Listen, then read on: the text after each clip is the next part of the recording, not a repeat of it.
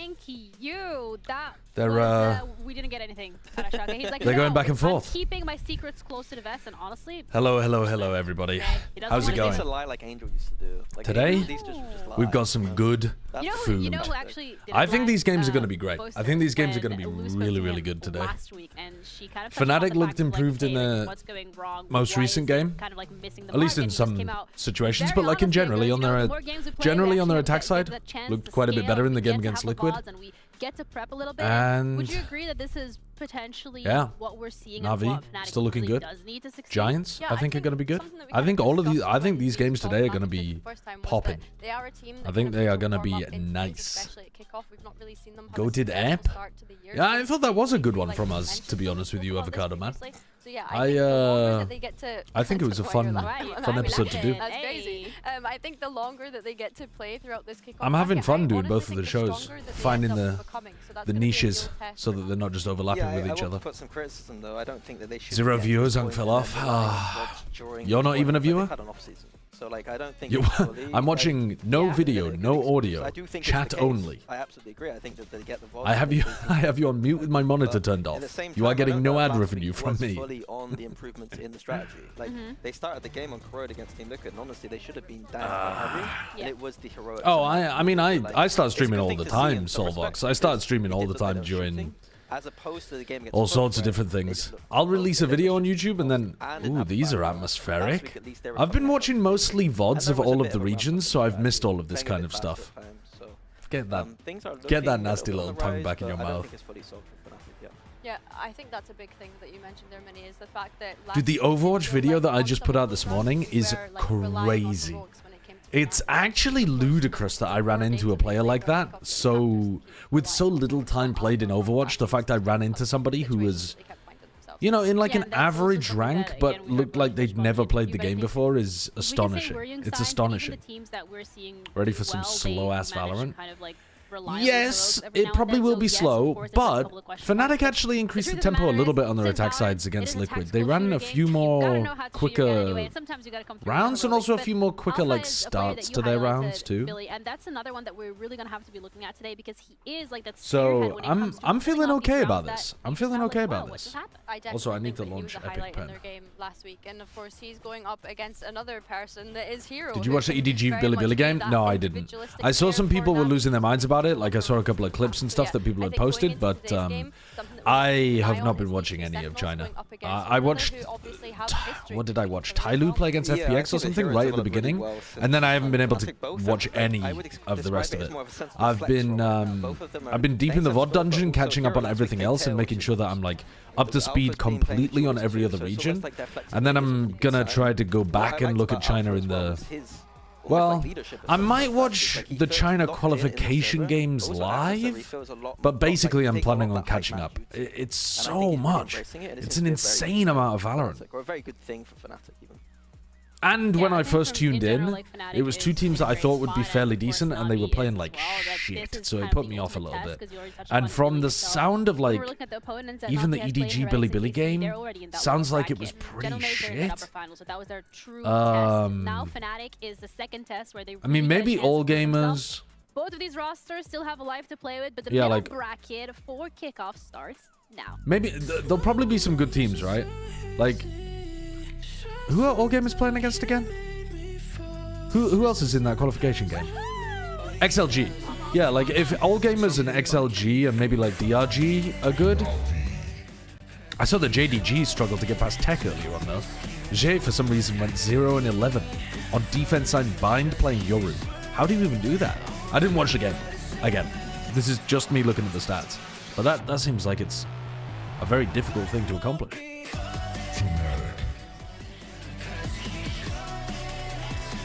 What would your too early placement for MIBR in Santiago be? I mean, it literally is just too early. I couldn't possibly say. I think like if I was to rank them out of all the teams in the world currently right now, and then think about how they might improve as they go to Santiago, I would expect them to be top 3.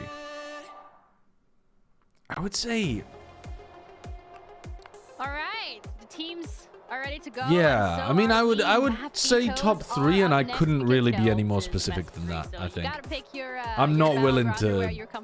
It's so far out. It's like way too early to be making those kind of calls. Doesn't have to be like realistic. I think China wins Santiago, like no lie. I think before we even get into I haven't watched Santiago. I haven't watched China yet, so I have no way of. Okay, NaVi gets rid of Corrode, even though Fnatic struggled on that map on the attack side against Foot, but they did improve a lot versus Liquid. I don't know if it's their permaban. I haven't really looked into it. Fnatic's permaban is Pearl. NaVi picks Split, and I think that that's actually one of the teams. That's one of the maps that Fnatic have been loving. This is interesting because Fnatic were banning Breeze in the second round of their previous game because they got boomed by BBL on it. Split to me was a map that Fnatic would always kind of win in that matchup, in my opinion. So I think that it's an interesting. And then ending on Bind is interesting too, because Fnatic have been trying to go away from Bind, so this implies that they're saving something to show. Could be a great series. I hope it's going to be a great series. We'll have to see, because last time their Abyss looked good. Like, I agree with Minnie. I'm surprised that they didn't go into Abyss. Because their Abyss with the new comp with the KO, they actually look pretty good. I'd like to see potentially a composition change come out from them, because, of course, they managed to get such a lead on the map, and then when they switched sides, they kind of struggled in allowing. Hello, Aravega. I'm doing good, thank you. I think the games today are going to be good. For NaVi, though, we've not seen them play Breeze. Yeah, the players are also getting ready in their Razor chairs, which very important as we're going to be heading into best of 3 Hazy 2K, thank you for the 11 months, and Mega Nuke, thank you for the 28 months as well. Lauron Games, thank you for the 2 months as well. With the message, something funny. Haha.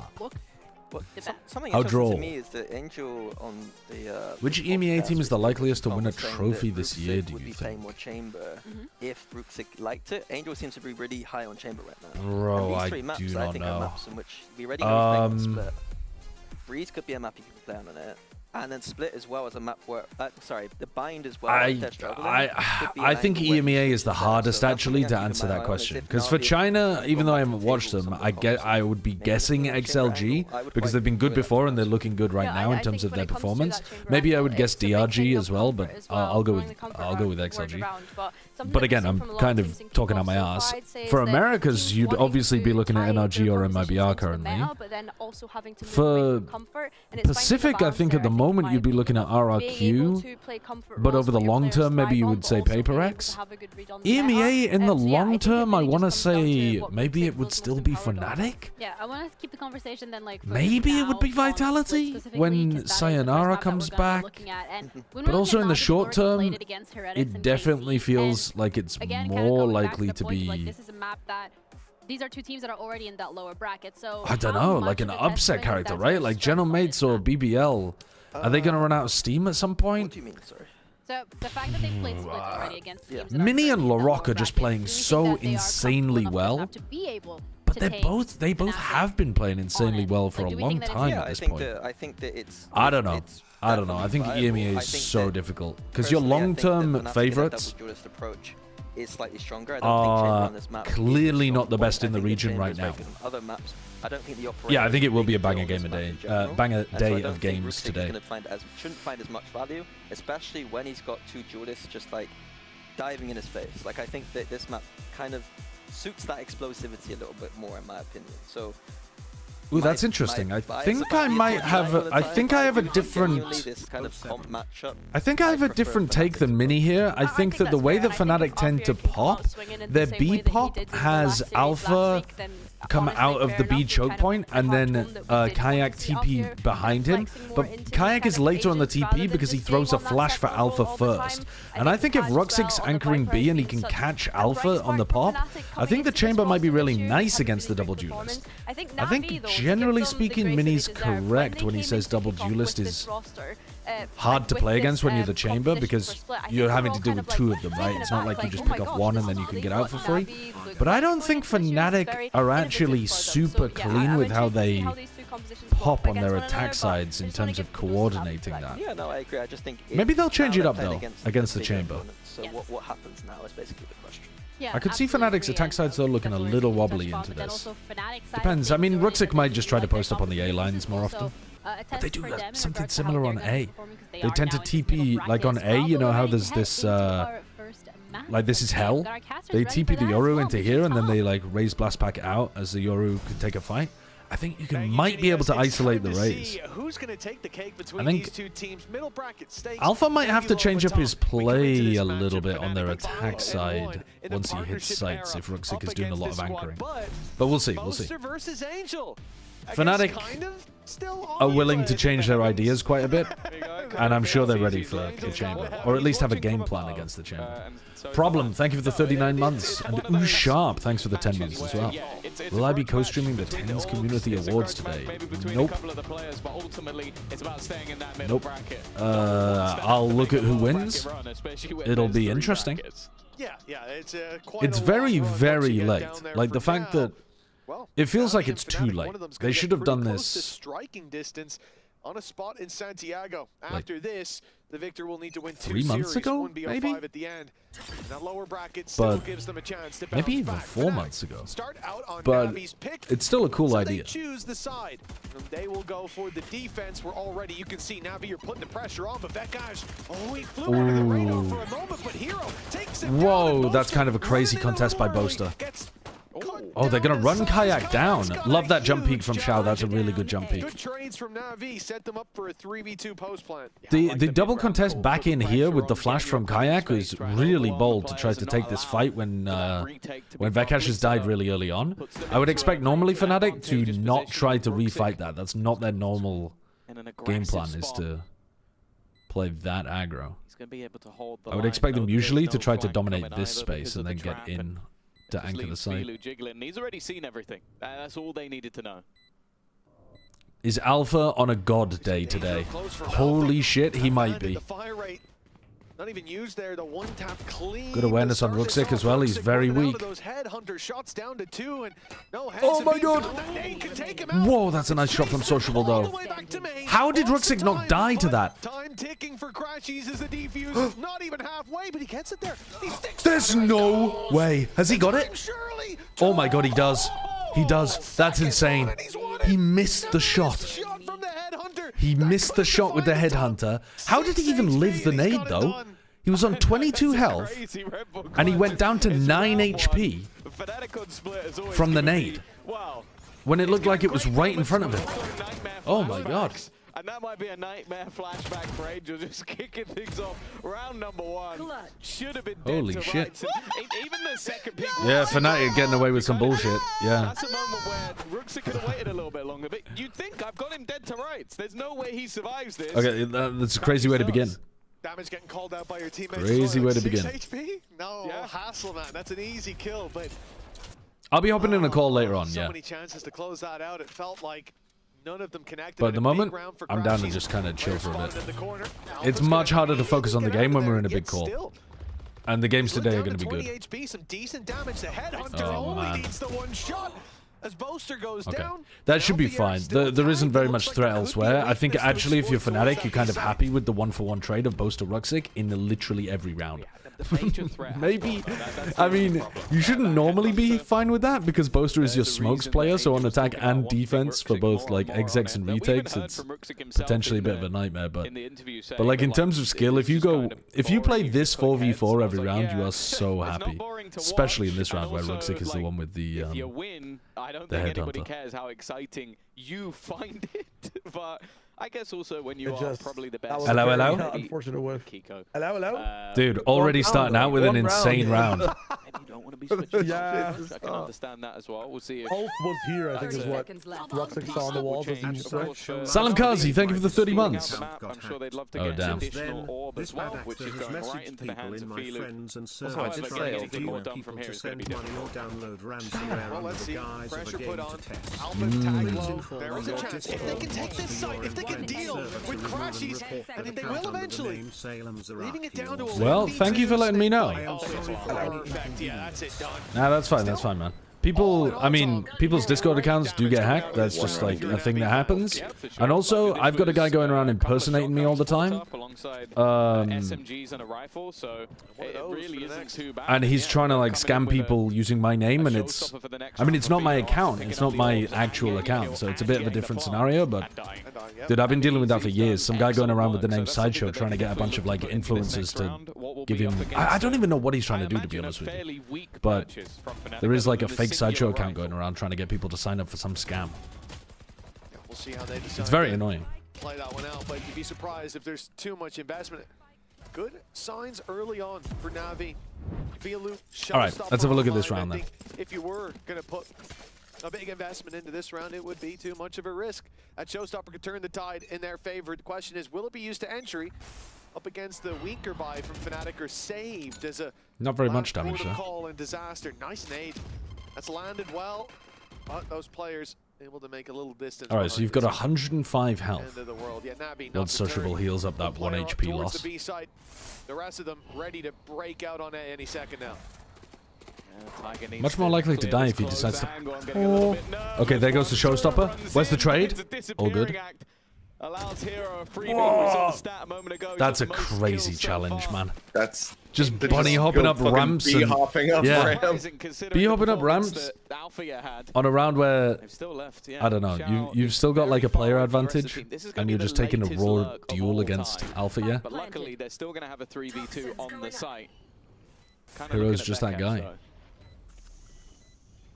Even taking his time. You do not normally see the Omen doing this kind of stuff. Normally this is the Astra. Like Boaster will do this kind of stuff where he goes for this late round pathing. But he does it when he's Astra because he still has the pull to be able to help his team. Having your Omen do it is odd.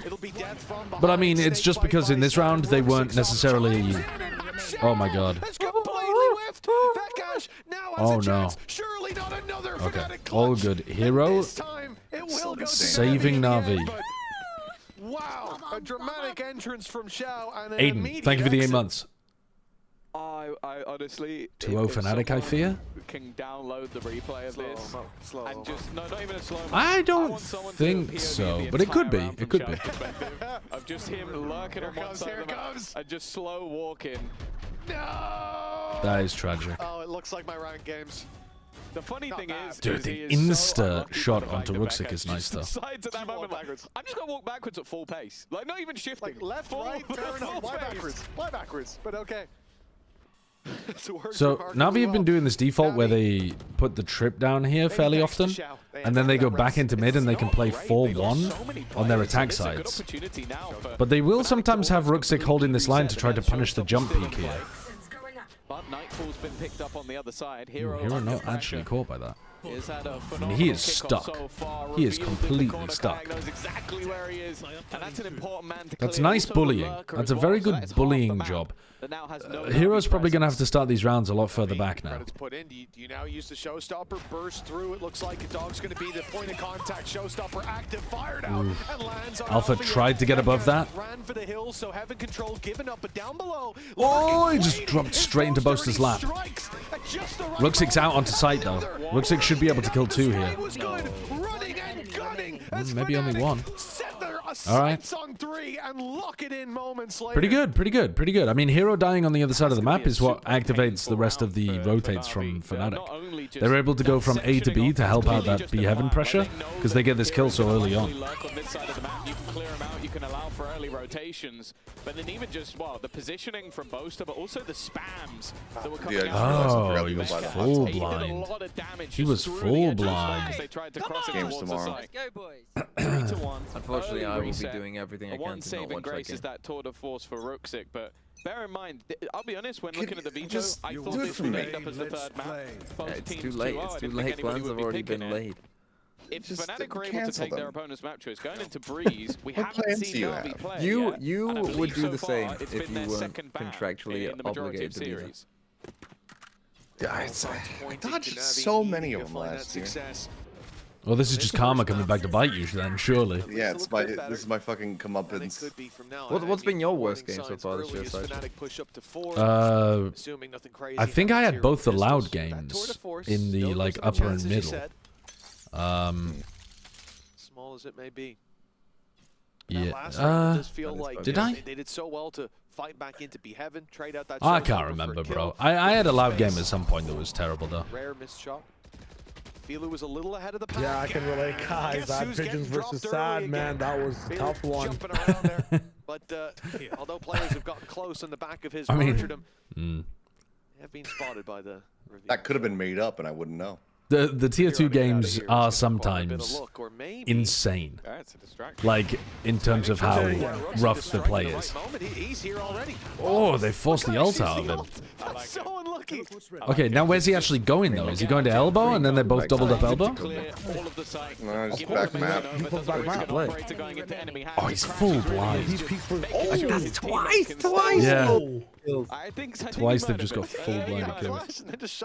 Vekash replaces Chronicle for the luckiest player. The number of spam kills is insane. It is awesome that they get so many of these spam kills.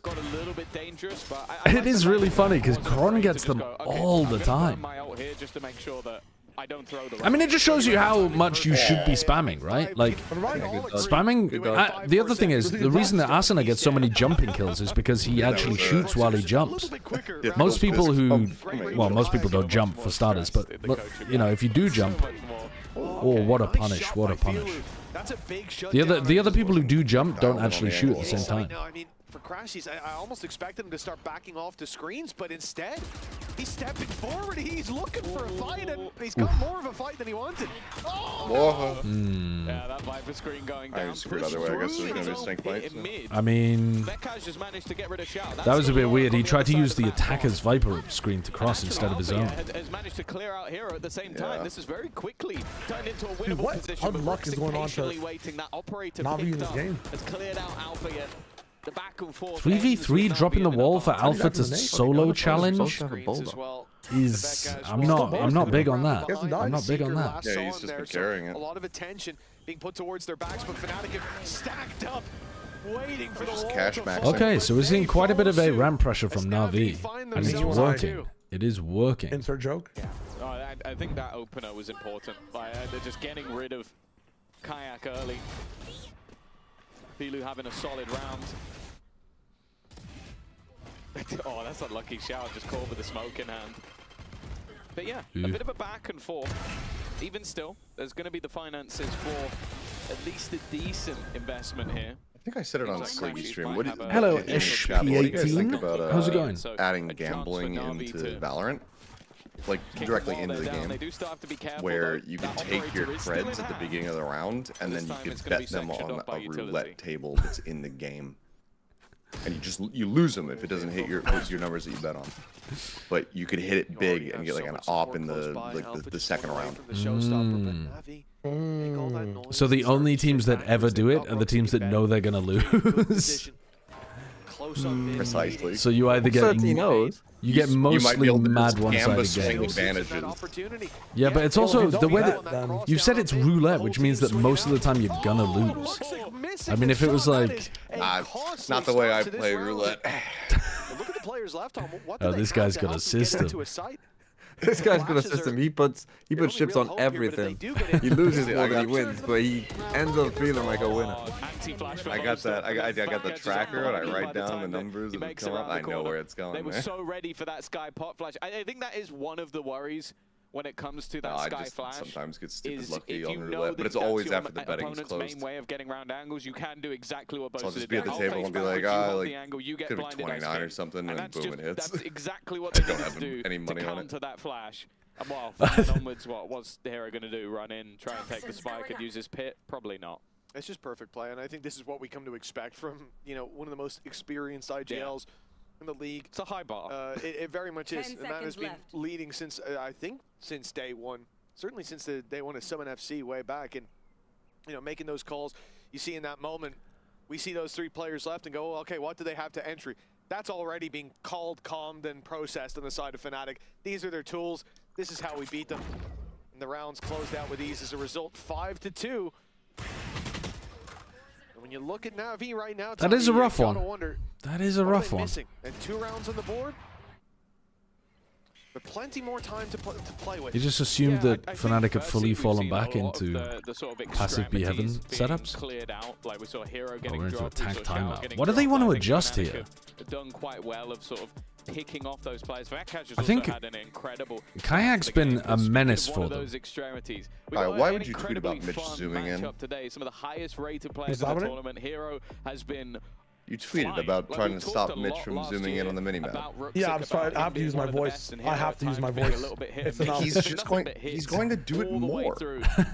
And then hopefully production notices and something happens. I'm ready to go to war. It's gonna be this. It's just the same thing as the fucking Odin. It gets abused like crazy, and then no one does anything about it. And hopefully the devs notice in 3 patches and patch it. I swear to God, take it off the teleprompter, whatever the hell iPad they have, please. Almost the most amount of rounds. It doesn't matter. That's how much damage he does every round. He was tilting sideshow so much. I think it was last year. I'm good, thank you, Rob Fiend. When Mitch and Tom were casting.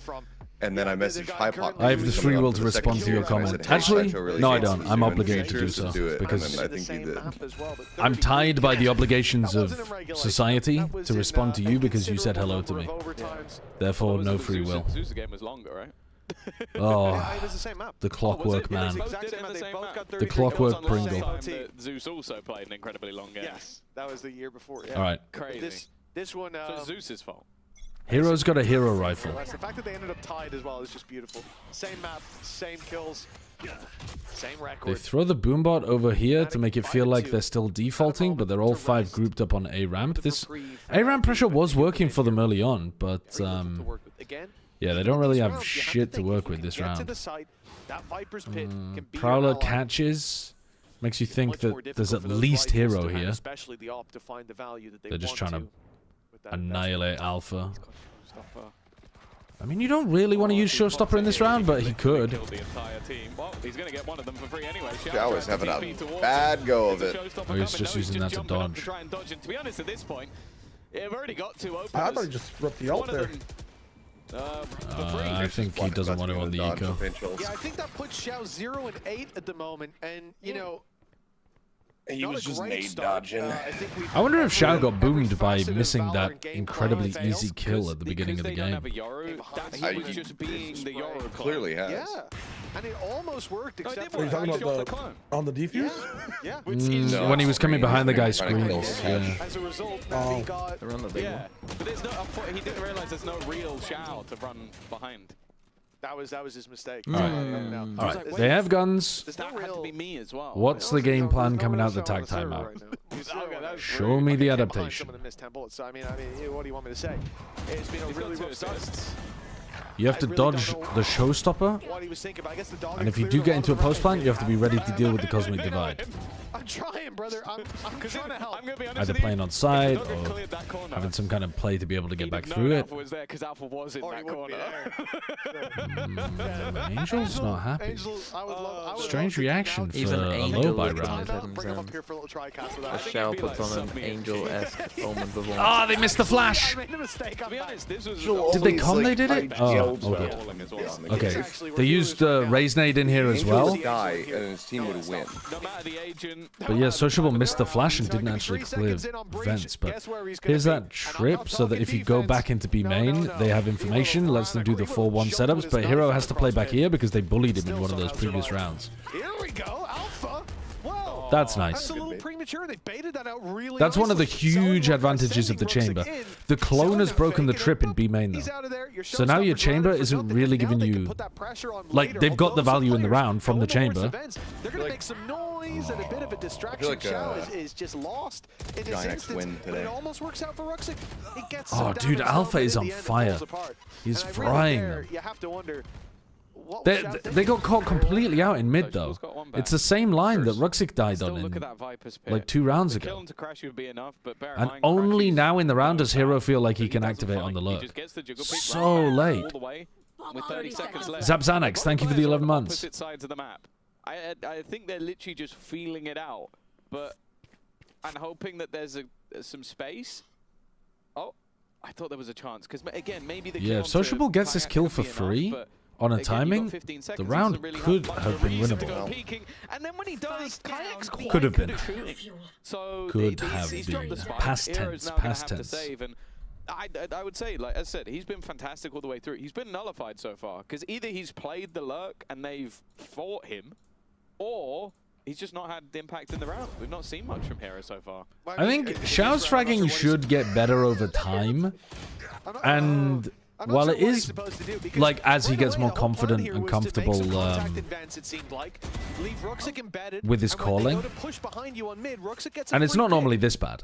I mean, it's not been amazing either, but it's not been this bad. He's fragging, like, a lot better than Boaster is currently. I mean, not literally in the game right now, but across kickoff. So, I don't think you need to be worried about, like, they should just bring back Angel. I don't know. It's like, it's too early to say that kind of stuff. Why does that not work? Because it's just a flash in the pan. It's a little shaky start, but he can get there in the end. And they're going A ramp on every eco, but this is the area of the map that they were doing the best at the start when they had guns.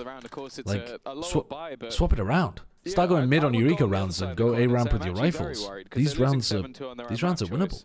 Wait till they learn about B. And unless something drastic changes, they tried to send Ruxic over to B early, but they couldn't find anything. Like, well, that's the last round. Xiao's going to make one of those plays, but it seems to be his new play style. At least Alpha's nearly got another showstopper for the next rifle round. They can win. Okay, NaVi now have a real opportunity at converting with an AWP on the other side and a 3v3. I mean, he can get real close, but there is a player watching him for now. Boaster's up top. The Unfortunately, timing is key as Vetgas goes down and Sociables all right, huge.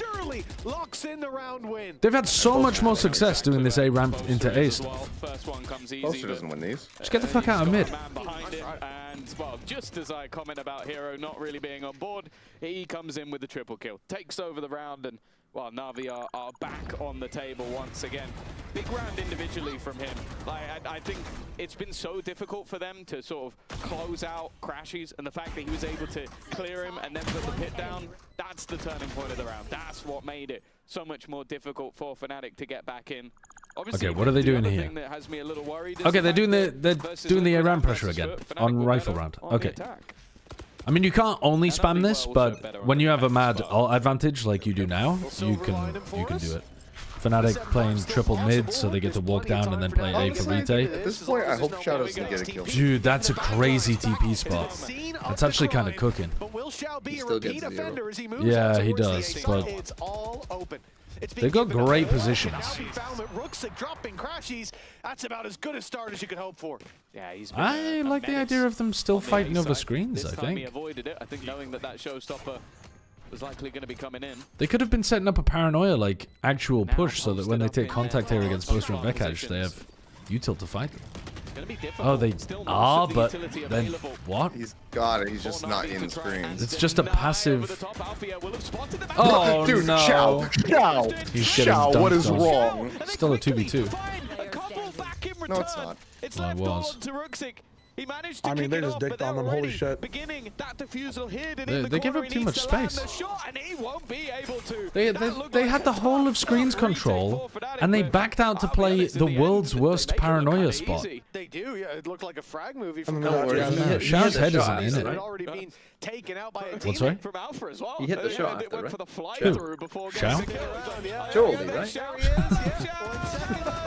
I mean, it's somewhat of a tough shot to hit, but it's just a bad position, I think. Because you give it away with the paranoia as well. They're trying to rely on the crossfire, but he got snake bit off of the angle too. But you just see coming. But if You have the whole of screens. This kind of playstyle, lockdown, they're coming in swinging like this. Vekaj as well, 13 and 5. Say the same for Kayak. Xiao VFL I just can't see them slowing down in the same regard while NaVi are They're in fucking shambles. Oh my god, Alpha's popping out of that. That is a cool idea. The advantages, well, they don't compound. Genuinely, at this point, the most interesting thing that could happen would be that Xiao gets 0 kills across the map. Oh, Alpha's got the timing on them again.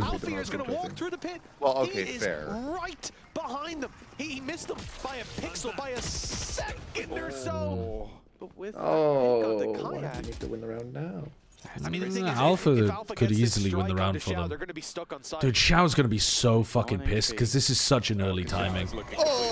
You wouldn't expect anybody to be there. He literally took almost the immediate timing. Yeah, but they slow walked out of mid. They slow walked out of mid all the way through sewers, and Alpha caught the perfect timing, like a second after them. He was breathing down their neck. They still don't necessarily know where the other players are coming from. Immediate usage of util to clear that close angle. Forcing back down to how'd he live? 2 HP. What? He needs to get 3 now. Yeah, he's not going to get 3. So they already know how low this Oi, oi, oi, bro. It will be. I thought this was a strange map pick. What are they doing picking this map? This is the first 0-kill game since Jemkin, right? But before we come back for the second half, it's a Fallen had one last year. Yeah, I don't think it's all the way back to Jemkin. Oh, I didn't know about the Mr. Fallen one. I thought the last one was Jemkin. So the new iteration of Fnatic, didn't Jesse Bash have one as well, or was that? I don't think was that further rated as highly as he should. Yeah, so I think that was more recent than Jemkin. Underrated right now, and I think it's always fun to go into a season having to I just don't like think yourself about and all that. Like new year, not a new team, but like a new player. But I think just as every new year comes, you always have to kind of prove. I really like that round setup from Fnatic. I think that a lot of teams have got very good anti-pit setups at the moment. About is and so putting Alpha inside, be like ramping up or scaling as we call it. I think teams that start hot kind of usually like drop off, but I think like historically with Fnatic. Oh yeah, okay, yeah. Your chat. That's such. This is such a. Shutter had one. The season goes. This is such a funny interview. And I think it'll probably be the same. He's saying we have a lot of jokes inside the team about scaling, and I'm thinking, yeah, you motherfuckers in the VOD review must be hearing it 24/7 from Milan. You never scale, you bastards. You never go forwards. You literally never scale. Like the walls and stuff to not make them. He's talking about it in terms of increasing, like, in power throughout the season. A price increase or something should be changed because yeah, it's been I think it's been a strong gun ever since the game's been out. Like I was using it on Ascent back in the day, so yeah, it's just always been a strong gun, and I think it probably. Yeah, I like that defensive setup for split and mid because they have the showstopper inside the pit at the beginning. They have the showstopper inside the pit at the beginning in case you run up really quick with something, or you send like a TP through to vents and try to crunch them, or whatever it is, you know, dog through the front. I don't know. But then once they got the pit properly down, he tucks all the way at the front of the pit, and as soon as he hears any spam coming into the pit, he pops out on the spamming players with his ult. It's a really nice protocol. I like that. Step into your zone. Yours are shorter than everybody else's. Yours are only 1 minute, right? Everyone else is like 2.5 or something. I think. We literally just run the in-game. We just run the like timer, and then we just talk over it. Yeah, everyone else has mandated adverts. Back in the day, the fucking good old days when there wasn't even a break. Those were the true days. Yeah, I'm pretty sure we just give like the 1.5 minutes, whatever it is. I hate having a break during the halftime. Looking for double digits in the pistol round, and look, individuals are showing up for them right now. Xiao's looking for single digits. Ooh. Yeah. You know, and it's not like he got it's way better to just let the casters talk and just continue to build story lines and all that kind of stuff. You know, there's always time to recover, and no better time than right here and now. Defensive side for NaVi. Their map pick. To say that Fnatic are taking it slow is an understatement. They are currently sat back in positions that the barriers wouldn't even stop them from getting to. So they're running a B fake on the pistol round. To a pistol as they wait for NaVi to make a move. Doesn't really feel like a B pop though. I don't think. Steps, third with the Yoru. And then they freeze again, and NaVi are sat back. I mean, at this point, you've got Ruxic just holding with the Headhunter on A. His trap buying clone on pistol is already an unusual all of this control given by this one character means you've got 2 players B. You know, Sociable's coming back. Sociable isn't running back to grab a bit of info. He now has. And we're 40 seconds on the clock. And 40 seconds? You just flashed outside A? I think you're pretty confident that this is going to end A. Fnatic don't really move that much at the end of the round. Boaster's trying to sell. Oh no. Boaster is trying to sell something, but he's also trying to get behind. They're trying to sell that it's a B hit with this smoke, but. Oh, does he get through? They knew he was here. They literally heard him. They just didn't think he was going to tuck into spawn. Oh. How has he got away with that? NaVi realize what split is. Made steps heaven on B. They picked the map. He definitely made steps here. Genuinely, I'm hoping I'm wrong. Because if he just walked it, Hot take, enough, Santiago should be free for the Americas teams. I don't but I'm trying to think remember what Jumpkin's record was on that fracture. I mean, they were good, but on bind. I don't think it's free. I think RRQ look really good right now. I can't forgive that. And I think there's some upset teams elsewhere as well. But I think the Americas teams are the favorites, yeah. This round is not going to him. Double digits landed for Yep, Fnatic 0-14 and 2. right now. I mean, timeout. You know, hell, we're coming out of a pistol, but the amount of gaps that they just exposed on the defense. And that was a 13-2. I thought he ran before this. Thank you. Just before, but yeah, he walked obviously from that point. But either way, yeah, shouldn't be possible because also, as you said, they just got caught from somebody being backstabbed. Dude, Angel is holding his snooze in his hands. He's got him ready to go. Nah, he's not happy. Crazy strategy. It's like Potter vaping in the fucking booth, and this man's just got his fucking nicotine pouches in his hand. So it's kind of mad. That's so true. Well, you saw his reaction. His whole identity is based around mid control. You saw him leaning back on the chair. His team gave up both sides of So it. are they going to play B main aggro, and are they going to leave Ruxic on this line? It's hard not to laugh. And this is one of those times, I'll tell you that. If they are playing B main aggro, Xiao's going to have to do so much better than he currently is. Just enjoy the ride. Yeah. Enjoy the ride. He hasn't taken many fair, straight fights this game, but 11-3. I mean, you can already goddamn, put the numbers together. he got a kill. Oh no! He got a kill. Congratulations! No. And there goes the TMV video. Here we go. This could be his big round. Unlucky. He's unlucky. to be a video. He could get -1 kill somehow. But is he one? He's 1 of 13. I mean, he might still be on for the worst rating of all time. You're looking for a little 0.00? Oh, zero, yeah. I think Yeah. that might have got him. I think that might have got him over the line. I think that first half... Well, Oxy got more than one kill. Into the Fnatic side, hero, top classic. He was just dying first a ton and not doing very much ADR and that kind of stuff. Yeah, has Xiao been dying first, though? I don't think he's been dying first that much. Toxins going up. I mean, if he gets it, yeah. If he got a ninja there, it would have been crazy. But yeah, 11-3, and for NaVi at the moment, oh, there's not a lot of hope. There really isn't. Like, this being their map pick, this also being a map that coming in, you highlighted before we start, that this could have easily been a middle ground, that there's been good results for people. Because, Tom, you know what I'll say? They're slow-moing his only kill.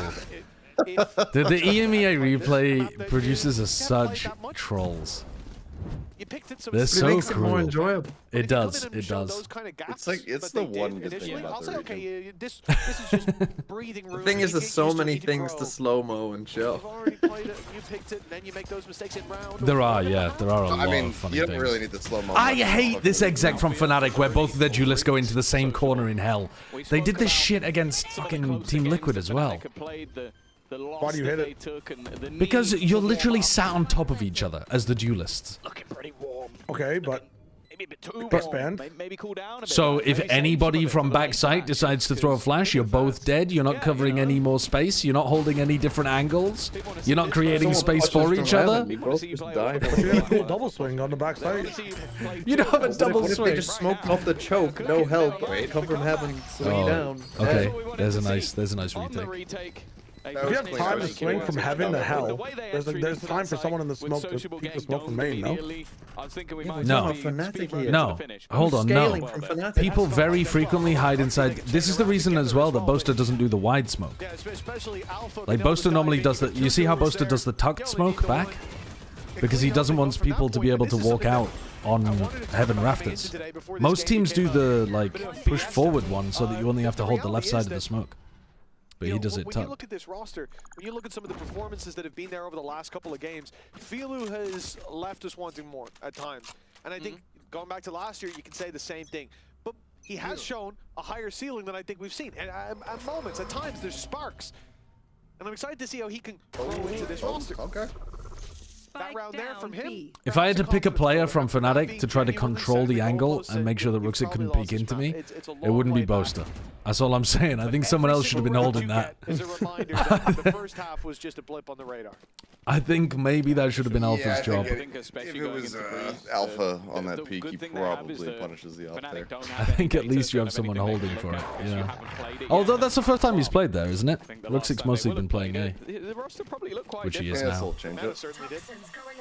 And now he's at A, ready to already getting the stop the pressure. It's also the half where you kind of expect Rooksik to have his impact, being able to have that defensive side operate. These are the rounds where I feel like Fnatic have struggled quite a bit, though. They lose someone early on, and they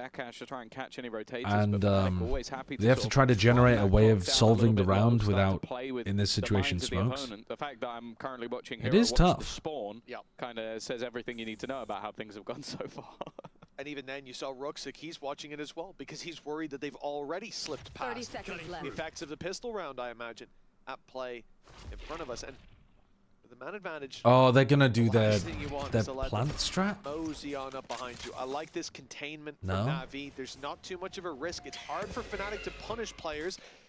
They tried to do this one time, except Kayak had his spike. It's the time. The Chronos. already, but with Kayak down the site, still has to be claimed. A shot from Rooksik. 4 seconds. Plant coming in. They've got time. 5.1. But Rooksik just needs to interrupt that. And there you go. It's Filu from the top rope to take Crashies down. Yeah. Nicely done by NaVi. That idea that they have the rounds we've seen so far. does not look good. I want to give credit to Sociable for where how they late just he held onto TP the Kayak flash. into He's the been doing default that plant quite a position. lot. We know that Fnatic like to play slow. We know that a lot of the I don't time fuck you're with gonna that have these round either. very late I think hits, Fnatic have got to some check if weird there's still strats on the A they site. just sit back site. I understand the theory, because when you TP into that spot, most of the time the players from Heaven can cover for you, but they actually can't completely cover for you.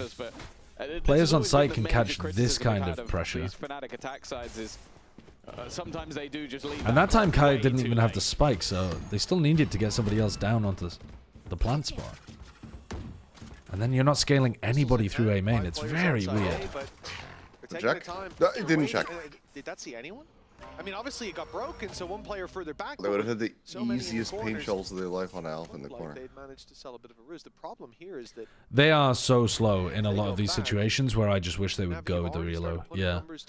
They're like, when you watch what Fnatic are actually doing, they're like clearing every corner.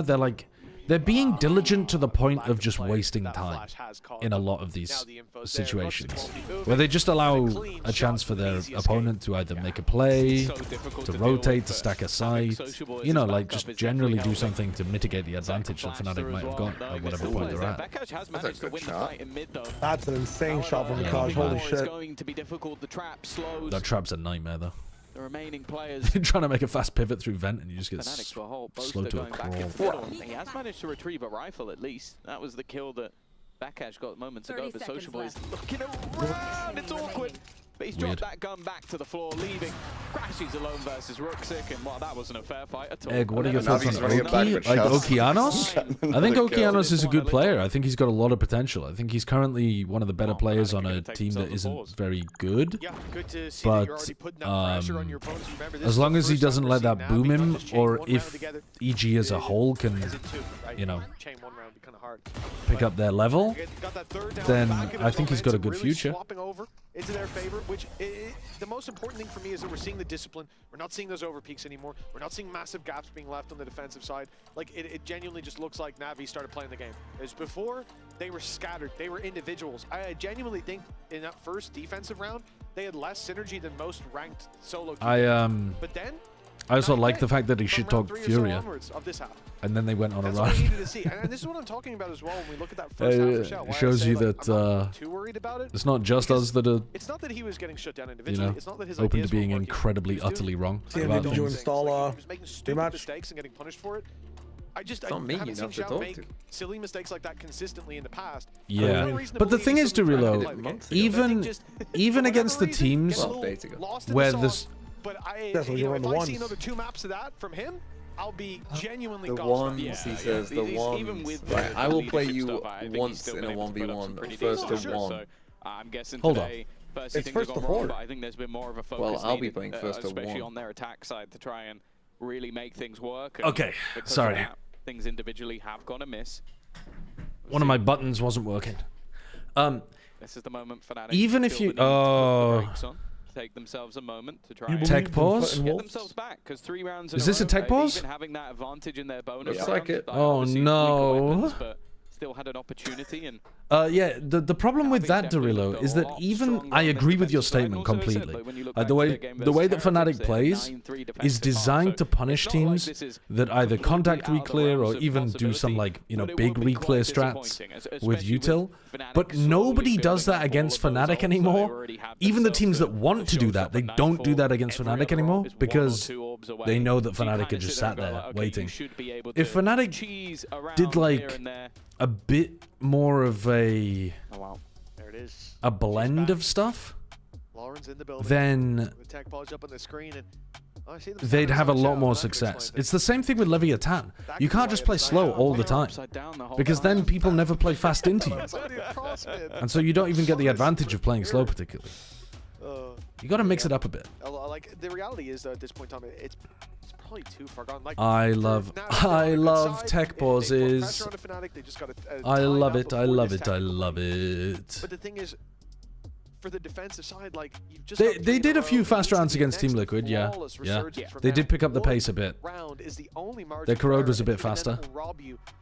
But they still have a lot of rounds where they do something and then they wait 35, 40 seconds before doing anything else. That's a lot.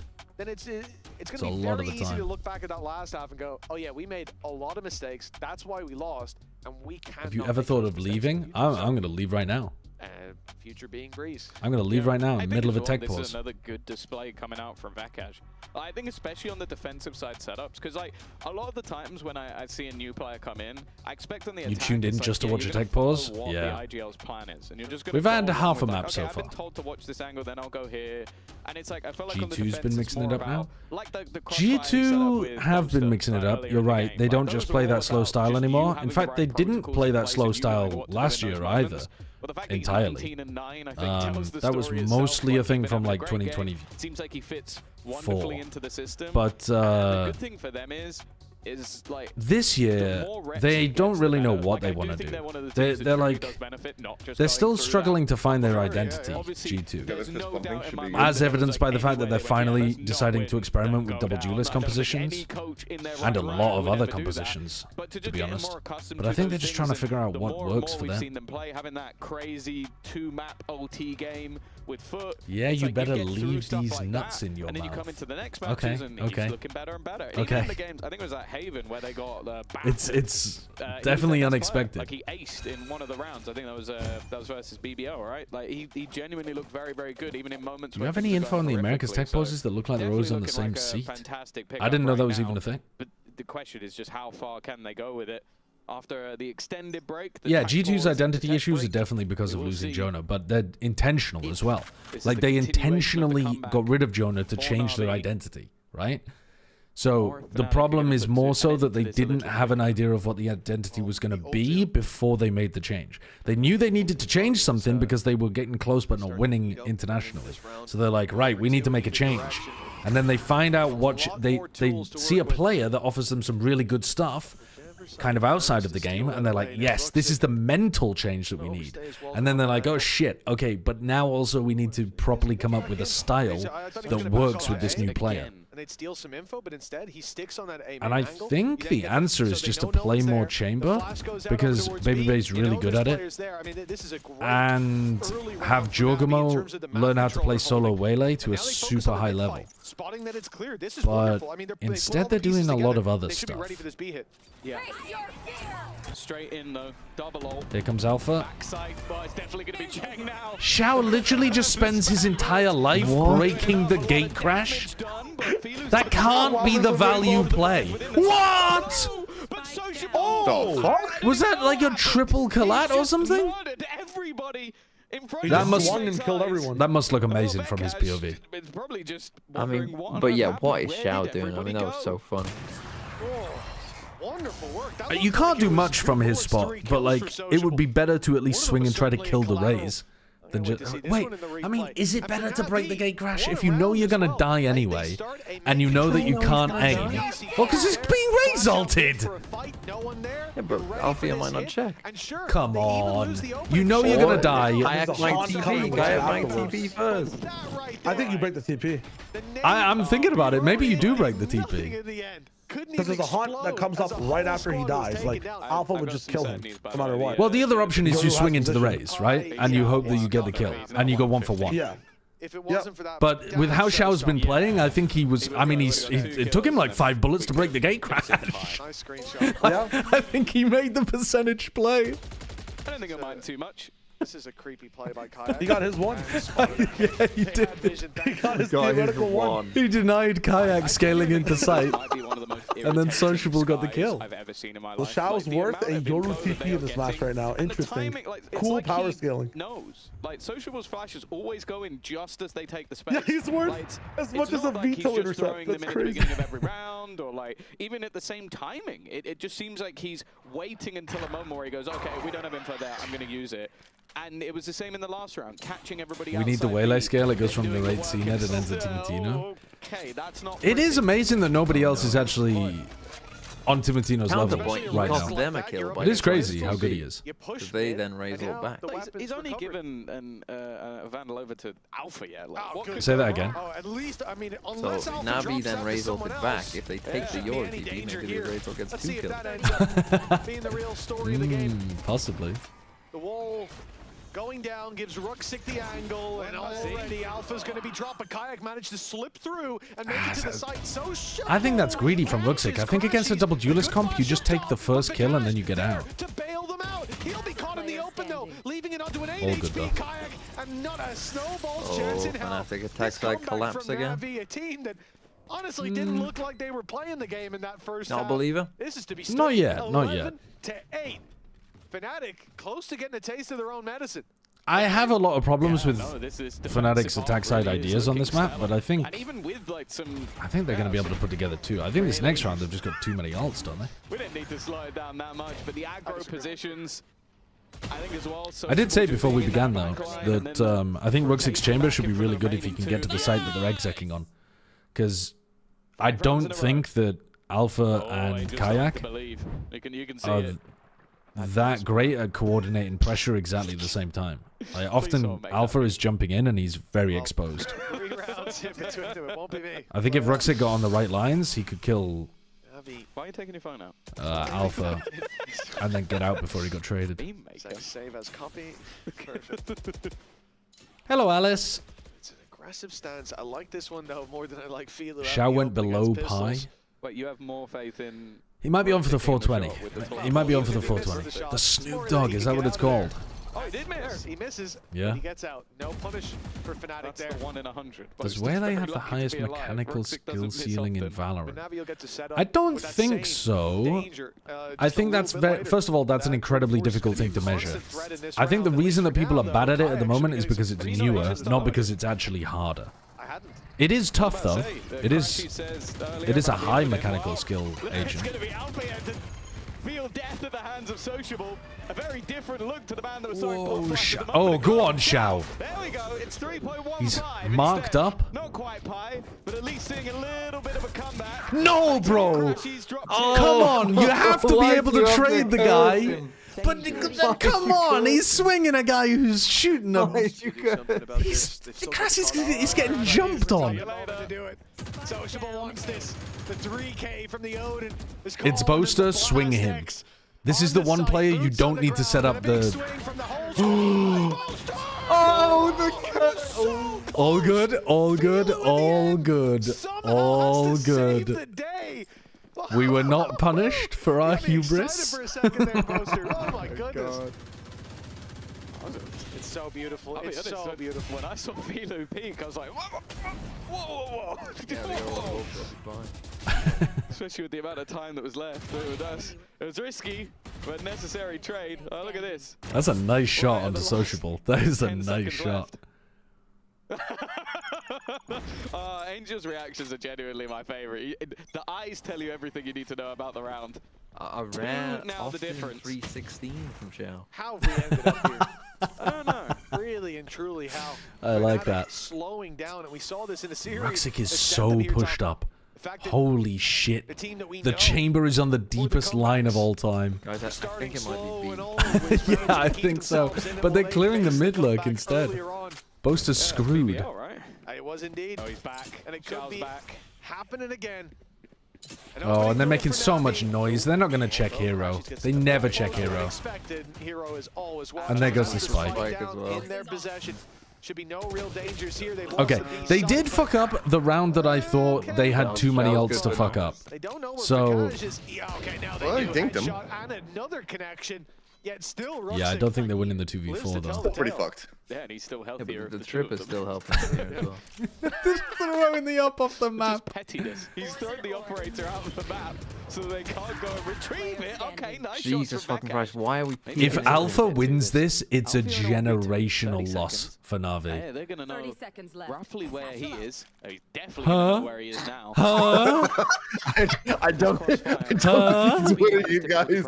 I don't think he's winning it. But he should be tucked into the angle, just waiting for the swing onto hero. The second that's never doubt him. Legit, never doubt him. Just run! Why don't you run? You can't even get to the fucking spike. All good, all good. Brings them to 10, double digits. Not something I ever trying to break down the fucking walls. For NaVi, but they're now one behind. Alpha thought there was a destructible environment. If they had a remarkable map, but the fact is, we're getting a second timeout from Fnatic.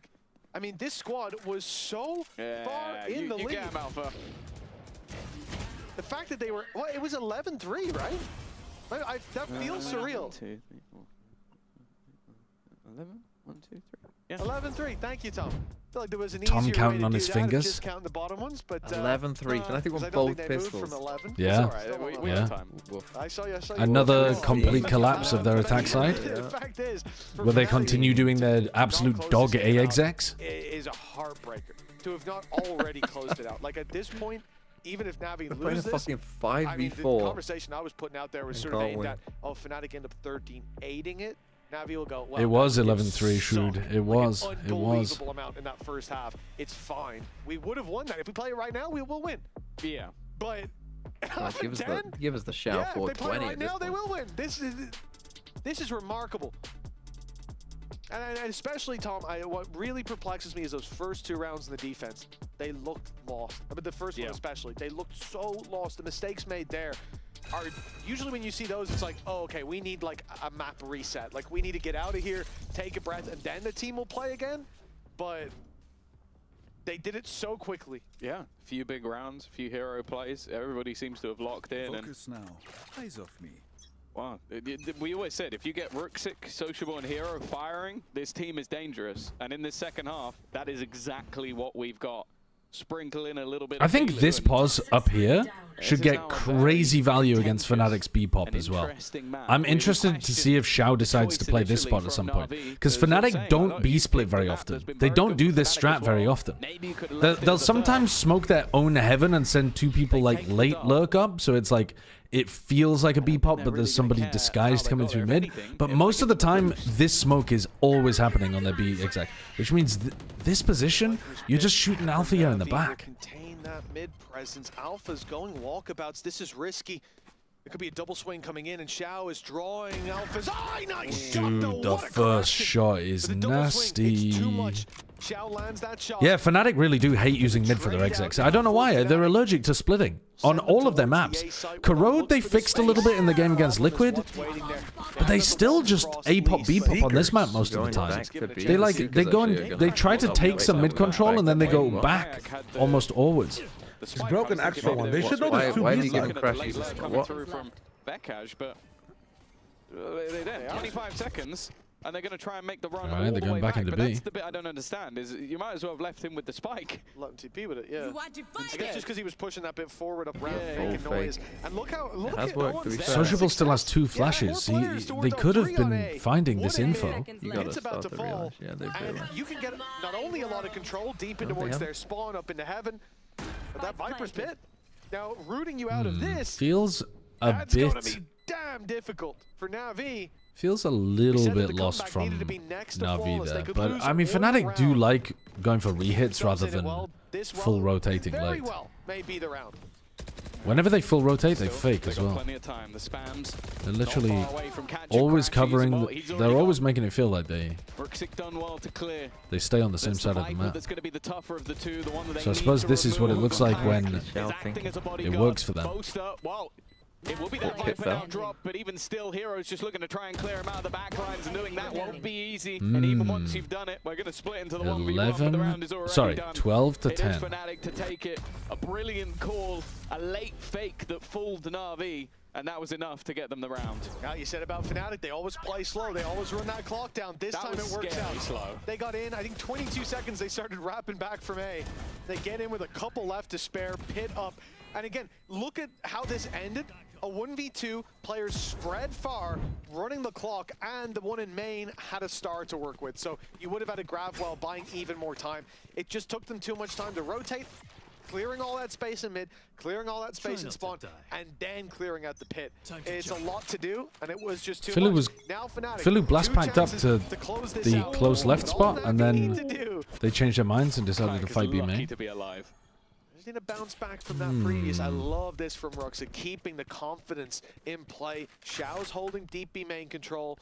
Nothing on A. Look how passive Sociable is there. Sociable is saving his flashes until the late round, give NaVi a leg up, which I think is sensible against Fnatic. Like, it makes a lot of sense to do that against a team that plays so slowly. But last round, on the NaVi, or the Fnatic last round he didn't use the flash late. He still had 2 flashes with 20 seconds left. Dude! Now they've already used 1 Prowler. Okay, here he uses 1 at the minute mark. So 1 minute he uses a dog and a flash to clear, like, there is nothing A.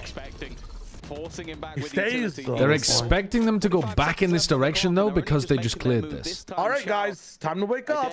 Get dressed for school. You're late. You missed the alarm. I mean, this is definitely going to go back. Are they going to mid-split? Shouts less paranoia, man, with 30 seconds left. Yeah, I mean, they're just going to B-pop. 30 seconds, they're still in You have to go through this shot one way. Oh, they're doing their disguised mid-push. They're going to smoke and make it feel like it's a B-pop, but then they walk up mid. They're B-popping. Yeah, but if the spike dies in B main, they just lose. Oh, that is so nice from Ruxa. Oh my god. And also, you haven't done anything, so they all still have util. Yep. So you also just still lose. NaVi is doing a really good job of just saving all of their util, though. Like, this is how you play against Fnatic. They're not getting, you know, they're not getting. Oh no, you can't. No way. Okay, this is fine. This is fine. This is fine. No, it's not fine. They're gonna fucking lose. They're not gonna lose. Oh, they're gonna lose. No, you're not allowed to do this. They win such bullshit when they play so badly. I'll be honest with you, it started to believe that they were actually going to turn it around, but they're playing so bad. NaVi had the read on them, they just couldn't fucking close it out. To take the map choice. They won 2 absolute bullshit rounds and both pistols, and they scraped through. And the first pistol was a horrific win. You fucking frauds. I was going to ask you about the Viper, and but first I'm going to ask you, what was that? I don't know. I have no clue, to be honest. We just like to get in comeback, but yeah, we actually closed the game, so. Yay, about time. But now I'm going to ask you about the Viper, because it's looking better and better with every single week. Jabradle, thank you for the tier 3. Continuously improve. Thank you very much. Thank you for the 70 months. Thank you for the tier 3 sub. Yeah, and RJH, thank you for the 48 months as well. Viper, it's actually a hard role. And I actually have the best agile around me. Jake is helping me a lot, some stuff, etc. And I have a good coach's staff also. He's working behind me. I think I don't like it. Yeah, that's it. All right, well, thank you so much. And you're making it happen. I'm going to let you go because I know you guys have another map to go. And we'll be back after the break with the second map of the series. Tragic. Absolutely tragic. I got no damn for y'all called Soldier Boy. Soldier Boy, now hear me roll. Watch me crank and rush me go. Yeah, I didn't know he justified Soldier Boy. You can sing Rockstar. That one. Hey, hey, I wanna be a rock star. He's talking about Post Malone, not Nickelback. Not Nickelback. Oh, what? Oh, tell me what you want. Trade this life for fortune and fame. I'll even cut my hair and change my name, cause we all just wanna be big rock stars. I could have done without this in my life. Oh, that's a banging song actually, now that I think about it. I could have done without that in my I know life. they did the chair ad, but how have they not done like a parody of Brokeback Mountain at this point? Your body knows. A sense of victory. Like just throw Boaster and Crashies and some fucking cowboy hats and film some content on the side of a mountain. Yeah. Designed to win.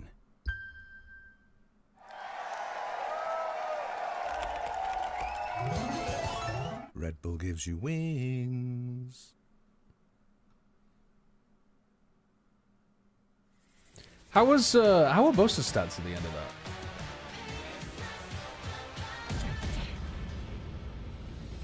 Bad, but he didn't play as badly as Xiao. Xiao managed to get a few kills at the end though, so he ended with a 0.24 rating instead of a 0.0 whatever it would have been. Yeah. God damn. God damn. It was a 0.02 half from Xiao. Nice, nice. I like it. Jesus. Yeah, it's weird times watching Fnatic at the moment. I mean, it's weird times watching Fnatic all the time, to be honest with you, even when they're good. Warning. High levels of radiation detected. Mm-hmm. Please ensure you put on your standard Glorp suits before entering Ground Zero. Mm-hmm. We thank you for your compliance. Yeah, thanks. Appreciate that. Thanks for the warning. Yeah, I mean, you were saying that Alfia was 8-1 in first kills to first deaths, which is true, and you should be winning when you have somebody like that on the team, but also Ruxic was 5-0 on them as well. So it's not, you know, it wasn't completely one-sided for Fnatic when it came to the first kill to first death. I mean, it was more one-sided. They had 13 compared to 10, but yeah. To be honest, I think a lot of it just comes down to, can you stop the like 20-second exec when it pops off? And I think these teams should be doing a little better at it. NaVi had the game plan down on their defense side up until actually stopping the execute from coming through. Because they had saved all of their util. They had managed to just like sit quietly and not give picks away. They knew most of the time where it was ending, though there were a couple of times where Boaster managed to like either call a fake or navigate his way to the opposite side of the map. But most of the time, Navi knew where they were going.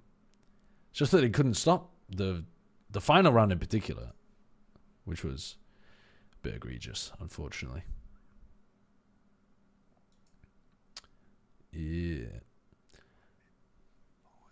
Did you hear about Loud benching Pancada and some other player? Yeah, the rumor at the moment is that they're benching Pancada and VIT. And then they're going to bring in Erde, who is presumably going to be playing smokes for them. And then I don't know who the fuck else they're going to be bringing in. I think they're looking to kind of trial some people. But I think their leadership is... It looks poor from the top, because the game plans they come in with are really rough. Maybe they're not teaching the players properly, or maybe the players are not like receptive to it, and that's why they're being cut. But I don't know. On chamber, please. I'm working on it. It needs some work to be done. It needs to be convinced. So hopefully, yes. All right, Mini, you've been hammering on about this chamber. You got the chamber. You want more chamber? What am I reading lately? Robbo, at the moment I am reading A Picture of Dorian Gray by Oscar Wilde. Still popped off. So like on a map like these, like, and I'm about a third of the way through, halfway through, something like that. I agree with Angel. It's so weird. Like he wants more chamber. The chamber's really good. The chamber's good. That is crazy to be fair from you. I think, yeah, that comeback to NaVi. It's an interesting book, I think a big part of but man, it's sometimes wild reading books that are from the older time period. They're like casual racism and stuff or misogyny that's just thrown in as normal is sometimes like a slap in the face as you're reading them. Has been playing such a huge role in a lot of these maps, but and it's a good book so far. Last week, where like, oh, the meta changes, can the teams capitalize off of it? I mean, at this point, are you guys convinced that they can? I saw that the video. Yeah, I saw people talking about the video of I think as well in this matchup specifically. VIT arguing with Kalanzine, right? As many tools to deal with Kayak's operator, so I do think they're coaching Pancada saying they don't listen to his calls. Obviously, on the other side, like Ruxic just has to buy one because he's chamber essentially. But yeah, I think they made a lot of sense from Fnatic here. Like, what can that attack side composition do to get rid of the chamber? Not very much is the answer. They don't have Astra dissipates. They got a chamber. Have you read any other Oscar Wilde books? So they did a really good job this series setting the tone. I don't think I have actually. But yeah, in that head-to-head. I was planning on reading The Sun Also Rises, but I think this is the first one that I've read. And lost the game, I'd be a little bit I like mixing in some classics every now and then, but I don't think I've dipped my toe into Oscar Wilde before. Sudox, thank you for the Prime. The impact that he can have on these games. Oh, The Sun Also Rises is Hemingway. You're right. Sorry. I mean, that just shows you how uncultured I am. A little bit of a whoa. So let's check in with their coach confession as well. I don't think I've read any Last time you played Oscar Breeze, you Wilde had trouble on the attack side with the Sage comp. Can we expect a change in approach today? In short, yes. That's it. You'll have to wait until the second map to find out. We don't want to wait until the second. I agree that they should move away from the Sage. But what are they going to actually play then? then? They played against BBL, if I remember correctly, and it did not go in their favorably. Yeah, well, that's why we the defense side was pretty good though. But yeah, their attack side was rough. What are they going to run? What do you run here if you're Fnatic? Something good. What does Alpha run? I want to see Alpha on Chamber or Jet. Alpha on Chamber or Jet is what Minnie's saying. Dude, Alpha on Jet would be crazy. I'd fuck with it though. True, yeah, I should just ask the same question. I don't understand. I don't know. I don't understand why the coaches refuse to give answers when it's literally coming up in 3 minutes. It's like, it's not like NaVi are going to be watching the stream to get 3 minutes earlier thoughts about your team composition, you know? It does seem to be a pointless tease. Great. Yeah, well, that's the thing. Like, we've not seen a Breeze come out from NaVi just yet, so we could just. Yeah, I've read quite a lot of Kurt Vonnegut. Yeah, Kurt Vonnegut's but great. Why would we need to do that when Agent Select is right there and ready for us? We're actually going to be seeing Alpha Viper, which honestly, I'm not mad about. Alpha Viper Vekaj Jet. Like that's the okay. When you've got both Ruxic and Hero on Sova as well. Like something feels a little bit off with the roles here. We expect Hero and Ruxic. Hero Sova is a bit strange, but Sociable's Yoru, he did play quite a lot of Yoru last year. Vekaj Jet though is fucking crazy. You sound very happy, very excited. Why is okay? I mean Alpha. What? I don't think the Viper is going to give you. Well, they were struggling on their attack side. I don't think Alpha's going to be allowed to take. The Jet. Well, I mean, you can fight pretty aggro as the Viper if Boaster's still alive. I don't know what's going on out here. This is weird comps from both teams. Or weird roles, not weird comps. Yeah, I mean, before he joined Gentlemates. On a team with Alpha Year and Alpha Year has to play Viper, Alpha Year's fuming right now. He's like, I gotta play Viper. I don't know, Alpha. Maybe. In my team and I've got to play Viper. Ask him, I will be. Yeah. He won't be happy. But look, we'll see. So my eyes are on Vekaj this game and Sociable, honestly, because they're taking up slots here. For what is Kurt Vonnegut's second best novel? I read Slaughterhouse and Cat's Cradle, and Cat's Cradle didn't compare, honestly. I have not read a book from him that was better than Slaughterhouse 5. But I still enjoyed other books that I read from him. Like, what did I read recently? I read Fuck, I can't remember the name of it. Second map, but do we get a third? Fnatic winning out the first pick. It's God damn it, I can't remember the name of it. What did I just read? I only read this recently. Do you think they have what it takes to beat B is a huge Kurt Vonnegut fan. I'm too busy being bathed by What did I read? Like with Mini, what Mini was saying. I like when you have Alpha, yeah, who like, say for example, we saw him on Play a Piano. That's what I read. Utterly insane on Jet, which is so Turkish, so it's just he is pretty just good, at but I Jet, don't think it's as naturally good. born good at Jet. Yeah. And then Vekaj, who I don't know what I would say his second best is. I don't know whether there's some kind of like consensus on that. I don't know why they've done this. I'll be honest with you. Maybe I'm going to be pleasantly surprised. I do trust Milan, but maybe the altitude. Can you recommend a newbie-friendly starter book? By who? By Vonnegut? Or I mean, Vonnegut has a very approachable writing style. It's really easy to get into, I think. Like, I love seeing him play like a chamber, like getting him on an operator. I have a friend named Vonnegut who's an English teacher. Funnily enough, he hates the author. That's got to just be contrarianism, though, surely. I think that sociable Yoram... Hating Vonnegut when your name is Vonnegut has got to just be because people make the joke about him all the time or something. It's weird. Dune is a newbie-friendly starter book for sure. Well, yeah, I mean, yeah. Is it? You're saying the comp on Fnatic side. I know people say that, but I don't know if I agree. Dune is like insane amounts of internal monologue, crazy weird segments of the book. Like, if you enjoy it and you want to read book 2 and 3, they go even more off the rails. It's very difficult to find. I don't know. Wouldn't be my recommendation for somebody who wanted to start reading again after a while, but it is a fucking great book. Like that are usually like maximum 1 per team. Vekaj's most played agent is Jet, and it's also historically his best agent. When was the last time he played it, though? He can't have played it for years. Maybe even a Hunger. Maybe Vekaj is like, dude, you see me shred on Viper? Put me on Jet. Watch me. He's played 67 maps of Jet with a .92 KPR. Yeah, I mean, his stats are good on it, but like, when has he played it? Rating was for the last game? 0.02? .07. How do I find out when the last time he was playing Jet? From the Baldy. 0.02. Do you want to guess his ADR? Off season? Bro, I don't... 58. When was he playing it in the off season? That could be it. Yeah, I do doubt it. But I've made the odd decision to back 3 Kickstarters for random art books. Right now as well, though, Tom. Would you? What do you mean, would I? Like, would I do a Kickstarter for books? Yeah, if I knew the author. Like, I can understand why people pitched in for the Kickstarters for the Brandon Sanderson books. Like, that makes a ton of sense to me.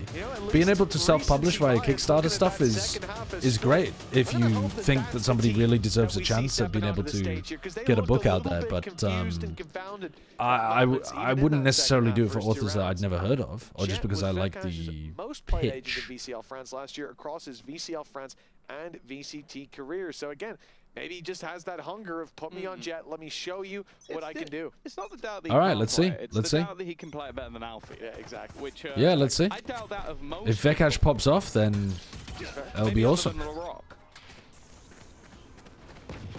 are big boots to fill. Fnatic attack side start. Hero has embedded himself in elbow, and they do not know. Not an eye cast in his direction. Okay, well, unfortunately, this round is just over instantly, so we don't get to see what Vekaj looks like on Jet at all. Oh, it's not going anywhere. Fnatic, 2 men behind, and no ground really to speak of. Traded out for those losses. Would I write a book? I enjoy writing, but I don't have the skill currently, for sure, to write a novel. Could I? If I committed years to it, I might be able to write something that was, you know, poor to okay. 35 seconds up, but I can't imagine deciding that was going to be my big project. There you go. Got there in the end. I enjoy writing shorter form stuff, though. Now under pressure, a chance to turn this back into a 2v2 if they can isolate this. The bold manifesto. That is a big if. That's a problem. NaVi are closing in like a net. Ruxic with a boiled life. And a second to add to the tally. I think I've had a very soft boiled life, if I'm honest with you. Pistol under their belt, and A great start from Hero. What would you write a book about? Well, yeah, I mean, I don't have an idea of what I would write a book about because I'm not currently planning on writing a book. Really nice. Yeah, fantastic. So I'm afraid I don't have an answer to that question for you. With NaVi, this Ruxic and Hero duo has become one of the best we have in EMEA. Yeah, as you can see, that was quite a while ago. Oh my god, I remember the Angel Yoru. Do you remember the Angel Yoru? Love that. Love that shit. In fact, he used to send a TP that looked very similar to this one that went up towards that box. Well, Fnatic not likely to take this one. All down to the pistols. Okay, and he's in there. Oh, he's in the smoke. Map exploration from them. Wait, you think it's a fake? Well, Kayak almost got a kill somehow. if he did that if he had done that on a bonus round, I think that would have worked. Where you've got like a gun, but it's not a great gun. As long as Xiao's close enough. Should have bought a bandit. He is on the B side. Yeah. Potential for some damage. Even a ghost probably kills. We are VCT players. We'll never buy Odins, bandits, or outlaws ever. Flawless here in round number 2, and in the next one, the game really begins. Rifles out for Fnatic. The thing is, though, with so many people surviving, Tom, now you're going to have no issue in terms of investments. Yeah, I think genuinely the thing that most excites me going I have a 50-page world-building Google Doc for my eventual novel. Been working on it for too many years, but at a very slow pace. That's very cool. I know people who have that level of world-building stuff, but for D&D, which is nuts as well. I feel like that's the thing that I would be more likely to interact with. I don't know many authors, but I know a lot of D&D nerds. But I think the prep work is somewhat similar, at least in the beginning in terms of the world builder. Whoa, that's messy from Philu. That is messy. Oh, great. It's hard to watch. Like, they divert your eyes. Oh, goodness. Okay. We've entered a ranked game. Shio, this is looking like some of your games last night. This is a round they come into with advantages stacked up in their favor. NaVi have so many... Heroes did nearly get 2 from... he nearly got both of these kills. This game. It's a compliment to you. But it's a compliment to me. Completely spread out. The other problem is that they got the info on a player close. Funnily enough, the games were good. I was bad, man. I was so bad. Not the one that Xiao is on. The drone didn't see him. And the judge sitting in that corner now strikes. Well, this is a very, very bad start for Fnatic's attack side on this map. Honestly, I don't care what the fucking map is. Pick defense against Fnatic. Fnatic's map pick. Yeah. Not looking quite as good, at least in the opening rounds. They truly would have been down 4-0, I think. On defense the last map if those blunders didn't happen. Like whiff pistol, flash kills that shouldn't have come through. Like it could have easily been 3-1 as well for NaVi. Yeah, could have, should have, in fact. But it wasn't. Would have actually even. It would have. You can't forget that one. Early fights are going in the direction of that deadly duo. Not a great sign. Fnatic, ew! Oh my god, this was the that's vile. versus BBL that they severely struggled on. That Can I get a count? Yeah, you're a little ahead of me. 2 and 10 after a 9-3 25, 24, 23. Ended up oh my god, because you're behind me. Keep counting. No, but keep counting. Oh, 17, 16, 15, 14. Okay, I'm with you. I'm with you. We're good. We are now on Korea time. Oh. Oh, careful. Well, the spike's still inside main, but they're looking for that fight. Drawing eyes. Ruxic rotating in. Jeez. Yep, Xiao's about to get... Oh, Boaster! Lurks and waits. Shot landing from afar puts him to and now he's going to die to Philu. Oh, no, he's got him. He's got him. What a strange round. He's been detected, he's been heard. As soon as Fnatic actually got onto the sites, NaVi crumbled. This is far from an easy recovery on the round. 2. No. Denied in its early stages. All good. All good. 3-1 on the board. Somehow this is the round that Fnatic fight back into. Of course it is. Yeah, how did they get back into that some one? of those early fights. I think getting rid of Sociable immediately left a pretty big gap. And that is pretty bad from Ruxic, weirdly enough. On this side of the map. I think the Marshall also got multiple tags out from Vekaj, so maybe a part of their attack side is going to involve him having that jet operator. Maybe that's the same on the defense as well. The attack side op, man, this is going to be so fucking slow. Why? Also, let's give Vekash the up. Holy shit! Wait, they're pushing straight into slow the. when you do that though. Yeah. But why do that against this team when you know there's 5 of them in the spawn? That is strange, isn't it? Like, just wait. A good operator in hand, though, is it? Like, fighting that. To be honest, I think that that favors them. I think he was just going there for a moment because the Like the actual result of what they did, getting rid of Crashies. Yeah. Like I take that trade if I'm NaVi. Because now you can play like weird shit on site. None of them anchoring site, by the way. Yeah. We're pushing down again. Fuck it, bro. Why would they? Yeah, Sociable got super deep off the Neon aggression. So that was the like second layer to the strat.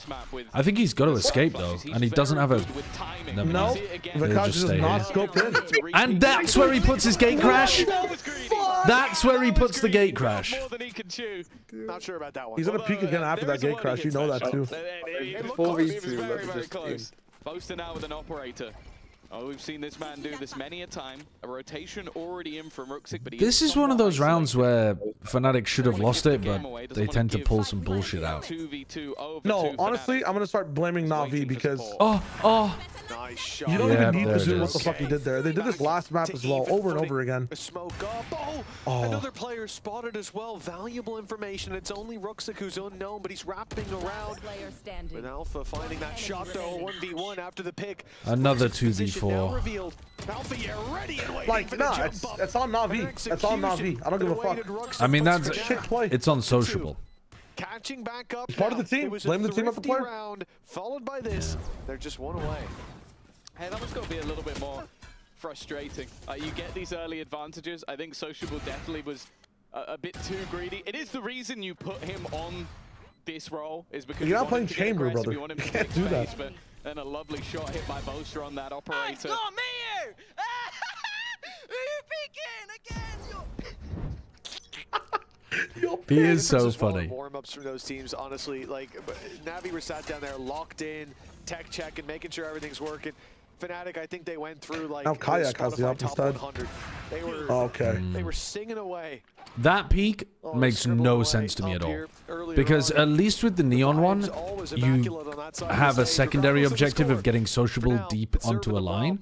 That peak through that smoke is just like the exact example of what you should never be doing against Fnatic. 120 on the clock. By what? His teammates were at door to start, right? They might have calmed that Fnatic smoked mid. It was a recall. He thought the smoke might have been up there. But luckily for them, there are 3 players. 2 are maybe, in, but so they're super close even to then, this B hit. why are you doing it? More presence from the defense should be here. Because then you could just find an embed bottom mid. If Fnatic smokes, it's a counter to their smoke. I feel like that's a really sick recall from Fnatic. Make that a little bit easier, and Hero caught on the cross. Yeah, potentially. Leave Xiao alone. If I was giving him the benefit of the doubt. Because it is odd to peek that completely raw from nothing, but... Especially with economy so poor for NaVi at this stage. Much more direct. But yeah, I mean, do you even want to be deep embedded mid that against I feel Fnatic? like I enjoy. Like, you have these slow. Probably not. Yeah, like I don't know whether you do. That can cause them issues at times, but when they at the same time, he is a Yoru, and like, you know, you're supposed to go and do some weird shit at the beginning of the round. But I think you can. Against Fnatic, I'd be more tempted to do weird shit in the middle of the round. Yeah, you know, for NaVi, the thing that's surprising is the fact that there were 3 players so close by to this B site. Like, you had 2 that were just. Well, Vekash is 1-6, and the team's 3-3 right now. So I guess it doesn't matter whether Vekash is actually good at Jet or not. On a bit of a tear of the game. I think Hero was there as well. The Hunter's Fury of his own sent into this. Yeah, that is odd. No flash, even no nothing. I think you're right though. He's just trying to take a timing to tuck in against that smoke. But doesn't he see that? Oh well, no, because if his team, like, I'd have to go watch the round back. But if his team just sees the smoke, insta rotates, there were more defenders there, but and doesn't see it recall, then he might just think the smoke is up. Yeah, maybe he thinks this smoke is up, and so yeah, I think that's the most reasonable why he did it. Because the other analysis I have is he's shit. I don't know well, yeah. Or just the game plan is bad? Oh, yes. Let's first 20 seconds of the round, guys. Let's just keep taking 1v1. Let's take dry 1v1. Next round, they're doing it deliberately to lure Fnatic into a false sense of security. And now next round, for the rifle round, when it matters, they're going to lock in and they're going to not do anything for the first 40 seconds. They already had the read on how to play against Fnatic on split. Like, they know what the game plan should be. They're just doing it badly because it's a different map. But, dude, their brain must be so big because they were up 3-1. And so you're saying they're going to throw 3 rounds? It's the win-win loss theory. Condition them for 3 rounds. Hold on. We're simply going to win. Calm down. We will simply win. We will simply win. Okay. We will win 4v5. We will... Oh, it was genius from Xiao. As the IGL he calls, I will int in A main, then they will go A and we will kill them. Dude, it's like those guys on the beach. They gotta pour salt in the fucking holes to find those. No. What? No. You know those things they pour the salt in the holes and they find those like little critters in the sand. They pour the salt in the holes and they find the critters in the sand. You know the videos I'm talking about. I really don't. I wish I did. Rod-like creatures. Fossils. Anybody know what I'm talking about? Please. All the chats. Someone's got to know what I'm talking about. People in my chat just saying, I wish Shia would salt my hole. Somebody said razor clams? Yes, is that what you mean? Razor clams. Yes. You pour the salt in the hole, like Xiao is the salt.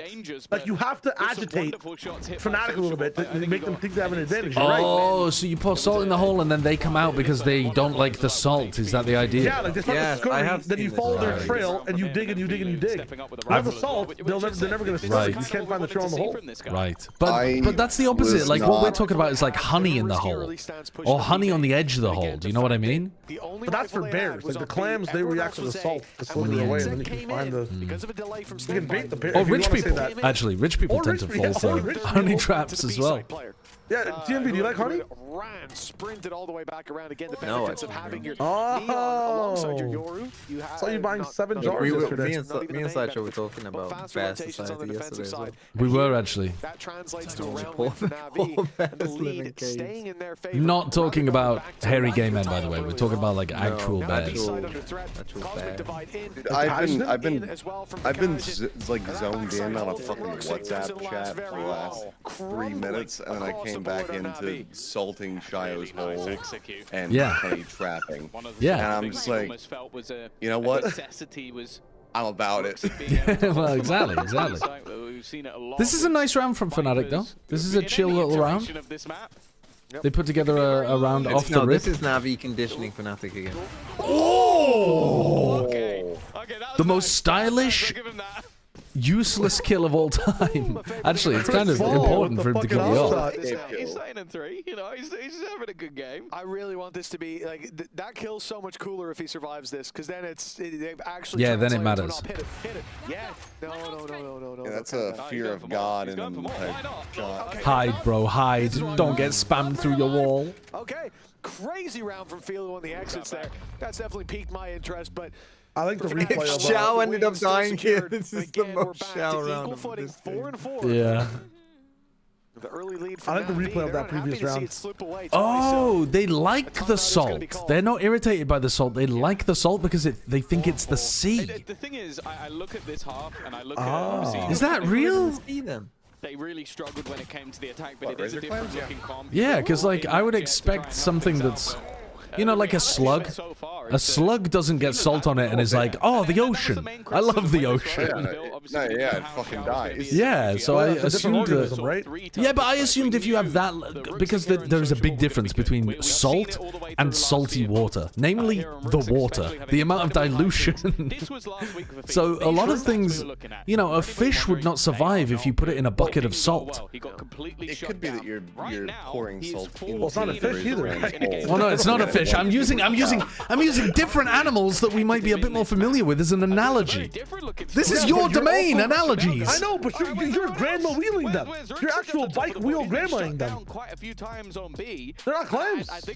Oh, sorry. So an analogy actually has to just be one-to-one exactly the same as what you're talking about. Therefore, rendering it not an analogy in order to be a functional analogy. No, it can function. The analogy can function, but in this case, it's like, well, of course not. The fish would not like it because it's not the clam. I mean, it could be that the clam hates it. It's trying to get the fuck out. That's what I was thinking. That's what I originally assumed, but I'm being told no. Apparently, they love the salt. What's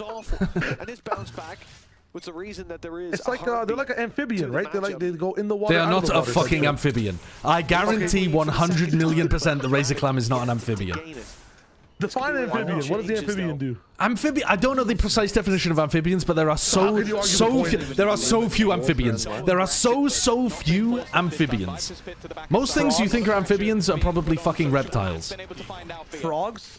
Yeah, bro. You can name a couple of amphibians, but I'm telling you, in terms of the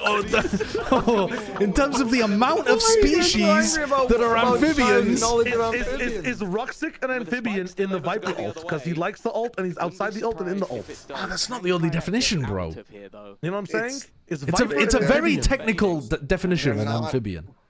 They're not amphibians. They're fucking mollusks. Yeah, they are definitely not amphibians. That's what I'm saying. 100%. They're not amphibians. That's what I was asking. I asked the question. I'm not saying they are. Okay, I'm gonna educate you. I looked this up recently, but I can't remember the exact definition.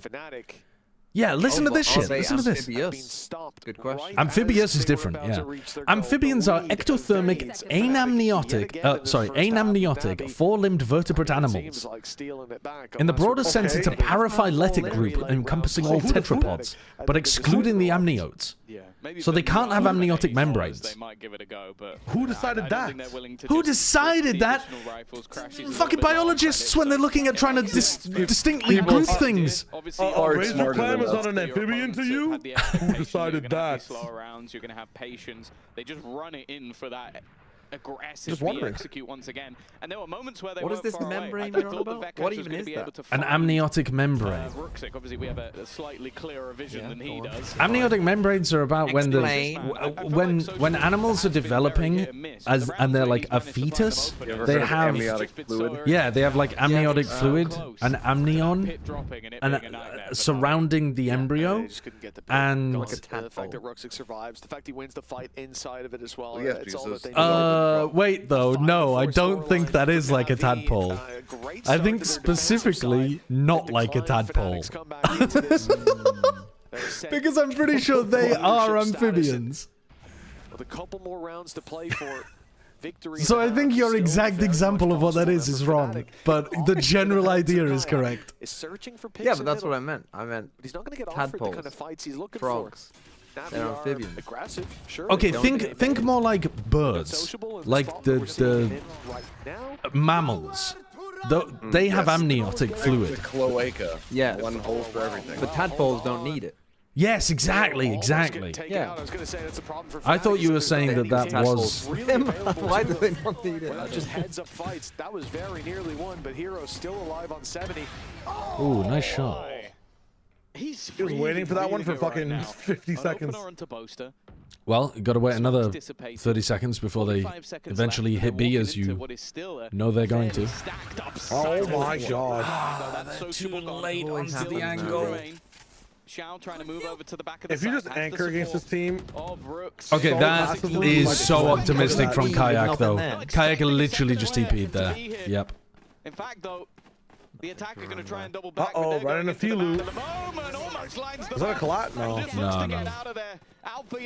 Could have been there. Looked like it. Needs to just run it straight towards Filu, who's holding the when you ult, you can't even plant on the side anymore. Filu does not miss. A different man if you could have the choice to he has got have a cloaca, would you and do I believe that's now, is it 18 kills? Yeah. Instead of a penis?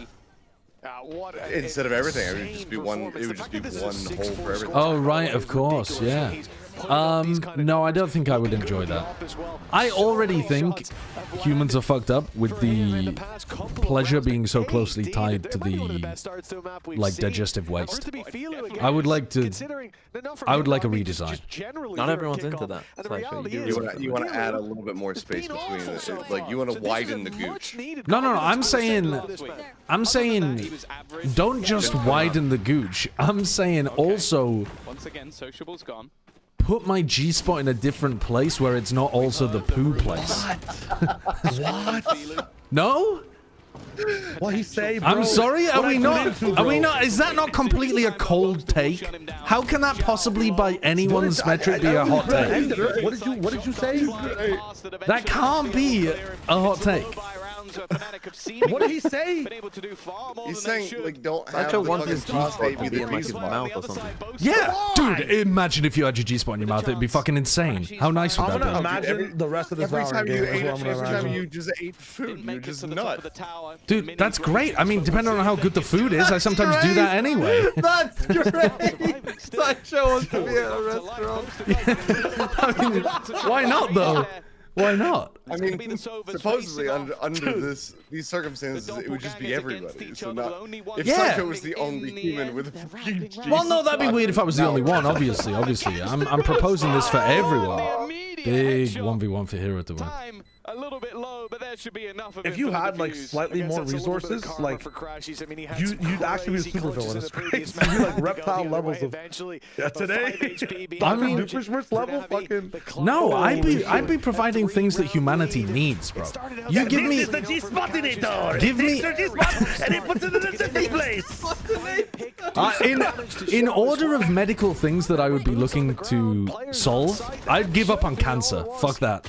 I'd be going instead for like Mpreg would be number one. I think that would do wonders for human civilization. That would be number one. And then number two might be let's move the male G-spot around. I think we could do fucking imagine how much damage toxic masculinity does, and we can go some serious way to solving that with Mpreg and G-spots elsewhere outside of the butt. Like we can do great. Heroes popping off, guys. Anyway, so if anyone's got like $1 trillion that they want to give to me, that's what I'm looking to fund.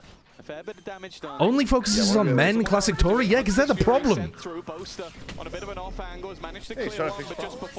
Also, though, I'm happy to change things around for women's asses as well. Gives them some space, but also locks them in, and Hero has managed to take who's the blood boy having guy that like siphons blood from his son? Like you just gotta convince him to do these things instead of stupid bullshit. Yeah, he's on the wrong track. He's gonna cross out of the pit, looking to take this fight deep. Stay away from our asses. I'm just offering. I think Sideshow's brain needs some more. You're just not. I was so ready to be locked in on this game, and you led me down a path that Shayo. If we're gonna be honest, it was Shayo's question. Oh no, it was Seth. It was Seth talking about the cloaca. Yeah, I brought up cloaca. So. 2026. I made a tame Razor Clam analogy, and y'all got pissed about amphibians. That's all I'm saying. Because Sosha is the guy who can take any role which is hard to perform, let's say, or you need a lot of experience. Chat, am I going crazy here? Am I going mad? I feel like my takes are absolutely based, and the people are just not ready for them. Man's Valorant. I feel like they're based. Man's Valorant. I think I'm cooking. I think I'm absolutely cooking. Would it not be easier to give women the ability to reproduce without men, so you can eliminate all men? That way you don't have several problems. Yeah, I would also be down for that, but I think in terms of societal, I think, hold on though, I think actually I also want to point out though to everyone that when Sideshow wasn't here, this didn't happen. Bullshit. And there's actual months of proof. There's proof. I think there's proof. that there's regions of proof. I think Mpreg is more important did we have fun? than of course, but did we get into women are able to get pregnant the without male men. G-spot location? Absolutely not. Because sharing the burden across the spectrum, sharing the burden of childbirth across the spectrum would do much more for society than lumping it all still on women. They just don't need men to jizz in them. Like it's a way better solution for society at large for MPreg. Could it be societally like? Could it be more difficult? Yes. Yeah, but you're like the featuring Little Only Wayne male issues are important to you. How is that a male issue? How is that a male issue? Relieving women of 50% of the burden of childbirth. How is that a male issue? Shout only listen start. Does they get cancelled? No. What is this ad? And then just move the G-spots around for a little bit of fun, for like for a little treat. Mitch Kit Kat one as well. Men have to get pregnant some of the time, but as a little treat, your G-spot can be in your mouth. Or your ear. Can you imagine how good it would feel to scratch your ear if you had a G-spot in your ear? These remind me of like Overwatch League when they had like Puckett and Monty doing Toyota ad. Yeah, they had Malik doing a Toyota ad as well. For Fnatic, a slow first half. And then Puckett got Did you know they lost money on the Toyota deal, Overwatch League? How? So it cost more to produce the adverts because they hired an insanely than what Toyota was giving them in the sponsorship. How is that possible? Because they hired an extraordinarily expensive production team to produce the adverts. Yeah, but why did no one just go, guys? Of whatever team. No, you can't spend that much on the adverts. Because they were all about. They weren't thinking about how much money they were spending. Yeah, they wanted the legitimacy of being sponsored by huge organizations, big companies. So they and they also had a contractual obligation to produce the commercials to a certain degree of to a certain standard. Oh, hello. He's definitely spotted his opponent. They're stupid. Yeah, of course they were stupid. This is not a look at this genius business decision. Difficult for anybody. Look, I mean, look. We just missed all the kills. We all look back on it and it was a travesty and it's like it should never happen. But also, Josh and I are very grateful for that. Oh yeah, no, it was fantastic. Thanks for all of the money. I guess, Tom, in terms of their money. Are you sure it wasn't that they had enough money, but really they've lost their money? Why is your worldview just entirely Holio-centric? +2. They weren't spending nearly. Holio-centric is a great bit. We weren't the problem. Thank you for the 9 months, Neptune's Moon. I'm fairly confident. They looked very good on the defense last time. Obviously, I think they've switched to a comp that's more aggressive, like bringing in the Jet into the mix and also the Yoru for that little bit of. All right, is Vekaj gonna absolutely pop off on this defense side? Last time, which, okay, that he already has. He got a really good kill bottom mid. Already has. He's played 1 round.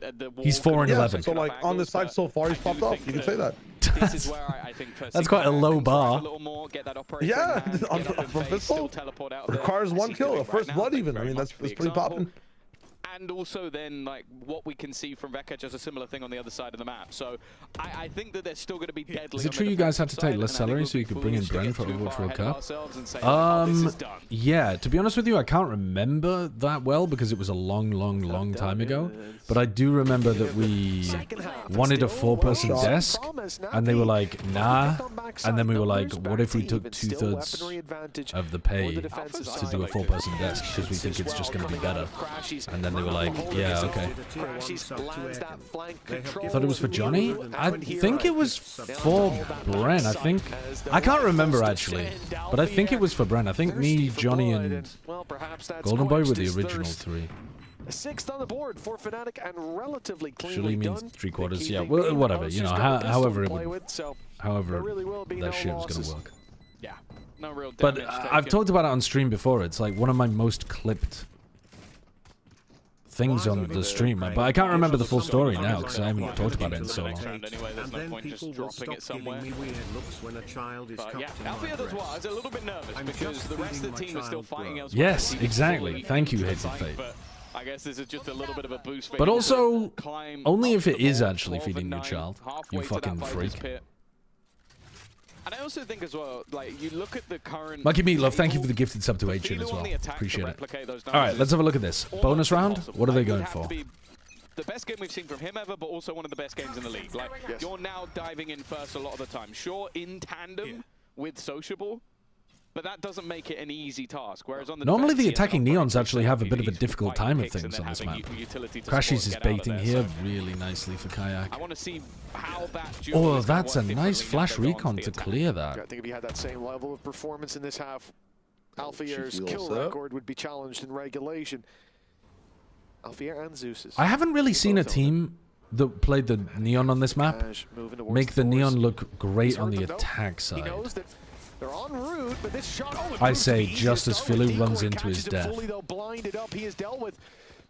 It does feel pretty difficult to get the Neon like activated properly in a way that you don't just get snake bited and killed, or someone swings into your wall while you're throwing it up, or you know, it seems difficult to activate.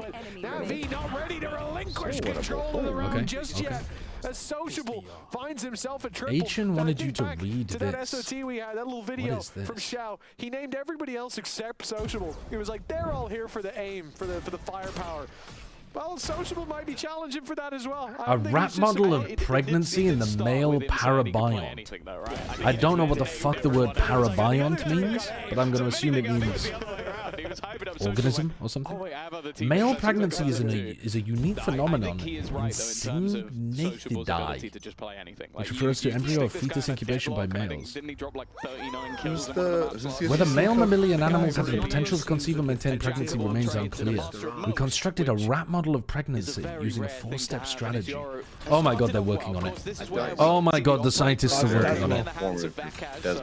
Some pasty European white. Well, I was just gonna say, it looks like a Dr. Evil and Mini-Me situation going on in that booth. Anonymous gifted, thank you for the gifted to Mr. RJ. For the end of 25. Mentioned as well, Vakash having that tough first half. Like 2-8, 2-9 at some point. It was really hard, but that is for like a month or awaits Filu a lot of the time. This is a weird way of trying to activate your Neon. And Leviathan and some other teams beforehand that are less notable. What is Philu gonna actually do here?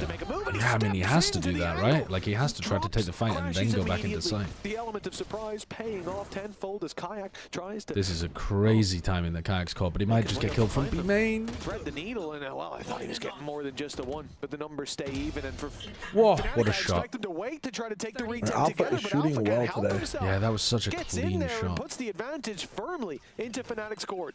I love watching players who don't over flick. They like flick to the head exactly. It looks so nice. And then, of course, an operator, not the ideal retake weapons, but they get faced by NaVi. I like strafe. Yeah, like Demon 1 style aiming as well. Use your movement to adjust. Really? But that doesn't look as cool. I don't think that looks good. Yeah, I mean, look at it two ways. On the first, I like the fundamentals I think behind it. It's just aggressive, got them the advantage. It also gave it back. I mean, not gave the opponent. I like the advantage, just gave it away. No, you don't. No, you don't. You're rage baiting. You know, it's one of those moments where I don't think it's. Isn't there someone in yesterday that had that similar aim that was shaking like crazy? 7 has super high sense. Plays like that. He ends up hitting it, but a good punishment. That might have been 7. Double digits on the board, Fnatic on an eco, and map 3 very much on the horizon. I just don't know if I could. I don't know if I could really like cheer for a player who's named themselves after a Sword Art Online character. Especially with the patience of NaVi grouping up. What is the actual character up to? Are they a freaky little character? No, they're like the most innocent waifu-esque fucking character in the world. That show should burn in hell. Okay. It's one of the worst shows I've ever seen. Not going to miss that one. Oh, Zekken is also from Sword Art Online. Sword Art. What is the Zekken character up to? Is it? I don't think he's going to be. Apparently, that's what my chat's saying. Ratting in the corner is just that, perfect. Drone didn't see him, but he has been spotted by Jump spot, jump peak, frenzy kill. Converting that to a kill will be a tough task. Zekken means something like sword in Japanese. That's now fallen. Nice. Orb maxing. Zekken is from season 2. Bucky retake on B. I mean, it's a big economic builder, but also the fact that Me when I'm an MIBR fan and I've eliminated all of the shit years from VCT in my memory. I'm not quite sure how he's gotten away with that one, but yeah, for NaVi, big around, but also removing an ult on the other side. Season 2. Bro didn't even understand a bit, man. It's a great time for the end zone flawless to come in and. Why is TMV cutting sprays now? Like last year would be season 1 because they removed all of the shit years. Dude, it was a +2 and you didn't get it. It's okay. It's all right. It's fine to say it whooshed you. Yeah, but the partnership era began in 2023 and the shit years began in 2023 and 2024 was also shit. So that's 2 years of being shit. So it'd have to be season 3 for them to be at least okay and season 4 to be good. I said when I'm an MIBR fan and I've forgotten all of the shit seasons, all of the shit years. Therefore, you would begin remembering season 1 would be 2024. Or 25, sorry. I count 25, yeah. Dude, it's okay. It's okay. It's fine. It's fine. We're chilling. Look around. We're chilling. We're chilling. And I was thinking, look around. It's going to be great. Over. The round's fucking My over. friends are stupid. It's okay. I should never waste. I'm not wasting material on these guys. Because they took such a fast early approach. We can talk about sword art. They keep giving Vekash the op. Oh, we got one of the best offers of fucking 2025. Obviously, you can clear out new player who's never played Jet before the op. This space for the guys. He's played a lot of Jet. It's huge. Everyone's played a lot of Jet at this point. If you weren't playing Jet in 2021, you weren't good enough. To fall back. You see them not take those early fights, waiting for that point of initiation. And the point of initiation wasn't an ultimate. It wasn't utility. Hence why he's not very good. TMV isn't good enough. He wasn't even playing the game in 2021. Expecting the player looking the wrong way to win, and then they just managed to take it. Like I feel like Crashy should have been dead there.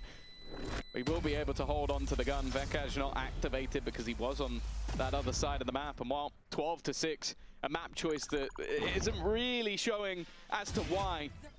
Kyle, are you a Titan fan? Oh, I feel like... Yeah. Yes. You are the one named Shot. Have we seen anything interesting that Fnatic have done on this map? No, that's why I'm talking about Attack on Titan. Second round, they TP'd into that 6 rounds in a row needed to fight. The tunnel takes they had were kind of nice, like Kayak predicting the peak from Filu as well, and then just scaling on it. So their beat takes have been okay. 3-star, but they bounced back. They fought their way back into the game, and now they come to Fnatic's pick. But correct me if I'm wrong, that NaVi haven't played so far this year. That Fnatic defense come in, obviously. The pistol was cool. Pistol was kind of nice. For. Yeah. What's the AOT question, son? I think the fact that we bring I was just wondering if you're a fan. into play, fact that personally, I'm not. The neon. So you don't like it? It took me like as well. It's funny because there's a neon on NaVi's side, so what I'm about to say, especially because that neon is this is going to sound kind of stupid, but I prefer. It took me like 5 tries to watch it though, because it's a tough start. Why would you watch it? If any show requires 5 tries to watch it. Okay, so let me now you've asked. Too much. Now you've asked, and on match point, I gotta give you the context, and we're gonna be distracted because you my roommates were watching it, and I would walk by and be like, "This is shit," and I would roast it. And they, multiple roommates were showing it to newer friends over and over again. And so after like, a couple of tries of just walking by, seeing what the fuck is up, I'm like, oh, okay, I'll sit it down. I got hooked. So I got hooked on like the 4th try. Far better than in the teams we've seen before. I'm the inverse of you. I really loved the first several episodes, and then from the moment that you learn that Aaron has powers in his special, I stopped caring. You didn't like, okay, I understand. That's respectable. I thought the show would have been so much better if he just died. has been a little bit cheeky, a little bit sneaky, trying to find a way to get the opener. Well, he's now got quite a few players behind him. He didn't even know. He didn't know they stuck the angle. Probably expected them to just I think the show would have excelled if it was just actually just humanity versus these weird, ungodly beings, rather than with a massive disadvantage. Them being able to fight back with their own ungodly powers. A target potentially met, and actually it was almost 2, and there is that second. Yeah, that is GG. That's all come crashing down for Fnatic. No, not really. Seem to have map 3 locked Not in, really, bro. Not really. 13-6 breeze ends in favor of NaVi. The series continues on. Bind is coming up after the break.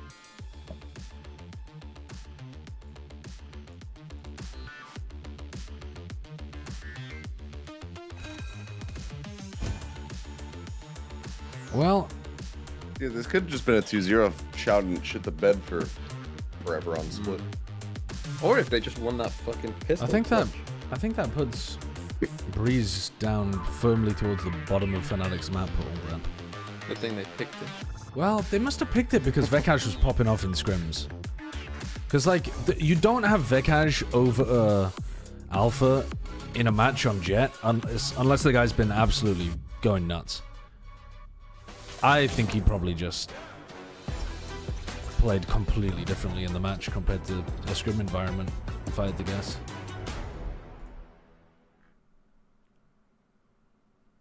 Because it's not like they had amazing ideas. So their duelist must have just been frying.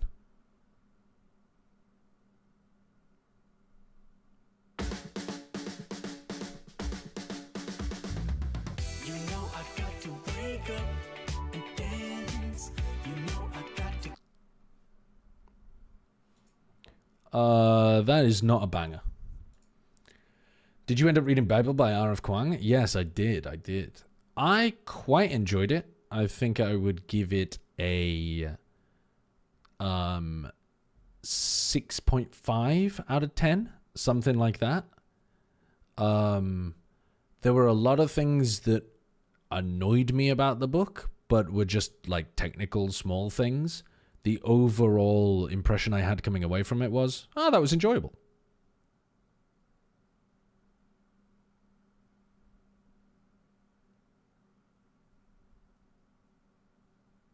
He trashed it. I do not want to know his thoughts. It's not true. I had a lot of qualms with it, but they were like small qualms. I think when I talked about it on stream, I was overly negative because my overall impression generally was like, this was a fun read.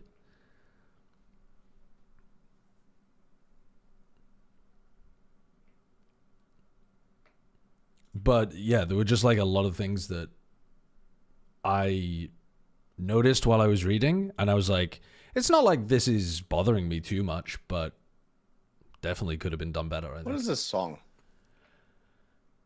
Quattro P, what's up? What are your thoughts now after these two maps in NaVi? About NaVi, I think they're a good team, man. I think they're a good team. I think that they still have some stuff that they, I don't know. It's kind of like different stuff every game that I feel is letting down NaVi. So I don't think there's any central theme of like, this is what's stopping them from becoming a, you know, best team in Europe or something. I think they genuinely might have the potential with this squad though to win something. You know, Philu's a little bit inconsistent. Sometimes their attack sides look a little bit dodgy. Overall, though, they're very strong. Like, I think that they had the ability to win on Split, for sure. They just got overpowered in some extremely important rounds and lost double pistol. But, to be honest, they look like... Is it crazy to say they look like the better team on Split? I think they did, really.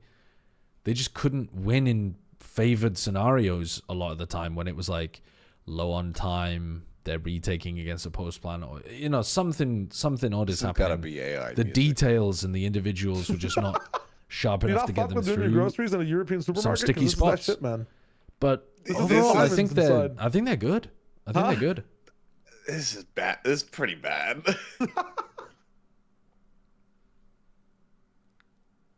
That doesn't fuck with little. It's crazy. Have you cooked? There's so much better recently? AI music that you could use. No, but I'm planning to.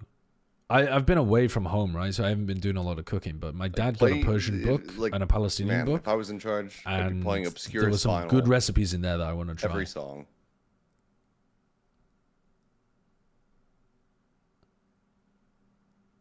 Yeah, I mean macro-wise for sure, but the macro isn't the whole game, right? But I think even when you take into account a lot of the other stuff. Feels like one of those situations where the better team lost. Your Mpreg conversation reminded me of a comic strip from years ago, so thanks for that, I guess, Lamau. What is this? I didn't really look at a lot of webcomics when I was... Actually, that's not true. I did read some webcomics when I was like a teenager online. But I can't remember the names of them. One of them, I mean, I used to look at XKCD. XKCD? Yeah, is that what they were called? I can't even remember anymore. And then, what was the other one? Was it called Looking for Group or something? I think that was some kind of webcomic online 15 years ago. The best spot to move the G spot to is on the palm of your hand. No, because you need it to be deliberate. Like, there's no point having it somewhere where it's getting accidentally done all the time. I feel like the mouth is reasonable because you only put stuff in your mouth very deliberately, and also you want pleasure when you put stuff in your mouth. Tell me I'm wrong. Why not right above the penis? Yeah, that would also be fine. Just put it on the pubic bone. Yeah, I think that would be probably the most sensible place to put it, but that's not as amusing. Orgasming when eating would suck? Why would it? Why? Have you never eaten something that's so delicious you've described it as orgasmic? Why not just go the whole hog? So to speak. So to speak. Well, I'm going to go to bed. I've got a banger series to get some sleep for. Yes, yes. So, I've got Secret Zeta. Oh, yes, yes, yes. Hot sauce is coming. I'll see if I can get a runner to go buy some. Actually, maybe I'll, Paper Thin, he's fucking old as shit. I have actually watched a couple of episodes of Food Wars. Bren forced me to watch Food Wars. So maybe I can get him to go to the mall. And that is basically having a G-spot in your mouth, yeah. You guys don't have like hot sauce stores? No. Have you ever held a normal conversation with anyone? I can get Tabasco Scorpion. So. I have normal conversations with people all the time. The problem is whether they want to have normal conversations with me. I want to be clear that I don't initiate these conversations. It was Achilleos who asked the people in the Discord chat, would you want a cloaca? All I'm doing is engaging with questions that other people ask me. I'm not bringing up the conversation topic of, should we all have our G-spots moved? I didn't start that. I'm just responding to other people and engaging with what they're asking me. I'm an active listener and an active participant in the conversation. And I frequently have very normal conversations with other people who talk about normal things. Their composition in regards to seeing the double duelist. Yeah, you could definitely. Don't press X to doubt. I think quite a lot of teams have played it so far. Don't press X to doubt. But again, it goes back to: do we see Alpha on the duelist? Do we see him on the Viper? Do we see Vikash on the Viper? Like this is. All right, what are we watching here? No. Okay. All right, so this is. I thought that Fnatic were going to play Teo because they were playing it. I think Fnatic have been avoiding playing Bind, and so I suspect they've been waiting to show it later in the tournament. Yeah, I think they've been hiding it. Then I want to flip it to NaVi's composition. I am a little bit surprised that NaVi aren't just running the chamber on this map. I think NaVi should be so good running the chamber comp on this map. I agree. I hate this guy, Teo comp so much. I don't think it is good enough, but NaVi actually had some really, really good ideas with the Teo last time they played Bind. I can't remember who they played against, but they cooked with it last time. They put a lot of work into it. Because Fidu came up with such a hot game, can he continue that momentum? But you need flashes and it has a drone, I think as well, when we're looking at this, how is that, Viper head-to-head going to be? I think Vikash being back on this agent is going to look so much better for him, especially I agree with that hot take. No Waylay on Bind is kind of crazy. I was realizing.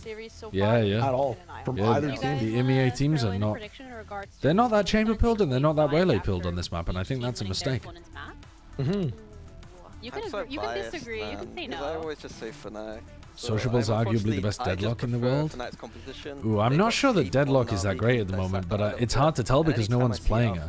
Is that the reason why you prefer the composition? I could see some teams wanting to run it, but I don't think it's as good as a lot of other stuff that you can run. I could have my mind changed though if somebody ran it and it looked really clean, obviously, but I'm just thinking from a theoretical point of view, I think there's stronger stuff right now. Okay, well, we have a disagreement here on the desk, but maybe the casters can have an agreement over there in regards to who they think is going to win, because we're ready to head into our But yeah, I'd like to see them run Ruxic on chamber on this map. disagreements on the desk. I know nothing about Marco Polo. Never I mean, he was looking at I actually know basically zero about Marco Polo. NaVi and Fnatic, 3 maps. I think not a historical figure that I have spent any time looking into. I was reading about the Boa Wars, if you would like some input on them. But, no. Xiao certainly has a gap in terms of experience. Of course you were reading about war. I'm sorry. I'm sorry. But trading maps. I hate to be a stereotype, but there I am. Even look better on their map. On Fnatic's map. Educating myself about British imperialism. I feel like that's a good thing to do.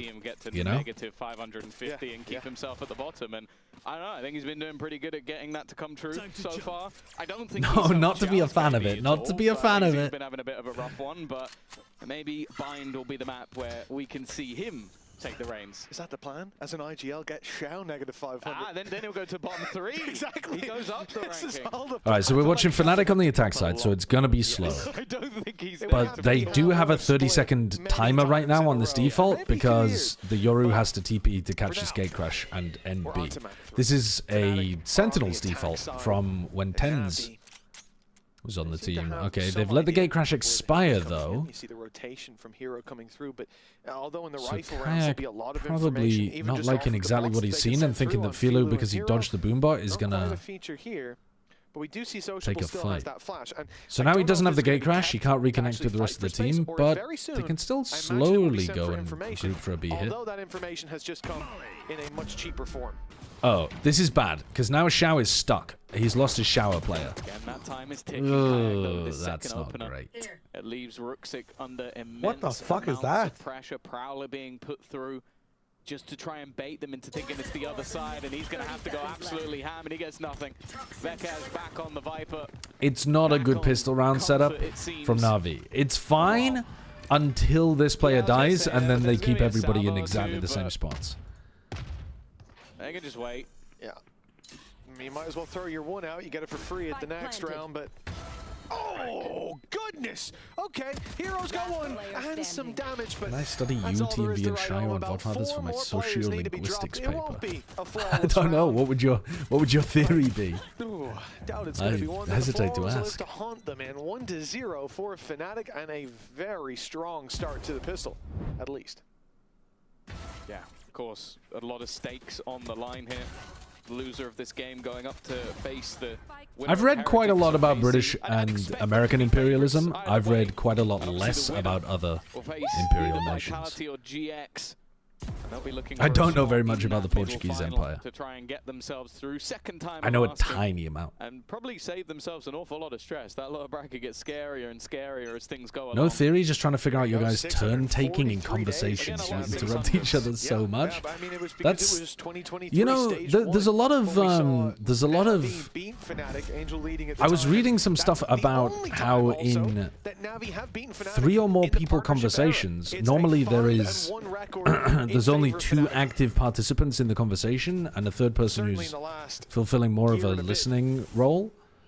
So there is actually a bit of a skill to some degree in when you're having like podcasts or something with more than 2 people to make it feel like an active conversation with more than 2 people. You do have to be fairly active in interrupting. I thought the Bind might even be the pick of NaVi, with even though they had a rough performance versus Mates. I still think it's a map that we hadn't seen from Fnatic, but obviously if you go off history, we know that this has always been a comfortable map for any Boaster squad.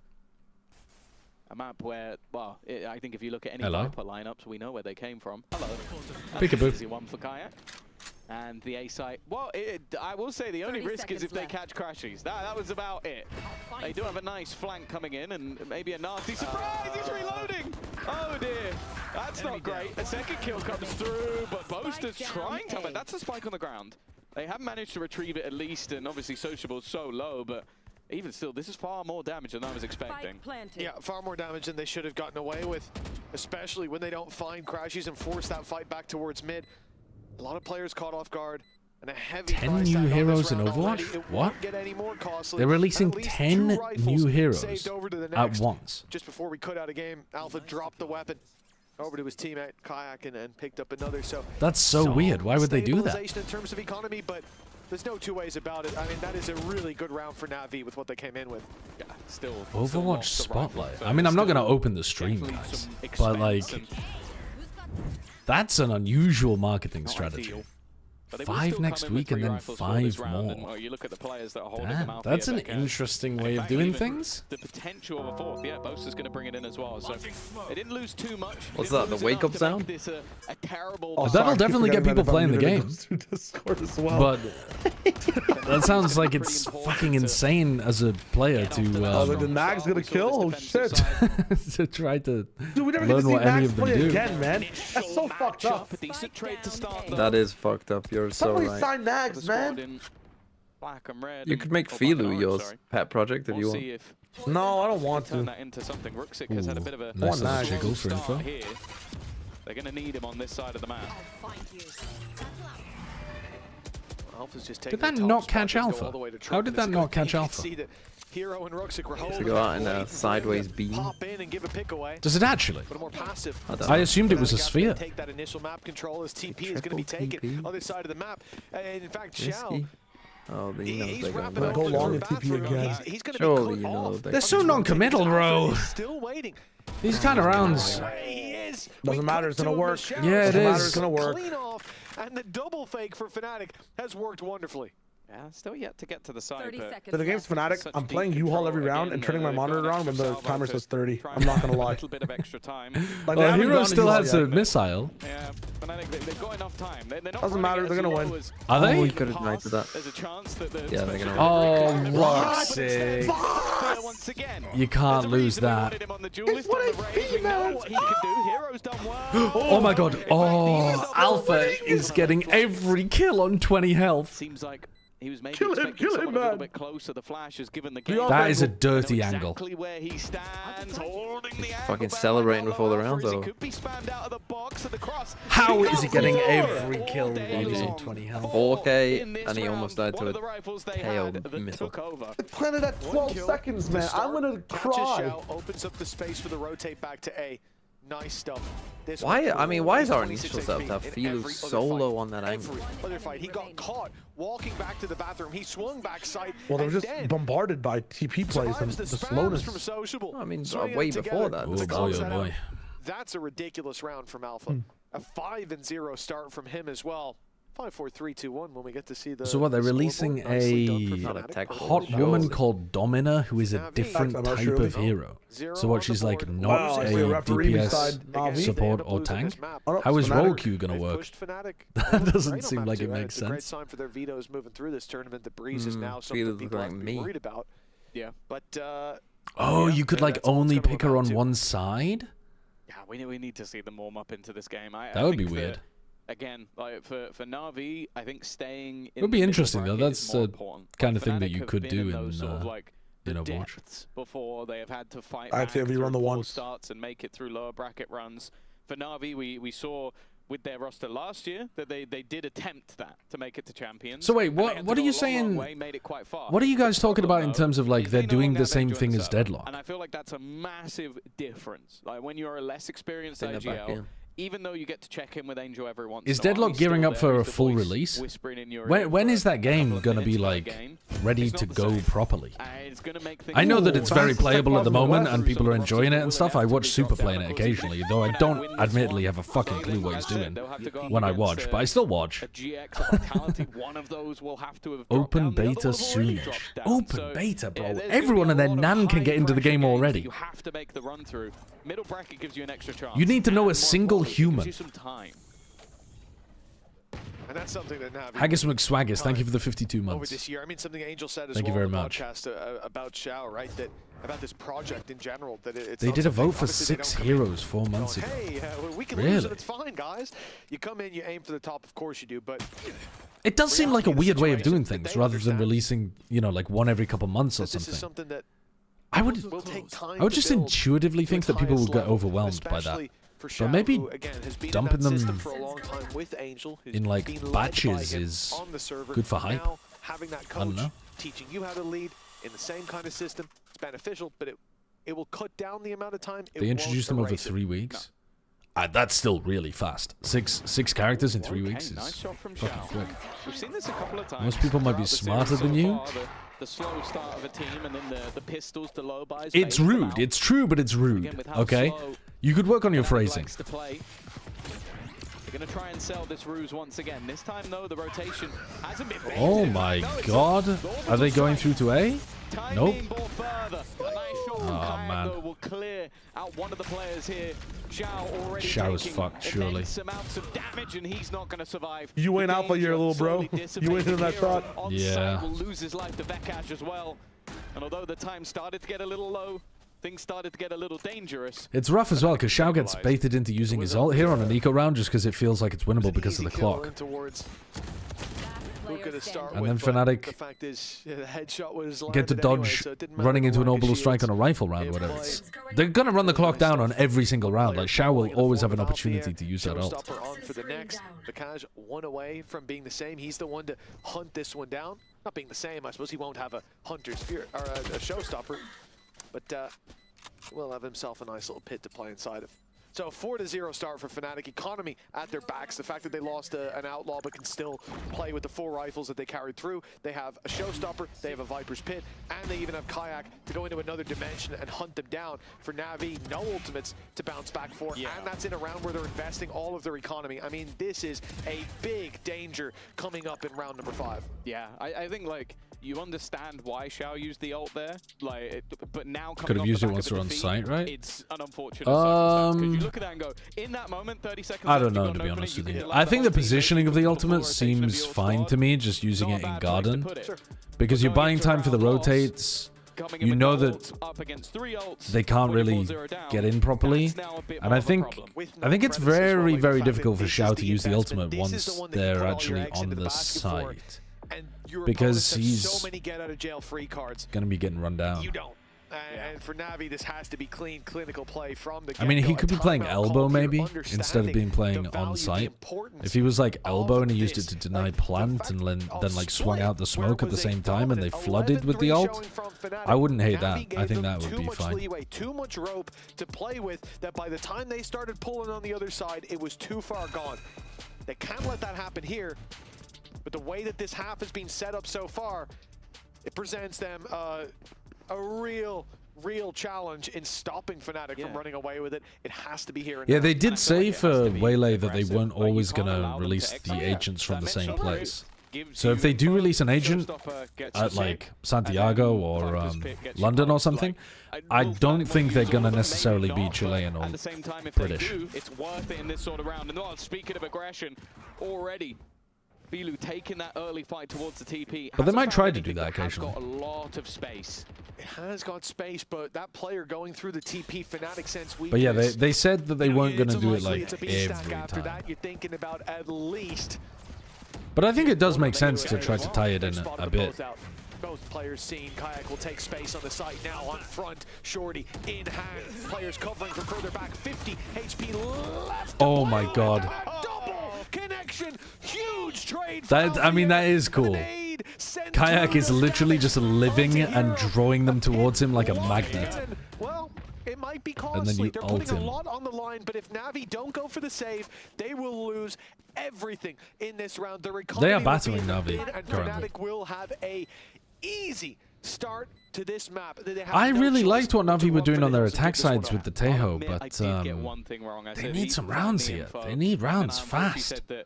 Alpha would get the pick. Yes. Picks. He got 2, so I apologize. I was wrong. They then did use the Viper's Pit for post, but there was a mistake in there. He got 2 for 1. So honestly, surely there's no way they're actually releasing a jetpack cap. It's fine. It's fine. We're going to let it slip this one time. But you're running out of rope here. It's been a meme forever. 5-0, and okay, they no, saved these weapons. That's crazy. That's a great start. So what, they abandoned an idea for the jetpack cat, and then because it became such a meme, they've actually been working on it to the point where they could come up with a theory for how it could properly be added into the game? That's kind of sick. But they're waiting so far back. And the fact is, only guy forward can TP, get that game crash out of there. Into it just seconds later. That's so unlucky. Let's go, Rocket Man. Rocket Man. Kind of similar to sailing in old school RuneScape. What, was sailing a meme? in the past. Oh, that isn't a cutback. I don't know much about old school RuneScape. I used to play when I was a kid, but I was never a member. Is that what they call it? Where you have to pay for it? I was only ever a free player. The cat is confirmed they did it. 5-0. That's funny. Economy booming and wow, much faster looking take. Way in they go. Kayak's already made it to the back of the site. Kayak gets that. So Alpha loses, and Ruxic gets 2. I mean, they need a round like this. It's been misery so far. I'm surprised that this is the round they win, but I don't know. The actual pathing looked nice. Yeah. Yeah. Here comes no showstopper, the big problem, and it's called crashes right away. Vikash and Boaster. They might see triples clear. Ooh, wait, that's crispy. He got another. Oh, please don't win this. NaVi need one.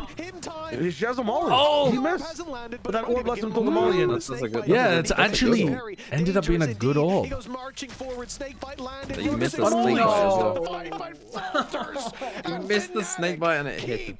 That's a big round from Boaster though. Boaster's been having a fucking awful kickoff, but that is a good round. And then he clips it and he's vulnerable to the bullets. Either that is the greatest lineup. She can fly and tether a teammate so they can fly over others. Isn't that just what Ivy does in Dead? Entire time, holy shit! And from a 2v4 scenario, it looked like NaVi were finally gonna have the round on the board. Look at it go! Okay, that is really weird. Did it bounce off the spike? It bounced off like the ledge in the middle of the box, the diagonal like X on it or whatever. That's crazy. Come on, that's some stupid shit. You can't play this game. This is why we don't have Give me a video on the Viper on this map. I think we need to be playing some Jetpack Cat and troll people. That sounds like the ultimate troll character. Ridiculous that is. They saw it from his POV. A 4 versus 3. Why didn't Ruxic just block that one? Pistols in play. Rifle for Ruxic. He's on the right side at least, but how much you getting done unless there's a big pick coming in? And well, actually, the pick was on Ruxic. This game is a stinker right now. now. A lot to work with, at least for NaVi. They've got ultis. They're going to have credits back, but a 7-0 start, man. This is getting to be too steep a hill to climb. Yeah, I mean, unless they win every other round from here. Oh my god. It doesn't matter how good NaVi's attack side is. He's just hiding. To be honest, oh, don't knife him. Knife. Knife the whole time. Don't you dare. Don't you. Oh my god. 7-0. That's fucked up, bro. That is fucked up. Hammer home this lead. Oh, You can't even call a timeout. Like, if you call a timeout after that round, that would like tilt the guy who got knifed even more. Just to sit there with it. Probably just made it worse. Is this Fnatic playing well or NaVi playing badly? I think it's mostly Fnatic playing well. I think though that that's really good. What was that? Say again? Tom, as the expert, over to you. I'm very effective. Over to you, Tom. Talk us through that one. I think Paris probably has more knife crime than London. Well, I don't know the numbers off the top of my head, but I reckon it probably does. And for NaVi, hope is I just checked. London is 1,000 higher. That's not true. That is not true. I just checked. On my quant run the numbers. You had your quant run the numbers. We're 2 series away after this one from one of these teams being in Santiago. Why would you run this We're round wiggling rifles at them. All right. We'd love to see it.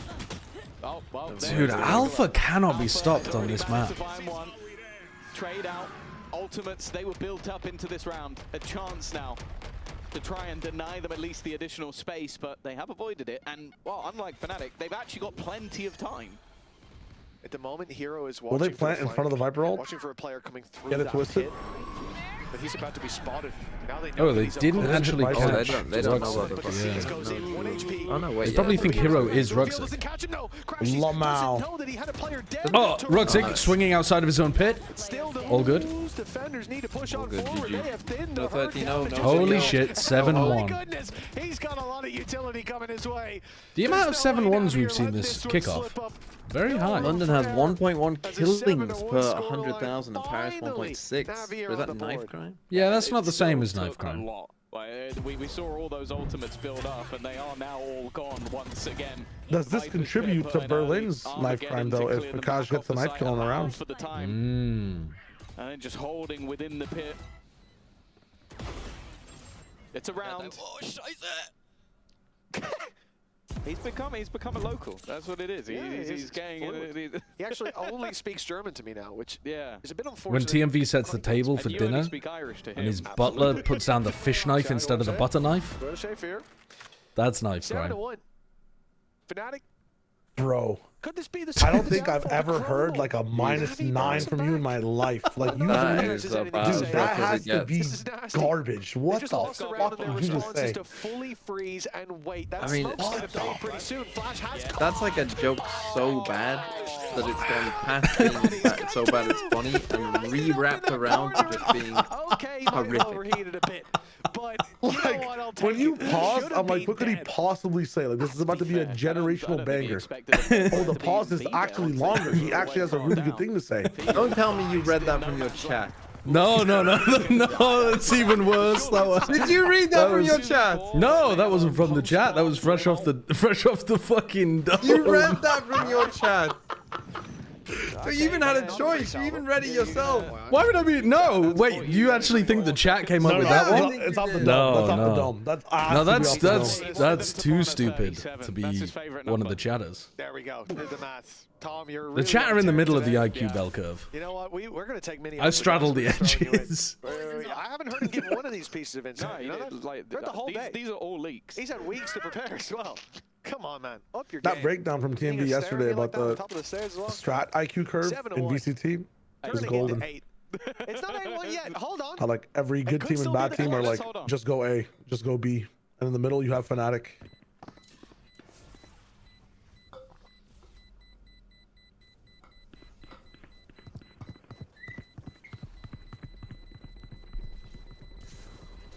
I'm on the top of the curve, which means I'm extremely smart. Yeah, genius. I mean, look, anything could have happened, Tom. Anything could have happened. I was literally holding my breath. As was I. I almost passed out. Actually, can you take over? I'm feeling a bit lightheaded. That's nuts. The flash just not catching. I don't know. This is just their day. This is their day. Just looks away. They won so many crazy moments on map 1 as well. Every maps now. Not gonna lie. Really? Yeah. Wait, maybe you could think about swapping with Althea on Breeze then. Any sense? No one on our desk said that. That's just exactly what everyone thought you were going to do coming into today and every other day, actually. Okay. It's crazy because map 1, he was nuts. And map 3, he's nuts. Yeah. But I'm not seeing any correlation. Is he just lying there? But yeah, the thing is for NaVi, this time it makes perfect sense. You're 7-0 down, you win a round. And immediately, yeah, I did. I went out and I think I was getting a snack or something, and then when I came in, I into the just situation where your best path forward is just to run away. Your best path forward is to put in one salvo when they have 45 seconds left. Probably was not to put that salvo in because you have to pay for it again. If it was the last salvo, fair enough. Pretty fine. Fnatic are getting away with some bullshit and also playing well. So this has ended up being a snoozer of a map 3, unfortunately, for what should have been a very good game. The dominance on map 2 coming into that's how it goes sometimes. If it wasn't Fnatic, that's how it goes. This team, I know their BS. I know how they play. I know from one map to another how things can change. But if it wasn't them, if this was Team A and Team B coming into map 3, I am going. No, I was NaVi. talking to you. I just decided I wasn't going to finish my sentence because it wasn't important. They were awful in the first half, and then they learned how to play. I think by and large, I would have more faith in them. I tried to save you from the nonsense that I vomit out on the stream on a regular basis. Yeah, it seems as well that like. Yeah, that's true, but that was funny. Like Alpha on the Duelist has just been disgusting. Vakash has been playing incredibly well, and Kayak is also 10-4. It's not like there's been any slackers. Clutch has won. Everything you'd expect to see from Fnatic. And while Brooksy, okay, he's just gonna swing it. I mean, that's how we know we're getting desperate. Oh my god. Oh my goodness, there's no way he survives that. That's right. What? Shao ran through the teleport. If Shao does that one more time, I'm gonna freak out. This fight versus Alfio ends up being everything. He needs to try and hold some ground. And in fact, Hero's already running his way back. Karma, thank you for the 46 months. That was a spike. He needs to just get out of that. TP, the fucking 5,000 Galaxy. I did see the jetpack cat is real, yes. It's crazy. And also it looks like a premium trolling character. We might have to go back. We might have to hop on Overwatch. He's found one. And now Fnatic know they're surrounded on all sides, potentially. But the group up in spawn actually gives the advantage to NaVi for a moment. Nade and Salvo sent through, but Vikash easily repositions. Showstopper now sent his way. They don't know where he is. A single bullet will be enough. Nice, okay. If we get to 4, maybe it's doable. 4 and a pistol and I'll start to believe. Give it up. 4 and a pistol. Do you think Fnatic are cursed on defense? I mean, we haven't seen though, no, right? they're Maybe not. they only know how to play attack. No. Just to make sure they'll be fine. They'll be fine. But I think NaVi's attack side on this map did look good last time I watched them. But this defense is... I think they're just getting desperate at this point, but like... Leaving a 10-2 hop. Of course, they get this back to 8-4. So you're saying the Fnatic pattern does not happen of the one half can't play. Anything less is just going to be have they recently done that pattern where they failed on the defense side? Much more digestible at that point. No, because it's usually the attack side. Yeah, that's what I'm saying. the attack. 2 out of 3 the last rounds. NaVi starting to look a bit better. It looked like Fnatic with this comp, they would have to do something generationally bad to lose defense. Like an interruption for the defense. Dimensional drip sent through Kayak. Nice spot of both these players on long. The utility is going to be fired in, and only the one. Oh, able to get out he accidentally went through the TP, I think. Oh, go on, Hero. Go on, you freak. That is nice from Hero. NaVi 3-8. 3 of the last 4 rounds as well. Is this split 2.0? The Vandal spray control as well. Yeah, it feels like Fnatic are giving What them was that onto Boaster? Hero taking so much ground at the end of this one to close it out. It's just the fighting that's bad. We did good though. Probably don't want the fighting to be bad, generally speaking. It's a compliment sandwich. You give the criticism in the middle. He actually gave them a compliment just before, and then that was the compliment in the end. He's just giving. He knows how to give good feedback, although they can't hear him. So he's giving that just to Milan. Personally, I blame Boaster for getting shot through the smoke. Yeah, a random spam. Do better. Be better. The compliment sandwich actually not a good way of giving feedback. Showstopper available. Filu almost taking crashes out of the round. Bullshit from the 90s. Doesn't get fired. Or maybe earlier, I'm not sure. I don't expect to see too many risks being taken by Fnatic unless they involve Alfie going in first with a big old rocket on his shoulder. No way, they've cleared that corner that Vikash got a double kill from. That's crazy. Good to see that they're Philu suspects that is the clone. That wasn't a mistake last time. They checked I the first think time he as might well. be right. A standoff. A Western, but with slightly more higher firepower weaponry. Yeah, I don't think they had scopes or like they've that. disconnected, but I don't think so. No, it's a game of patience, or maybe a game of chicken for Filu. He has to worry about his back when his execute comes through, but he's got 2 teammates close by to cover him. Is Xiao going to be in a position to actually deny this? Oh my alpha. Good trade. Huh? No! He didn't realize that Boaster could be tucked in that corner. That's huge, though. Oh, what a shot! And he got the nade to deny plant. Or kill Vikash. He's gonna die. Oh my god, you He's literally won. 1 HP. Today is just their day. Today is just their day, bro. It's crazy. The amount of bollocks they won on map 1. It was a big risk. Maybe thought the map was planting, but that risk hasn't paid off. That's just tough.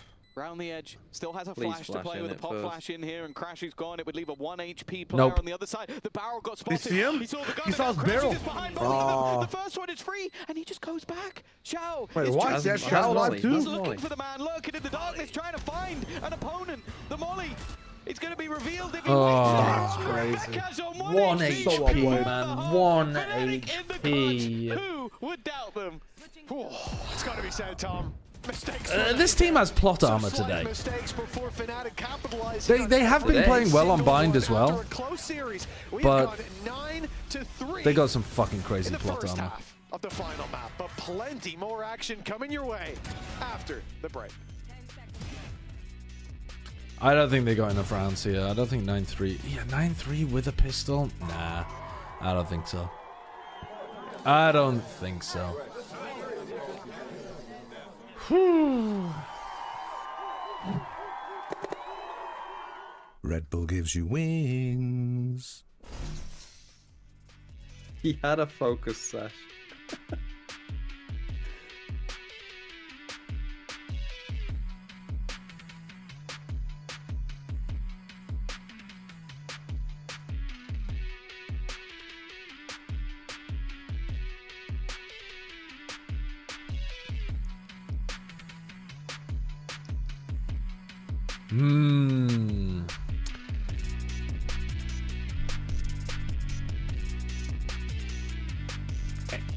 The Angel reaction cam is good. I mean, he looks like he's going through it. Holy shit. I mean, to be fair, this game. I think most of these were from map 1. Which, yeah, map 1 was a bit like that as well. How it feels playing Fnatic Alpha, yeah. Fucking bullshit 99% of the time. Dude, that's the whole of Fnatic today. Well, for NaVi, the first half proved more difficult than welding with candles. But Tom, talk to me. Half number 2. Where's the hope? Don't think I've ever heard that phrase before. NaVi had a resurgence towards the end. Perhaps that's where you find some light at the end of the tunnel. Sure. I'm not feeling it. I'll be honest with you. I think that Filu's still looking decent isn't a bad sign. Hero's still been there. But the fact that both Ruxic and Sociable have been somewhat of a miss in that first half, the half where you do kind of expect, like especially Ruxic, to have more control. He was mostly dominated. And then Xiao just, he's not been there individually the whole series. That has been the difference. And then with Vekash just being so impressive. Alright, they're literally just waiting in spawn to respond to noise. This pickup wasn't just a random player chosen. There's always thought behind it. They've got an option to escape here. Ruxic's giving them the option to pivot. Oh my god, they think it's a fake. Yeah, that was a breath of fresh air for Fnatic. Because they didn't immediately go into the A hit. What would we do in this spot? Anytime we make noise early in a round. Presence now on B. Oh, they've read it. They don't like what they saw. Nice delay from NaVi to bait that out. I've seen a lot of teams do this on the defense side where they just wait and spawn. It's becoming a very popular defense pistol strat. Already claimed back. The nade has pushed them in towards slabs. For now, at least, Fnatic have got a foothold to pounce from. It's kind of bad for the game if that's the best way of playing defense, in my opinion. Ticking in their favor. Welcome to Bind. And even the HP advantages, you feel like this Sights are just so ass to fight for with pistols early. Oh, he's surviving in the corner. No way. They should have seen that he was caught though. The siege. Hello! Wow, Sociable just took 65 damage from that. Make that a third. Well done. Well aware. Leaving. No salvos, round over, GG. Time is very, very low. Oh my god, he's so weak. It's over. It's done. I mean, they killed them all. Deadly duo strikes again in the post plan. And NaVi have their much needed pistol round. They win a pistol. It's still not possible. They're going to do a fake comeback. They're going to do a fake comeback and we're all going to be worried, oh, it's the Fnatic thing where they're only good on one half of the map. But actually, it's fake. We need to see that pistol under your belt, and, well, we very much did in the end. Again, the fact that Alpha found that pick, I thought it was all over. But Ruxic does so well on short, and a spam from Hero that... To be honest, I don't think it matters that much that Ruxic even killed those two players towards the end. Once you kill a single player from Hero's position, I think you've won the round. What the fuck? What the fake comeback ends here. Oh god. I would assume, assume, my god, based on them having 3 rifles, that it was a pistol. You would think so. That would be my gamble. I'm pretty sure it was. And they have to go back in that direction anyway to pick up the spike. So, yeah. You know this guy only has a bandit. Crashies might want to take this. Definitely a nice shot to start him on. Hey, a couple great shot from Hero. His reaction times are crazy.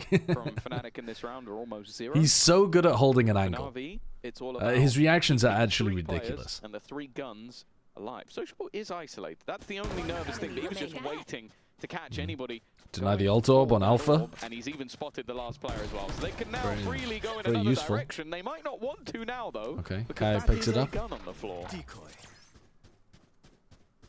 Does he just chuck it? I like this. Oh, he's just going to leave it. Kayak's going to put that decoy through. Make him think he's going for the TP. I mean, you know you're up against the Yoru, but... Pie watch? Yeah. Work. The angle opens the door as well, so... He's on the Pie watch, and also they're about to be going into a bonus round where he'll have a light weapon. He might be coming into this one with like a sheriff or something, depending on if Kayak can hit another shot here. For the actual play to come through. Even then, I think he could have went TP and walked around a short with only a couple extra seconds. He's going to have a gun. Xiao is going to have a gun. Surely he can avoid pieing. It's going to be difficult because it's a bonus. You're not expected to win, but this is the round where it really gets decided when Fnatic get rifles out. Because already you've oh, seen that's a nasty kill. Didn't realize that's how that happened. The only pistol they had? Everyone else was on classics, if I'm not mistaken. Yeah. And the only investment they made got them an opening pick. Well, yeah, and a gun was dropped. That battle from Kayak drops a Bulldog, and that's gone. He just left it on the floor, didn't even bother bringing it with him because he didn't want to deliver it back to the team. There you go. Angel wanted it to be picked up, evidently. The thing is, though, okay, Sociable is the one with the bandit. As bonuses go, this was always the Na'Vi way. It was always the Angel way of trying to make sure that those third round purchases are deadly. Pick up the Bulldog here because he doesn't want to give it back to Na'Vi. Take a hit for it, but he wants this to be the weapon that they save instead of having a chance to win the round. Because his chance to win the round is so low that he would rather do the guaranteed economic damage for the next. It's going to be up into heaven. Really fast rotation. While that's ticking away. Surely Shah gives away his gun. The Brimstone is supposed to be taking more fights in this comp than the Sky. So I think this is the right decision. Except that Shao can't shoot today for some reason. Instead, they're going to be a little bit later, and I like this. He goes into the TP. Kayak can just gate crash into heaven now, but causes problems as they think about that bathroom control being taken over. NaVi have more ground to worry about, but with Crashies down, that's going to help him get the spot. One kill, Shao. One kill. Oh my god, he whiffed. He whiffed and pied. Philu just runs in. Okay, now... I mean, Philu traded Shao out, but like... He's had his moments in this one, but that's definitely he had a player dead to rights. A player that was looking away from him because he was expecting the flash. And he whiffed and pied. But yeah, he won the round. He won the round. Every single one of those kills. That was nuts. And for Philu, again, we talked about what was the Shao prophecy? And for good reason. But now they're going to shit the defense because they always have one bad half. No, I literally told you how this is going to go, guys. It's a fake comeback. How many rounds have they won so far on defense? It's a fake comeback where you guys are going to talk about, oh, it's Fnatic again. They always have one-sided halves, but they're going to win. They're going to win, and it's going to not be. Oh, and then what's the score? What's the score? The final score? 13-9. Really interested me when talking to okay, would you say that 13-10 is they've had a bad half? Like, how many rounds do Na'Vi need to say Fnatic had a bad half, even if Fnatic win? Has to go to 13-11. Has to go to 13-11. It has to be 13-11? Yeah. Decently all the officials and go, I'd rather have that guy and try and make him better than see the potential and try and run with it. Because if you lose pistol, lose bonus, you know, you've potentially only played badly in one round, which is the bonus round. Leadership experience, at least from the IGL role, than anyone else in this game. Like that's a fact. I mean, honestly. Why is Brim the go-to smokes on this map? Plenty of reasons, but one of the biggest ones is that a lot of the spots when you're execing into the sites are much better if you can use 3 smokes. And you want to be, because you don't need to fight for mid space, you need to be like popping into sites a lot. And Brim is the best pop agent for smokes because you don't give anything away until you're absolutely ready to go and all of your smokes commit at once.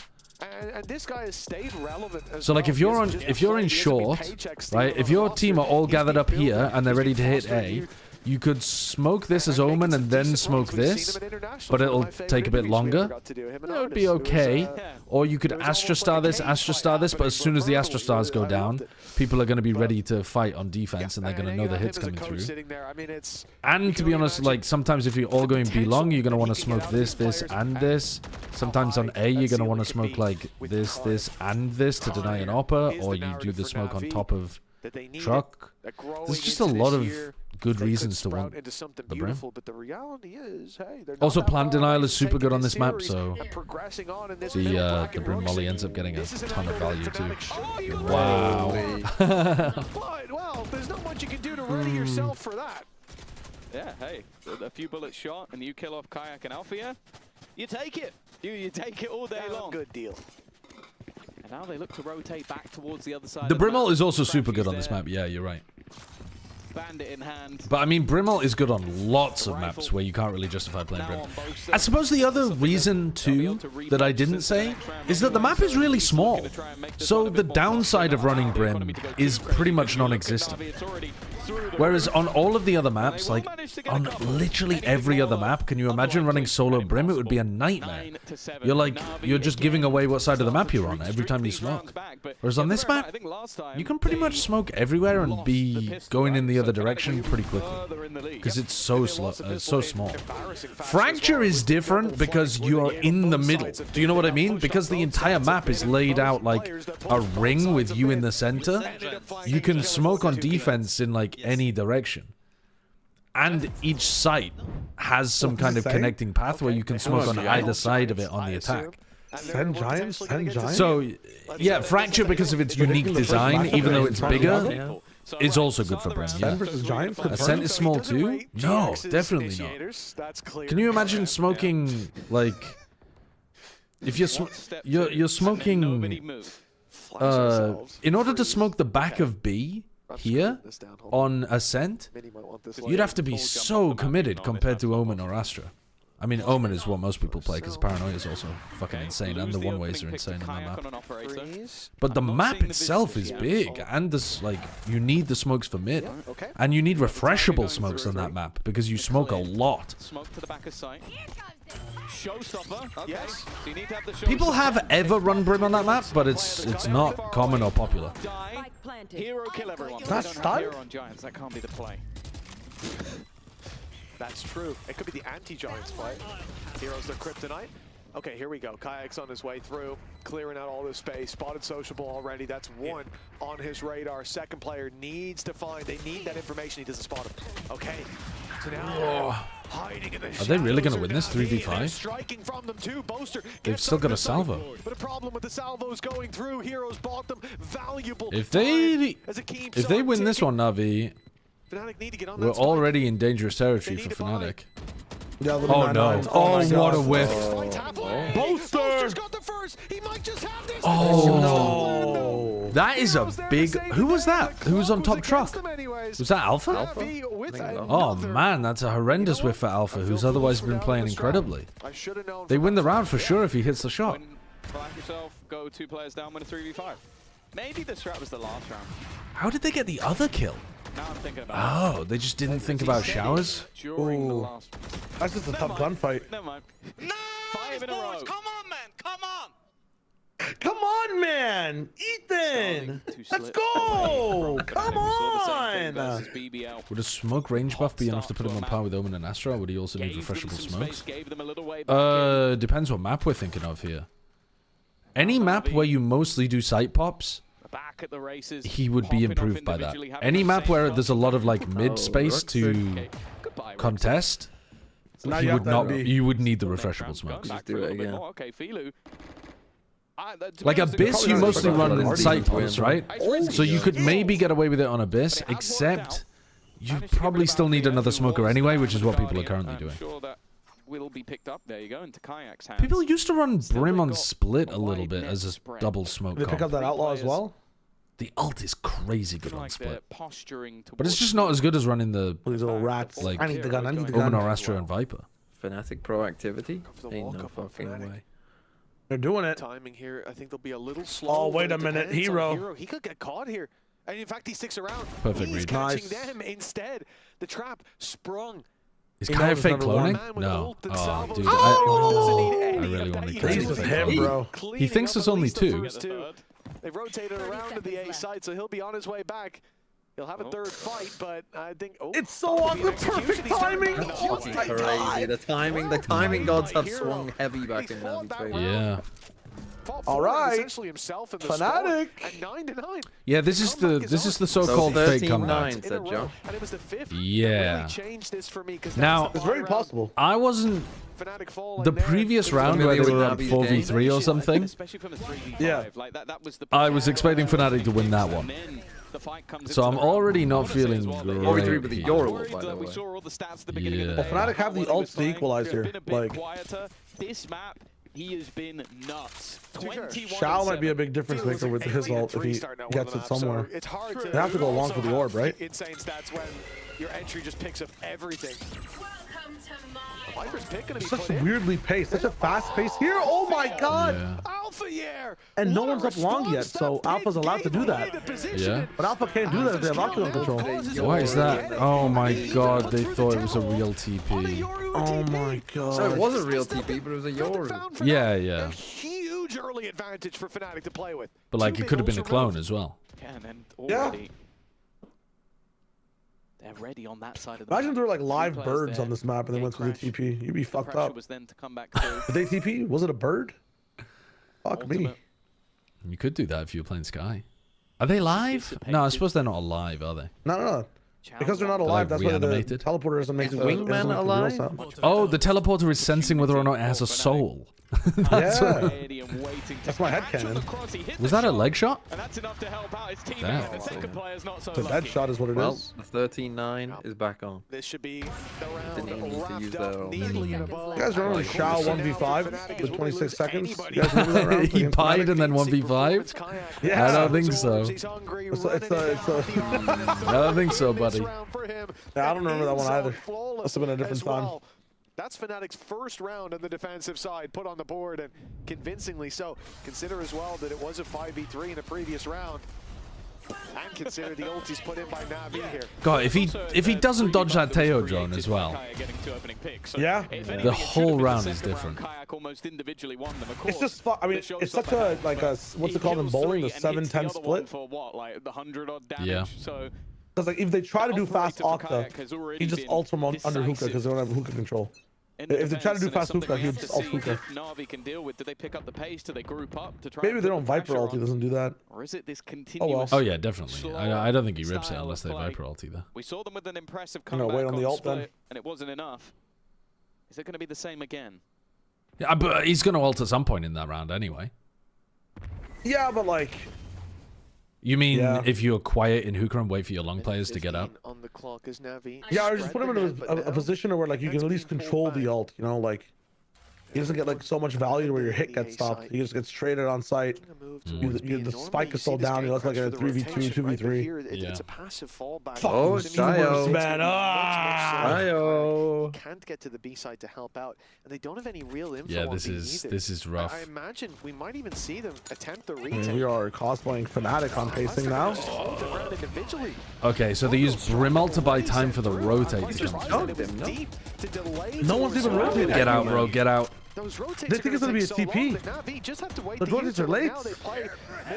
Oh, Boast is cooked. Oh my god, you gave him a free little corner, Shao! Yeah, he's now the crosshair by Alpha. Hold up, let him cook. Vikash is very weak. Vikash is 12 as well. And they picked off a low boaster as well. Okay. Never mind. Pretty controlled by NaVi. Yeah.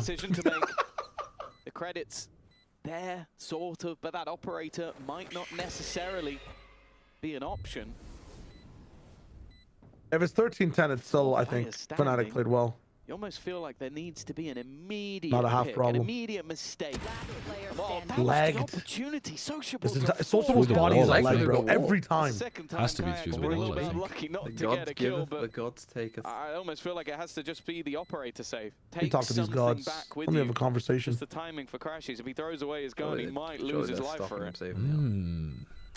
It's time to go. And he's looking for a little bit more damage. He wants those okay, do they have money? And now the flee for the hills. Yeah, they've got a ton of money. Nicely done. Yeah, that's a good choice. Great value coming out of Crashies in the end. Double digits though for NaVi. Neck and but neck again. One of their big problems there was that Kayak didn't have his teleporter to help the weak side. And it was only towards the end of the first half. Vikash took 1,000 damage getting in through into backside. To see it again happen to Fnatic like this.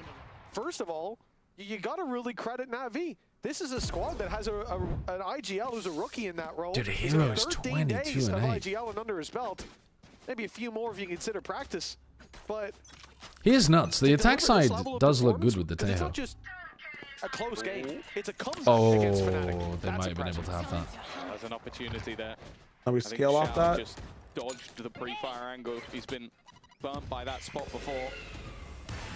An early stack up. Operator, of course, saved from the previous round. They're getting back on the aggro hookah angle. His pit towards A. That's why you see this Now we go to A and Seekers of Viper pit. Yeah, they must be doing it as a counter. Genius, guys. Now we rotate.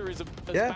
Come on. Let's go. Let's get the fuck out of here. I mean, get the fuck out. you can go through the TP with this because you could go through showers with the Seekers and then use the Seekers to spam into the pit. Doesn't look like that's the idea. But they're thinking that Boaster's thinking that they're thinking that. Well, why the fuck is Sociable in hookah right now? Because they're thinking that Boaster's thinking they're gonna do that's gonna do the reverse. But Boaster's knowing that they're thinking that he's thinking that. Kayak's TP way better in this round. The push now coming in, but Kayak finds the opening. Wow. Oh, Boaster! I need a hero! Oh man. Get in the sight, bro. Ciao. Hello. Nakash. What? He's just sat in the open. With the TP giving away the Q, and honestly, I'm surprised they don't see a save already. Crashes 3K incoming. A 2v4, now a 2v3. Kayak's up, could get them right back in. Dude, Hero is slaughtering. 25 and 8. Holy. What happened to Kayak? He raids DMV. That's why he's so good. What happened to Kayak? What are you saying? Yeah, what happened to Kayak on the site? He killed Filu and then he just TP'd out, but he had his TP over towards A. Yeah, his first TP was to help with the site. I mean, he was full blind.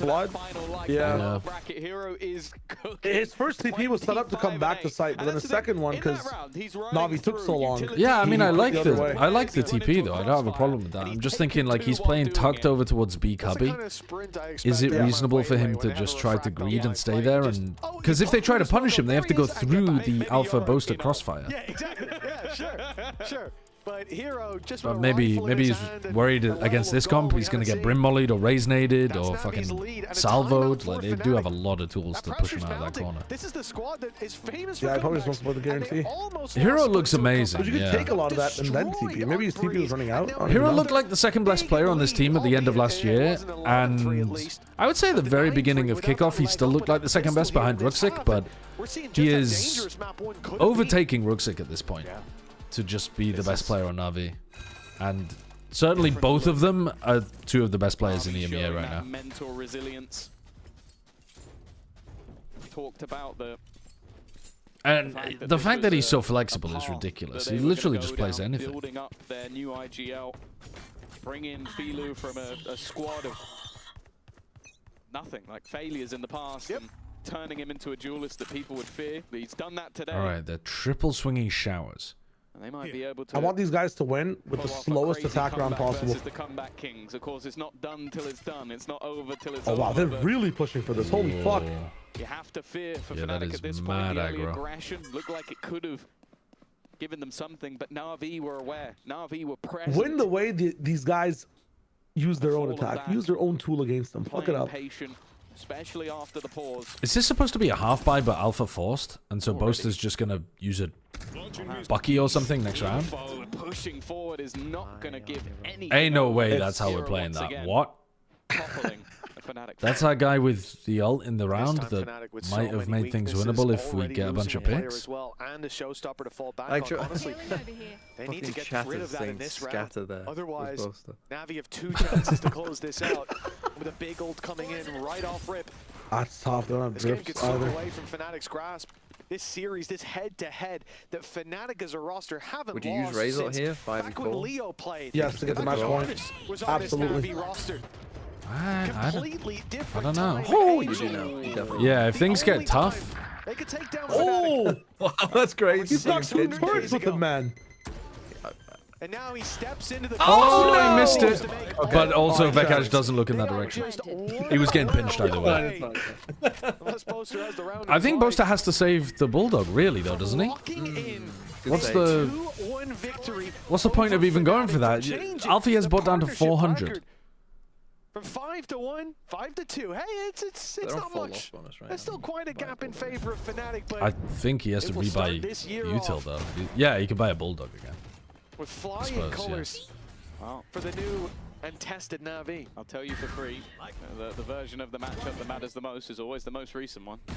That's for sure. I don't think Angel or NaVi are going to care. His record as a coach smiling will go through the roof. But more importantly, it will put them one victory away. Alpha just didn't buy Boombot. So they don't have Boombot and they don't have Snakebite. Not having Snakebite feels pretty fucking rough. Bought full armor instead of Snakebite.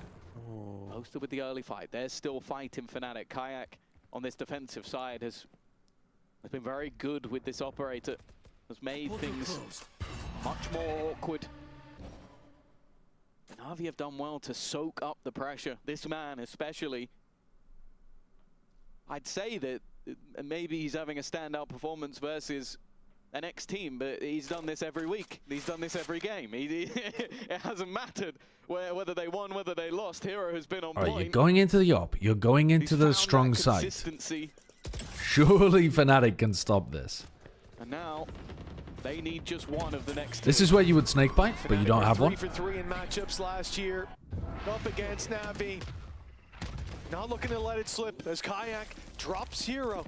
2 rounds. Oh wow, that's a bit of good luck. Foot forward to start this one. 30 seconds on the clock, and the wraparound from Alpha. Alpha's gonna crush them here. Good, it's a free. Whoa. And he even doubles up. He has Razel. One more chance for NaVi. And that's gonna solve the money issues as well for Fnatic. They've got the credits for it, that's for sure. If they played a close round here, it could have been really rough for them. Not in play anymore. Nice shot from Xiao, but I think the next not knifing him now, are you? 12 to 11. Another solid round from Kayak with that operator. Should have done, just for the memes. Thing for me is that they have no one's ever been knifed twice in a game, have they? A chance at OT. Of course, they almost lost a foot. I feel like someone has, but I can't think of the scenario. 2 different maps. I know we've had some games with knifing the same player. That would be incredible. Yeah, that would be nuts. I feel like we've had multiple knife matches though, where it might have been the same person. I can't think of who it was though. They'd have to go to either side of the map to collect an orb for a player if they were to get them, or find a kill here or there. For Kayak, he can play a little bit more sparingly. Speaking of sparingly, look how far. What a clearance. What a fucking crazy clearance. But every time Alpha is so committed with the ult, bro. Why is he in this position with the ult? You take that. Do you? Killed the wrong king. Much more was possible. Oh my god, they whiffed. Oh no! Oh my god, and he can get out. He can get out. Vekash can get out. This is still winnable. How on earth is that still winnable? But now, Vekash and Crashies, they have to get in there and defuse the spike. And Filu, on a tear of a game, has slipped away from the site. That is fucking crazy. Battle in this retake. Vekash has had one hell of a game. They have no info. Prowler finds nothing. Crashy still has Haunt for Vekash to play off here. Will be the first point of contact. He spotted ahead, but the same for his opponent. Here's the steps back. Playing against the Viper, though. That time has been ticking for quite a while. They need to get a move on. Crash is only just making it into the site. They have a flash. They have a flash. Here it comes. Then they're not going to. Okay, they are flashing. What? It has been stopped. They need to get back. Hello, Stick! Oh my god, he defended him! Holy shit, Crashies! They both play behind a Viper wall. Well, why didn't they commit to the flash? How did they not spray the most sprayable plane in the game? Why didn't they commit to the flash? Just flash and push. Just flash and push on either side so they can't spray you down. Dude, I can't believe Alpha was playing in that spot, and I can't believe Kayak whiffed that. And his TP got broken by the nade, so he couldn't escape. But did they both get seized? Did they not hear the tap? Oh my god. I don't know. Might have been the case. But did he throw a seize through the wall? Yeah. Then they both would have got seized. Through the wall. So is that why they couldn't push with the flash as well? Were they seized? Probably, yeah. I Filu definitely got caught by it. I don't know. Then yeah, they would never push solo through it. Then yeah. Vakash had full faith in Crashy. Overtime, Jesus Christ. And boy, did he hold the line. NaVi, they had that victory in the palm of their hand, 0.9 of a second. And now they have to fight back once again. Okay. Big win. Yeah, that's a rough one for Vakash. Shaky from him. The flank coming through though. Yeah, that is crazy that Alpha's taken all of this space already. I mean, I know they heard a lot through the teleport, but it's wild that they've taken all of this space.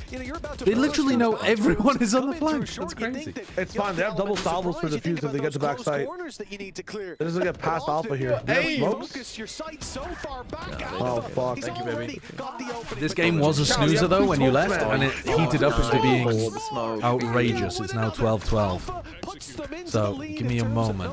A molly. Okay, you gotta know. You gotta know.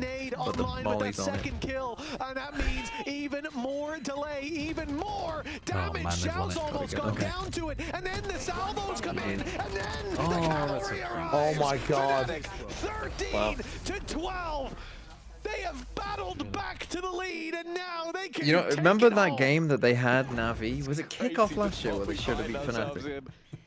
The mid-round adaptation to switch up to the back of the site. Can't remember. As you said, I'm sure NaVi came into that going. I'm pretty sure it was. It was on Haven. It was like an OT on Haven. It was, I'm being told. Yeah, on Haven. Yeah. They're never going to see this coming. Did you get yourself? Well, there's a pretty wide tip on that bottle. He was about to drop 30 and a loss. We'll get you sorted somehow. This makes sense though, bro. Bolster with the P buff. 9-3, I thought Fnatic are going to win this game for sure. 12-10 to NaVi. I thought NaVi's got this, and now here we are fighting for survival on that attack. And Sociable already claiming the first life, a step in the right direction. Another OT needed for NaVi. I'm not sure. I don't think they were defaulting this smoke, were they? Sociables. Maybe they were.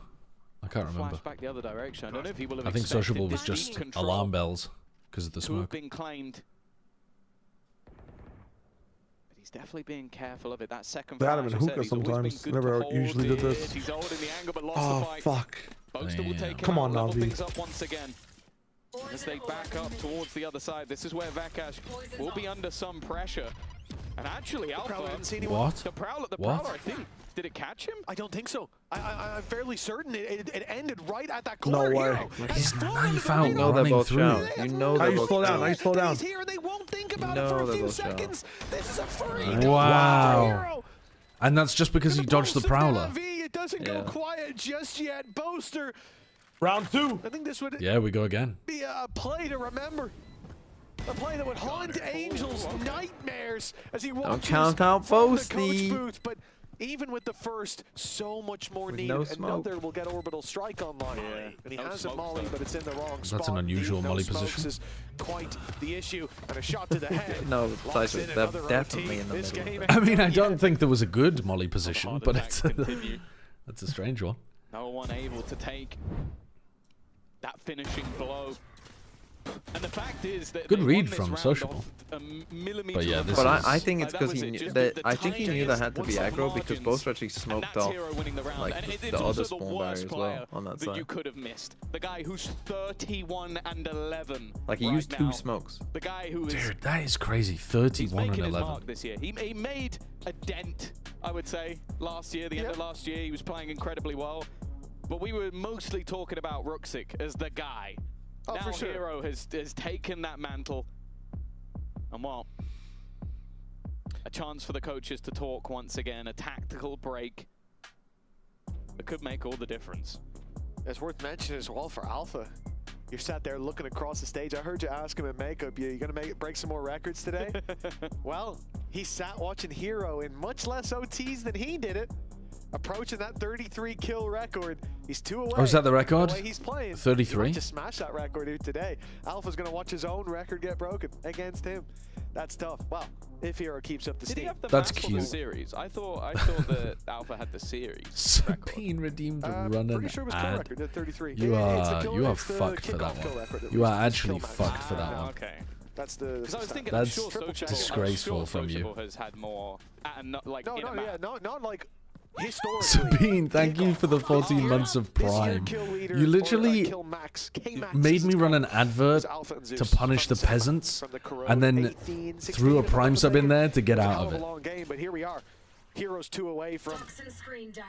Yeah, I mean 33 for 11, or 31, sorry, for 11, is a ridiculous KD. Like, the amount of success he's having in each one of these fights is bonkers. Have had their fair share of overtimes. He's just straight up winning 3/4 of the fights that he's in. Great players are normally somewhere around 60%. This is their first. The pressure placed. Hero being hit by everything, but still standing. Xiao under serious pressure. Sociable just team flashing the fuck out of Xiao. Doesn't matter. Chad. Oh, the reveal! Insane Teo value. That, I mean, that was a sick round. I really like that from NaVi. Gets flashed, insta-techs it by droning, so he still has the sight line, and his drone scans too. I mean, that's so sick. Merciless, thank you for the 5 months. Thank you for the Prime. I'm sure he's devastated at 14-13, about to hand it over to Fnatic again. As you said, a team with a bit of history, not just in the head-to-head of organizations, which stands for most of the Fnatic players who lived through that, who stands for the IGL on NaVi. But also in terms of some of the players on that other 32 side, and 11. Gifted over NaVi. Can he hit the 3 KD? To 13, one needed. Just needs one kill. Brutal. One of these teams will hit that lower deaths. After one kill, don't die. Or what? 4 kills and die. After opportunities taken. Yeah. We'll have to march through. The teams both seem feasible. To beat them. It's not going to be an easy task to make it all the way to the end. I can't believe a 4K seems feasible. It does. He's insane. NaVi. Yeah, he's been absolutely going another nuts. Attempt to close. They've struggled to do that thus far. The drone techers. Oh my god. Playing with crashies. Actual Fast and Furious Tokyo Drift. Is Ruxic gonna win the round for them on B? Oh, you can't get this guy. Yeah, oh my god, he just gets alpha right in the open. The timing couldn't be better. Holy shit. With TP though! Or slow down! Oh, he's off! That was nice from Social. Wow, what a play. They know that Hero was in showers. They're not thinking about him at all. They're gonna pit, they're gonna pit. Players step towards the spawn. Ruxic got 2, by the way. He killed so Boaster as well. Away with no salvos to play with either, and he's gonna. I mean, you just double up inside. You just double up inside this pit, and you've got the round. Surely, you got the game. And although Sociable goes down, that pit still stands strong. And look how deep it now goes as well. To walk through that choke point leaves you on a sliver of HP. Vakash can barely cross the door without going down to 1. I don't see how they win this. They'd have to land the world's most almighty haunt. Deal with Ruxic, limited vision, barely any health. They heard the shot. Oh, you have to spam off that. Oh my god, they did it. It's almighty. They did it! Holy shit! The haunt lands in his lap. You have to break it, therefore they know where you are. Oh my god. And Hero, the final boss, gets denied. Without his kill as well. He didn't even get the 1 kill he needed for 33. That is plot armor, bro. That is plot armor. Maybe, like we always talk about Crashies, but that's crazy. Crashies has been so good recently. He's been really fucking, super consistent for them. I don't care what his KD or whatever is, but he's just been like so big for them. Every map. That's going to eat away at you. Phenomenal reveal. That should be becoming a banger. This time Navi don't go fast anywhere. Fnatic are going fast. I mean, look at that, yeah. One shot fired. It gave the game away. It allowed Vakash to find him. And the duo of Kekaj again will find that victory. Kekaj. Kekaj? I don't know that works. What about Krakaj? Bayak, obviously. He's already managed to Vekash's crosshair placement was not very good there, was it? He was like aiming at their toes. They heard him. They literally heard that. Bear in mind. They're all rotating based off that blast pack noise. But the full rotation, the full force of NaVi is looking to what can Ruxic do? Run it down. The goal for Ruxic is buy time. They're still not Slow in. them as much as possible, even putting through salvos. Ooh. has then been caught. They can look to try and get that spike And the Stimby can swing from Crashies. TP while he TP's off from showers. So they know that. And now he'll get caught leaving. Dodge the Tiger. I mean, there's no way the Sociable gets out alive here. He's given up the control, right? But Alpha here waiting to strike Yo! in just a moment. Oh, he turned on him. He shot the body. He spams the body. But Kayak now's in his showers control again, but there's their time. They're just on it. They're just on it. There's no the molly. They got half through the molly. Ruxic's winning fights. How would Crashies possibly win this though? Oh my god. Another opportunity. Another chance. To close out this series, to beat their rivals from day one of Valorant. Oh, it's so brutal, man. When it comes to Angel, but in dude, Sociable actually just leveling up for the one time. Thankfully, he has got himself on this team, but Hero's got to keep it up. Shooting the body mid-clutch. No, that's ridiculous. That is absolutely ridiculous from Sociable. You get that fucking zoom off my screen. The zoom on the fucking 32 is fine. No, it's not. Before the round starts, it's fine. I think he needs to get like 40. Thank you, Sloth Redeemed. Run an advert. What's wrong with you viewers? You are freaks. You are freaks. You are freaks. 15 to 14. Why would you do that to your fellow chatter? If you don't want an ad, go to mine or Shios. Or you could use a Prime, I guess. The one before that. Yeah, or you use a Prime on your show. Wait, that chatter wasn't even subbed. He's literally just asking for himself to be oppressed.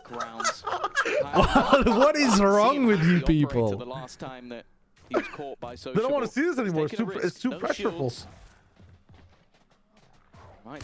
It's crazy. Actual turkey votes for Thanksgiving.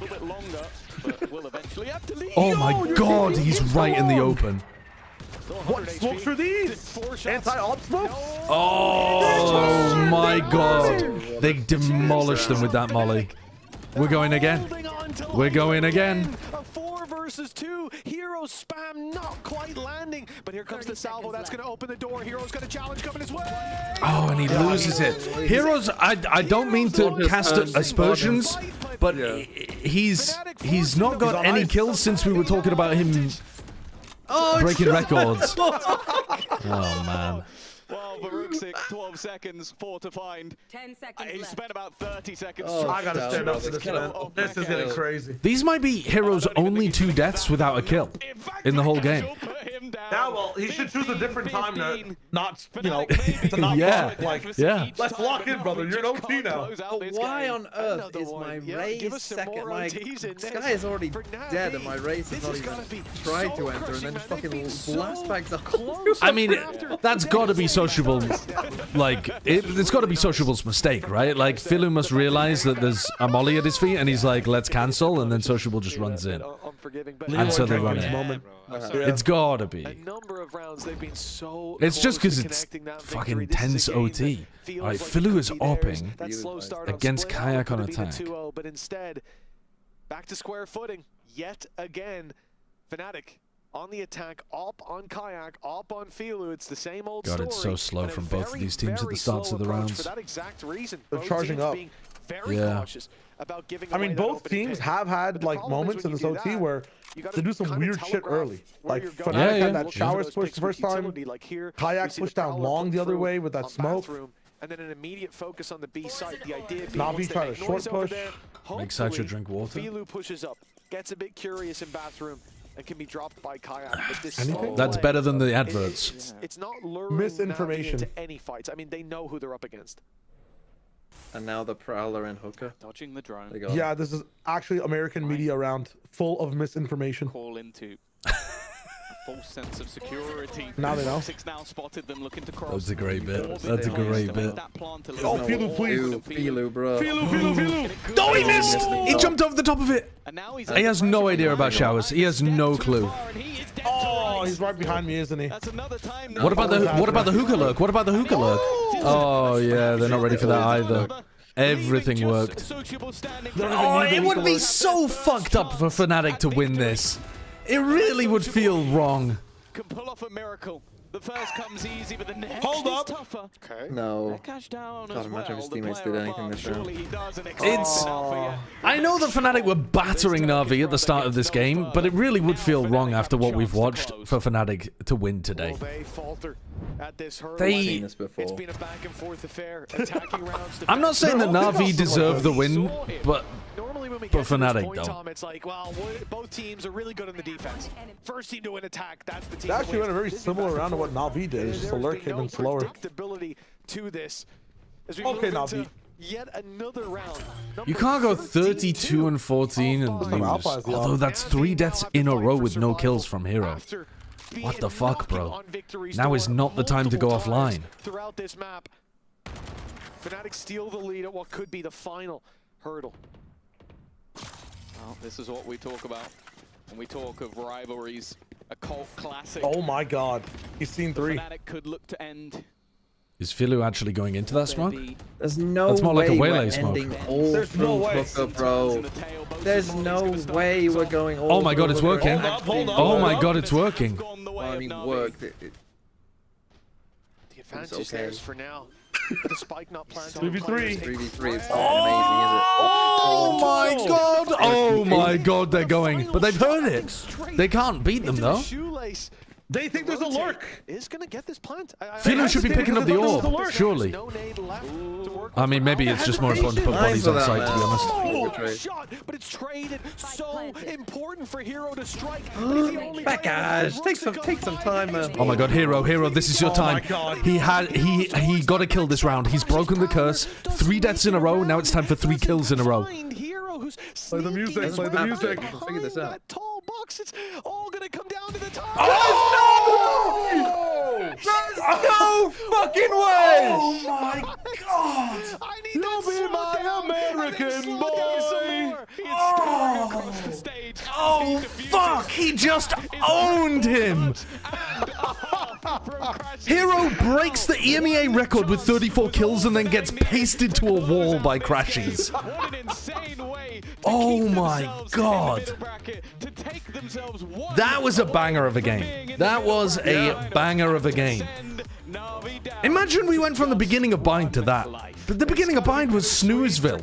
They come so close to besting their rivals. God, if only they could have done anything early on NaVi. Close as they may have been, that lower bracket still welcomes them. This squad, a new IGL with Xiao, Angel in the coaching. Well, I'm down to watch more Fnatic if they play like that. Result. It's Fnatic taking this series. Yeah, even with the cost of one of their halves. Yeah, definitely. I mean, they're just making the game entertaining. I know, but then It's fun to watch. It's fun to watch. I don't care. They'll become the villains. They will be the villains. Everyone will root against them because they play some shit macro and still win every game because they just clutch it out of the bottom of the bowl. To many map points, to 0.9 seconds. Holy shit. To winning. Yeah, I did say that was going to be a fake comeback. I called it. To Santiago, but there are still many more steps to come. It really wouldn't be a Fnatic series without a comeback, but for NaVi to be the one stealing it was the real surprise. I mean, that is a fun game. That is a good game. Good takeaways as You know well what for lost their it for Breeze, him? which Xiao looked got incredibly strong. Fnatic didn't have answers for it. So that's a lot of good signs for that lower bracket run, but that is where their story goes, is Fnatic press on forward. I think they did look like the better team on Bind, Wonderful though. start to the show. Plenty more games coming your way. They just got... I think there was definitely a world where they got 0-2 today, though. I'm not convinced that they deserve to win Split. But I think they did deserve to win Bind, just, and they clearly were the worst team on Breeze. Like, their Breeze either needs some work, or maybe Vekash and Kayak were just not performing individually that well. Hard to say. But yeah, over the series, was NaVi not the better team? Over the series aggregate, probably. But fuck, it was fun. Like in these positions where you're in the advantage and then you kind of lose it and then you bring it back. What's the mental and the comms like for the whole team when it's kind of like this yo-yoing effect on the map? God damn. Yeah, Vekash survived on Bind with 1 HP inside of the pit. That was crazy. Keep the head up. we don't give up. And we oh my god, the next game might actually be just as good as this one. Big stressful. Vitality Giants. Around like 10 seconds maybe, and no, we just like don't give up.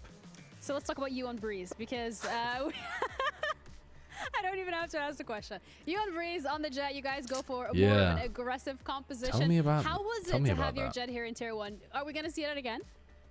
I have no clue if we're gonna see it again, but this is my first duelist on VCT, and I'm not fully happy about my duelist on the first game, but still good. We have some rep to the VOD review, and we will see.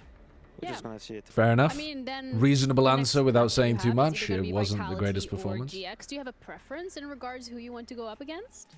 Normally I have no preference, but there is like 2 ex-Fnatic in Vitality, so I will say Vitality for the boys. Yeah, and, yeah, it's gotta be, right? Like, for the fucking... a chance for you to for the storyline, it has to be Fnatic Vitality. Whoa, they ran the Pacific versus Ulf graphic there. Break, and we'll be back to dissect this down and with our second matchup of today, Vitality against GX. So stay tuned.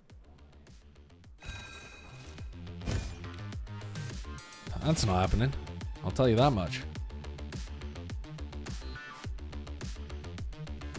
All right, I'm gonna go and take a break. I'm gonna eat some food, and then when I come back, we're gonna get ready for Giants versus Vitality, which I think is gonna be. I think that's gonna be a banging game as well. Dude, holy shit! Predictions for Vitality Giants? I think Overwatch might be back on the table. Have you? Is your chat feeding you Overwatch news? They've been. Yeah, they're telling me they're going to release it to me 5 heroes at once with a big patch. Yep, and then hold on, and then a week later, another 5. 10 Marvel rifles. Apparently, I need you to drop more Gunnar skins, man. What's going on? Apparently. They released a jetpack cat character that they've been like memeing about. So there was like originally in the very beginning of Overwatch, they were going to release a character that was a jetpack cat, and then they killed it, and then they talked about it in some interview at some point, and it became a meme of like, oh, you should release that character, and now they've actually done it, and it's basically Ivy by the sound of it from Deadlock. So you can like tether and carry people around. TMV finally gonna play some Overwatch? I have played probably about 4 hours worth of Overwatch. So you're basically masters. You'll be as good as we are. Yeah. Oh no, yeah, I know I'm better than Sideshow. That's fucked up. That's fucked up. It's alright when I say it. It's not okay when you say it. When's the patch dropping? When is this all coming out? I don't know, actually. I don't know. They're dropping 5 characters one week and then another 5 the next week. They're just never gonna tell you when that week is. It's Tuesday next week, apparently. Fuck it, I'm playing. Now. They reverted the name back to Overwatch from Overwatch 2. Yes, I saw that as well, which is like... I mean, that's funny, but it's also like, yeah, of course they should have done that. They should never have called it Overwatch 2. It was stupid. They should have called it Overwatch 1. They actually should have just called it Overwatch 1. Wait, these heroes look sick. Wait, that tank is up.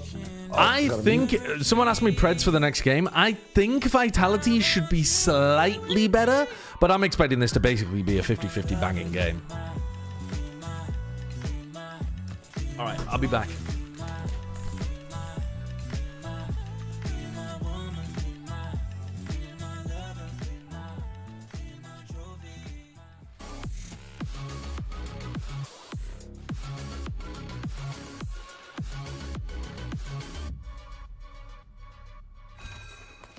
Welcome back, everyone, to VCT EMEA kickoff. We're joined with Alpha after a very great series. I mean, earlier when Vikash took his hand out, it was literally shaking. Can we do a test on? Okay, there is some a little bit shaking. still. All right. Yeah. Yeah. You're a bit sweaty. Yeah, I washed my face, but. Your microphone? I washed my face. You stressed? I'm a bit stressed. I felt like after Champions Paris, I felt stressed first time. I don't know why though, because I just don't like OT games.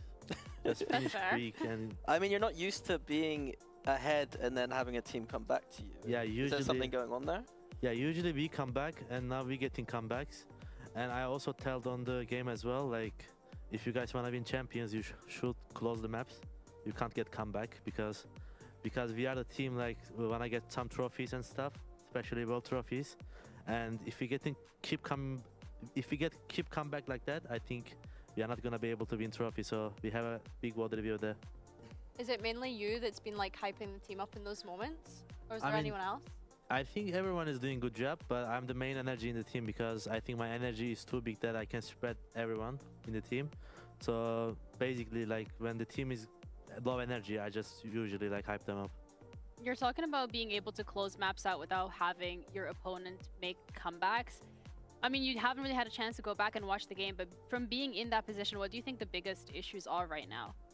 I think biggest issue when you get comeback, everyone's getting stressed, and stress makes you more mistakes. Like normally we don't do these things on pracs, but when it comes to the official and when we're getting stressed, we just do the peaks. We don't do it, or when we whiff, sometimes we shouldn't whiff. Normally, like we don't whiff in 10 of 10, but we just whiff in official because yeah, we have stress. A lot of stress there. I mean, Mini had a very, very big question about Breeze specifically. He was really sad when he didn't see you on a certain agent there. I'm going to my quiz. I thought you'd be on. You were on stage before. Enjoy, my friend. And then we all knew that you probably wouldn't be on stage today. And I was like, Alpha just putting on chat on Chamber. And then we're like, wait, they're playing chat. They're playing Yoru. But Alpha's not there. What are your thoughts? I think this is interview with Milan. It wasn't my decision to play Viper. I'm joking. Okay. I'm not flaming him, but I think I wanted to play Viper because I think besides Vekash, I think Vekash played too many times Duelist in the past, and he used to play Duelist. But the Viper is kind of like lurker agent. I think when I'm alone, when I'm not with the team, I can do better plays, and I think his op is better than mine. So you want your Duelist to play like more op. So yeah, I think that's the main reason. I think there was an interesting stat though, was there not, about the maps that you had won on Raze versus the maps that you'd won on other agents? So you're the maps you've won, I think you've won 4 and lost 0 when you're playing Raze, and then you're like, I think 2 to 4 when you're not playing Raze. But what you're saying is that this is more about Jet. So you can't play Raze on Breeze, obviously. So. I think it's general. In the future, I might just be the Sentinel player, and we might put Vekash Raze as well in the future. Like I'm talking maybe, but not for now because we don't have time right now. But if we have don't do that. if we have like big time, we might do that. But for now, I'm just gonna keep Raze because I think I might be one of the best Raze. So I will just keep it like this. Very self-aware and very humble as well. I like that. I mean, also want to talk about the upcoming matches because of course this one was very much a back and forth and it dragged out, and we've seen it happen in the past as well. You now have either Vitality or GX that you're going to be going up against. I mean, both of these rosters have also shown promise. Are you worried? Do you have a favorite? Let's start there. My favorite is Giants because Vitality is playing with someone who is standing until Sayonara comes. And Giant X didn't change any roster like from last year. I think they are better opponent, but I mean I would like to play versus Fnatic Academy as well. So wow. So let's see. Let's see. I mean that's the next matchup that we have coming up. You're talking about GX and having time together. Do you think that's something that you guys would also have benefited from, like more time on your end? Yeah, I think we have more time now, and especially we have off days, which we didn't had off like. We just worked straight 10 days, I think, because we didn't have any time to do off. So I'm really happy that we won and we have a big gap now, so we can have a bit off and chill out. Yeah, and you can watch this game as well and see how that's going. Well, I want to say thank you so much for sitting down with us and having a little bit of a chat, because we also have to talk about the next game. And you said you think GX is gonna win. So guys, I wanna have your perspective. I want to start with you, Billy, in regards to the Vitality GX matchup. Well, who do I think is going to win? Are we going straight in with who absolutely. I think That's where I want to go. I think Vitality have a lot to prove, right? I think that they need to bounce back from the loss that they had the other day. And I think Giant X are starting to build up a bit of momentum now. So I think, in my opinion, it's going to be a big test for Vitality in that sense. And bye, Alpha. So yeah, I think as well, when we think back to some of the members that are on each side here, Giant X kind of became that gatekeeper team last year, especially when you think back to the Champs run that BBL Esports almost went on. When I'm thinking about Pal, Yampy and Profec that are on this team, there's a bit of a grudge match brewing here, I think, potentially. I think that's a perfect setup. See, I knew you would be able to handle that question. Thank you, Billy. But the grudge match is really what we're going to be talking about here. And we've already touched upon both of these rosters over the last couple of weeks, talk about their strengths, their weaknesses, but I feel like this really at this point is the ultimate test for both of them. They have had easier opponents, quote unquote, many that are in that lower bracket that they were able to beat, but once they have kind of had a little bit of pushback, they now find themselves here? Yeah, I think that both teams, like this day in general is the day of the teams that we expect to do very well. And getting to that little bit of like rep situation. Like they have, you know, they've now got footage to kind of come away and improve week on week. And I think we have seen that a little bit from Fnatic. And now it's time for these teams to basically do the same. Like Vitality last week, they had a lot to VOD review. Let's talk about the VOD review then from Vitality, because going up against BBL, I think there were certain expectations of how Vitality was going to perform in general, how this roster is going to be performing, Billy. So what do you think was their biggest downfall? It was ugly, to be completely blunt. It was pretty ugly. I think when we actually look at the map veto in general as well, going into that game last week from Vitality, having to go up against BBL on Haven, it's been historically one of their strongest maps for the longest time. I think by the time you go into Abyss, you're a bit mentally boomed, and I think that some of the players, specifically Derka, really struggled individually when it got to Abyss as well. Yeah, I think Derka is definitely a talking point. It feels like he's still trying a bit too hard to be super aggressive in moments where he doesn't need to be. Like, he's not like 2021 anymore where he literally needs to carry this team. And some of the tendencies where he's a little bit too aggressive works very well against teams like Ulf, because they're just going to let him shoot him. Whereas against the better opponents, I think at times he just needs to be a little bit careful about that aggression. Yeah, I think as well, in general, when we're looking at Derka specifically, last week was not the strongest of performances, and we highlighted him as more of like the spearhead in terms of success that Vitality could be fighting. And of course, this roster has a lot of praise, and also in general, all of the people on this roster are decorated veterans, and they have like so much to give. And the question then for me is, if, without like pinpointing on individuals, what really was the biggest struggle from them? I think honestly, BBL last week came in with a really good game plan, and I think that BBL's aggression they couldn't handle that well on Haven. And then when it came to Abyss, honestly, they picked, like Vitality picked Abyss, but the setups I was seeing looked a little bit peculiar to me. They looked very well intentioned, but to me it didn't seem to be the correct read on the map. Like they were playing heavy middle setups against a team that you know are probably just going to rush into you on extremities. And so I'm very curious to see about that going forward. And the veto didn't seem to get that much value, and then Waylay didn't seem to get much value in terms of like Derka's comfort. So a lot of questions on that Abyss for me. Okay, and we actually have an interview as well with Derka ready in terms of like the performance last week against BBL. So we'll catch up with him and see what he thought about that. Derka, welcome. Hello. A very important matchup today as you're finding yourself in this middle bracket. I know we're like looking at the matchups pretty entertaining, but we gotta do the interview, all right? So walk me through last week specifically with Vitality. Like, what happened? I mean, nothing really special. I think BBL played it really well. I think like we had two good matches like against Ulf and Liquid. I feel like we did kind of like a lot of mistakes still, but we didn't maybe pay as much attention to it because we won and we were feeling confident. But I think BBL kind of like just exposed it a little bit, and then it was just easy to see like what's actually going wrong and then fix it and kind of like shift focus on that. And I think for this week preparation, I got really excited because I feel like we actually fixed a lot of problems. So now it's like really excited to get into this match now. That's really good to hear. So it's kind of like that wake-up call that you needed to make sure that you're looking at some of these smaller mistakes. You're talking about preparation and it making you very excited for this week. Anything that you focused on individually that you think will make the biggest difference?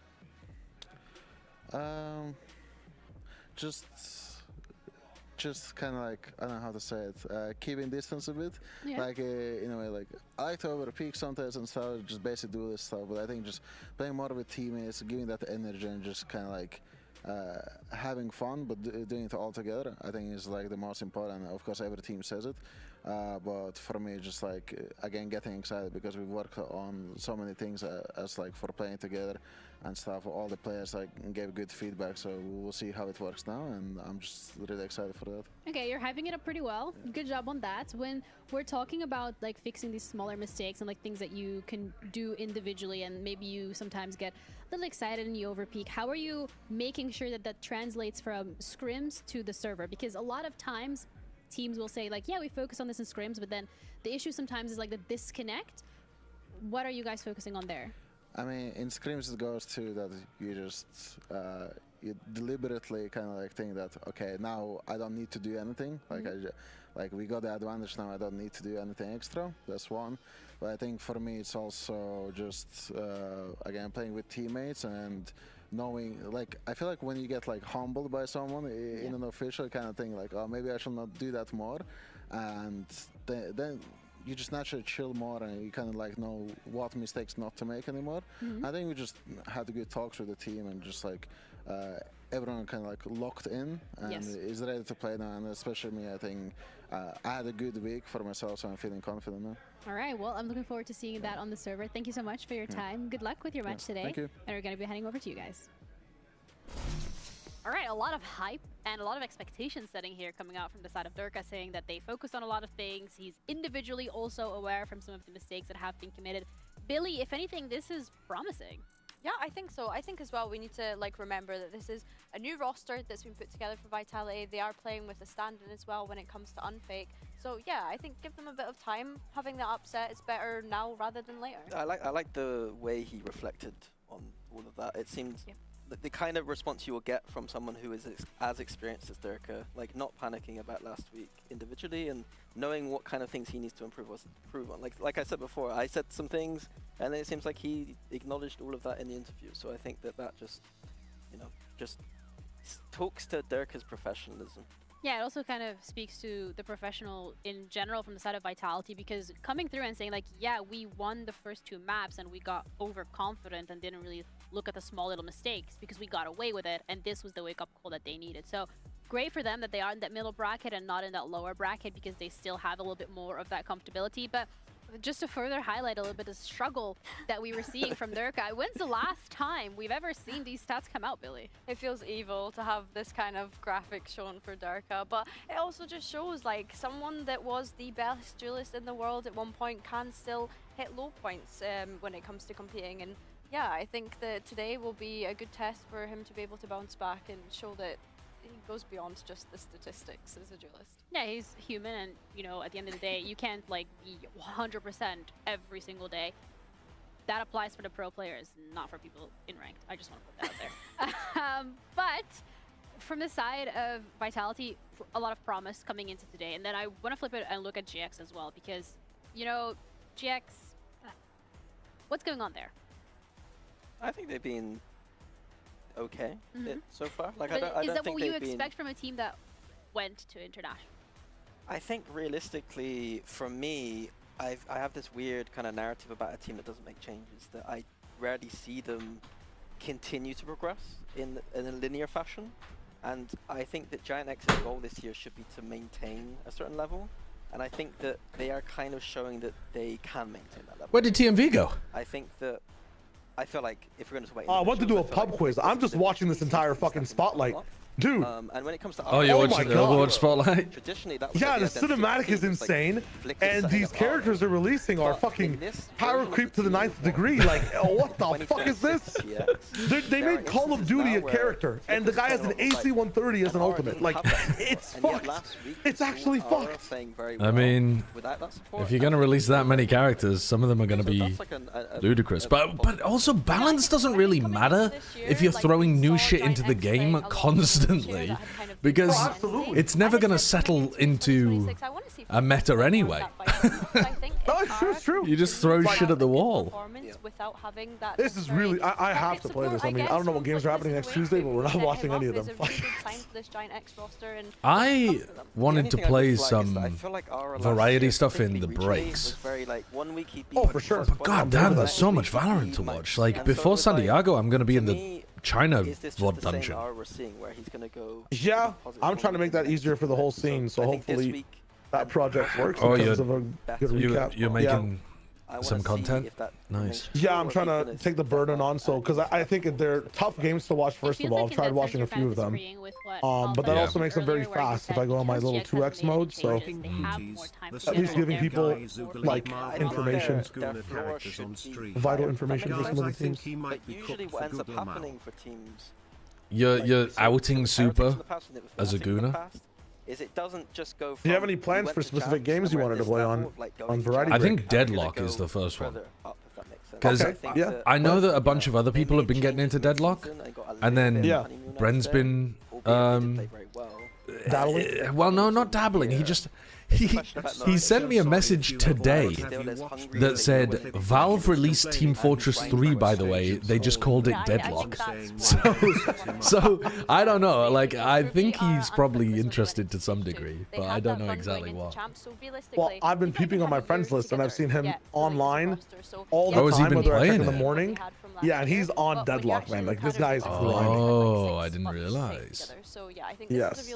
I played it in the past. It's a fun game. Yeah, I definitely want to play some. I want to try it that you out. highlighted as well What? earlier before we even started dissecting all of this was the fact Have you that watched the VIT last clip time where he's around, complaining to his team backstage and calling the beta saying they don't set him up? I have not watched the clip. I have seen people talking about it. I am aware of the context around the clip. I have not watched the clip. Kind of show us what he's made of and maybe get a little bit of a revenge back. Yeah, I think so. And I think something that we wanted to highlight about these two IGLs is that kind of pipeline of, you know, coming into the league, being a tier 1 player to then eventually moving towards that IGL role. But then also the fact that both of these IGLs have been fragging IGLs in the sense that they can put up the numbers when the rest of their team aren't following through. So yeah, it's a really nice head-to-head to see between these two. Yeah, and I think it's really nice to see Cloud back at that level. Like, Cloud was one of those players historically we're talking as one of the best initiators in the region. And I feel like when he turned to IGL, the numbers... I don't really want to watch it, to be honest with you. Like, I've got to be honest with you. Continue this up, then As much as the Loud scenario is interesting, which is kind of cool. Yeah, I don't care to pay attention to Loud drama in the middle of kickoff when they are one of the worst teams that has already been eliminated. Is that harsh?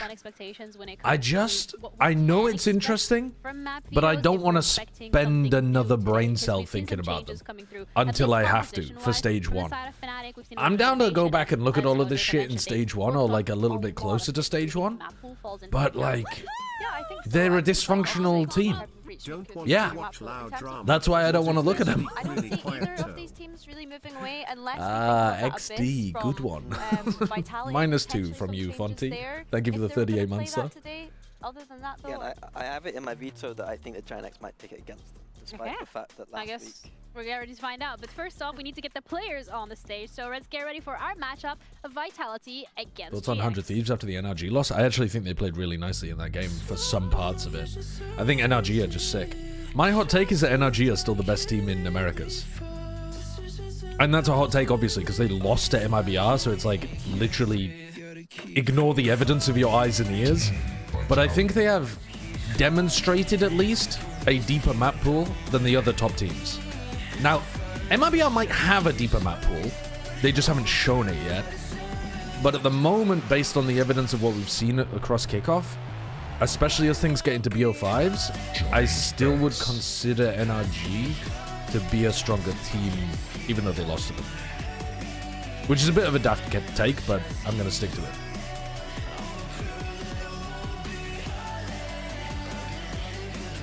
MIBR on no practice? We can't keep talking about the no practice narrative, surely, guys. Like, I know that they... We can talk about them having less time to prep than the other teams coming into kickoff, but they've had a lot of time together at this point. It doesn't take a huge amount. They've had... How long have they actually had? Matchup of today, Vitality against GX. This is our middle bracket here in VCT EMEA. When did kickoff begin? Because they were scrimming for like 2 weeks before kickoff, right? We are expecting some changes in the map. So it was like the beginning of January, like January 1st, something like that. From GX, not surprising here, Billy. They do have a pretty clean. Maybe a bit later than that, maybe like January 2nd or 3rd or something. Kind of suspected that Giant X would They've had a month. Into Vitality I mean, it's still early days, but it's kind of hard to say that they've had no practice. They definitely should be ramping up to look like much more like what they should look like. To see Giant X play that hand, and I think as well when we think about Abyss is that Aspas still refuses to practice. Fucking based. I don't know how we felt about it. All right, let's have a look at these. So, Vitality have gone for Breeze. That's to be expected, I think. Abyss is an interesting comp because I think Breeze, honestly, pretty good map for Vitality in my opinion. Yeah, it is a good map for Vitality. I suits them with the double Judas angle. I think.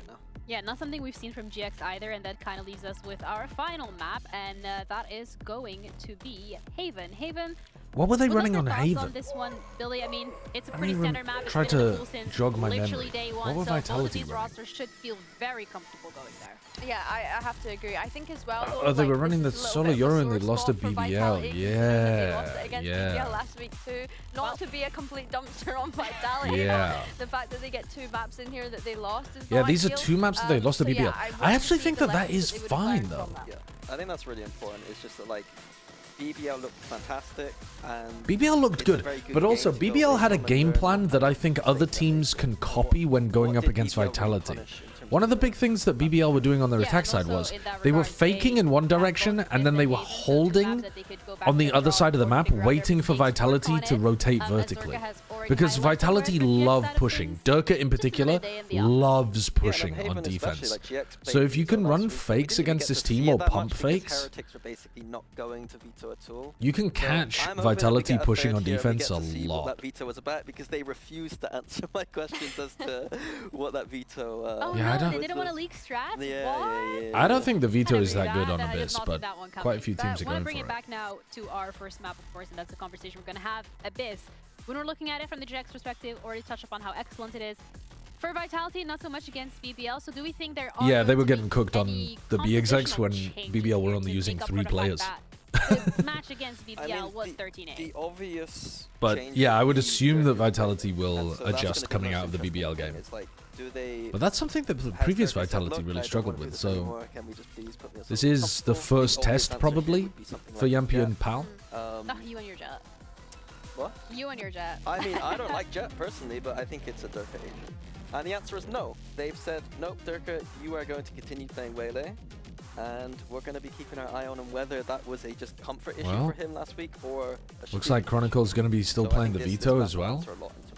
Yeah, I think the Waylay head-to-head is really interesting for both teams here. I think Kron on the veto. If I'm Giant X, I'm spamming B until they prove they can stop it. I mean, this whole comp is designed around spamming B as well, right? So, yeah, that makes a ton of sense. You throw in a couple of A pops where you go like, put heaven pressure down or something. But yeah, majority of the time you're just spamming B hits.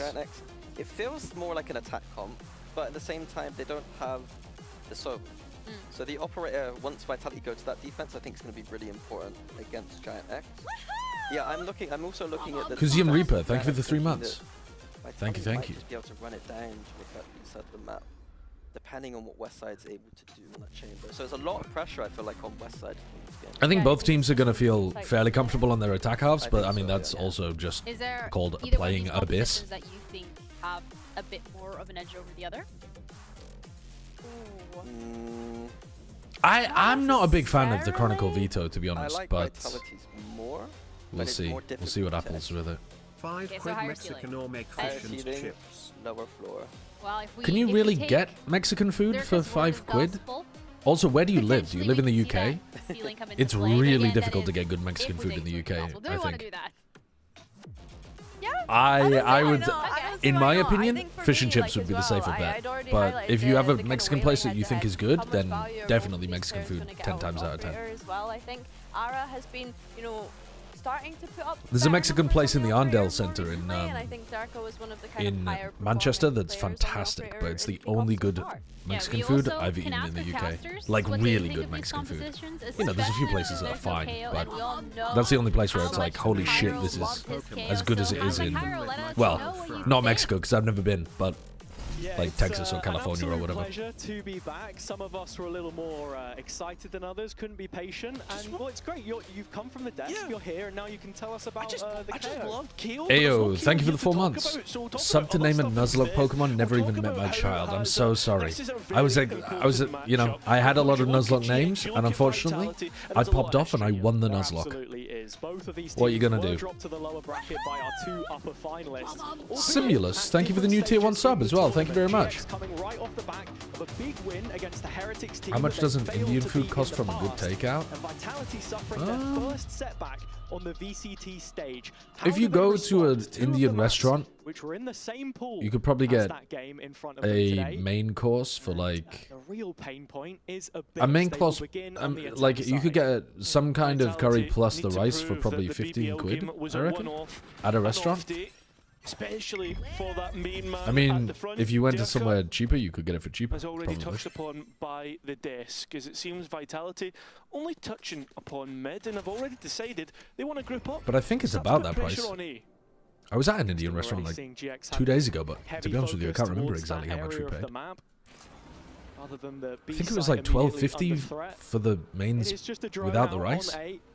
From Unfake, probing towards this position where you can see Westside has the TP set up, looking for an opening duel on Durka, deals damage, but finds nothing. Yeah, but look, Vitality get the full sight. GX almost. What did you have? Here. I had a vegetable dansak. And with the strength in composition, and it was playing really for a nice. retake is their win condition. The Oh, Yampi. This is exactly how Yampi died on the first pistol round against BBL, and instead, he's killed 2 of them. Yeah, because not actually pushing him and taking the angle this time. Yeah. But also, he swung and took the fight instead of trying to hide. Yeah. True. Will put a bow on what was a brilliant pistol from the beast. Yeah, when you order buttered chicken, do you get mild or medium spice? Okay, that's fucked up of you. Put me in the box like that. Little to no problems. And coming back in, GX just do you like paneer? Yeah, I quite like paneer. My actual favorite is Malai kofta, like the vegetarian meatballs. The best veterans we have in the region. Speaking so much of but yeah, win conditions, that is exactly often order to a paneer dish. And as you were saying, every player on Vitality went winless against GX in the last stage of the previous year. Of course, it means a lot for the former BBL players within this side, which were denied their first global event. I can see your bald head dripping with sweat after you've eaten something spicy. So there is history here in this matchup. I mean, do I sweat? I don't think I really sweat. I know a lot of people do. My thing is getting hiccups. If I eat something pretty spicy, or if I eat bread too quickly, if I like shovel my food down too fast, I'll get hiccups. Really qualify Vitality's super team as one that's going to go and take. What do I think of the Giants breach pick? It's decent specifically on this map for spamming B hits where you stun down this line and you can pop flashes through like this or this or whatever. It's like specifically good at just spamming B hits, and then on retake you can like use the fault line like this and aftershock this corner, like it's there's a lot of theory that's already been worked out about how you use it. It's not something, look, there's the aftershock I was talking about. It's not something really new. It's not my favorite pick, but it's been proven to work. But finally they will be for Vitality as they double up the round count. Really strong start for Vitality. But yeah, it's not my favorite. 4 players left up standing as well. This bonus is going to be looking pretty strong. Heading into the 3rd round and really giving them an opportunity to kick on. It's great to see Durka back in form. Yeah, I suppose it would be BBL coded. I think people are just thinking about General Mates always making it to 12 and then flopping. Nice. I think at this point, right, Vitality I think the real answer, though, Dorilu, is that we actually haven't seen anybody. Because we've never seen this format before, we've never seen anybody do something like that. Where they miss out on 3 opportunities in the same tournament to go to an international. It will be legendary if it happens.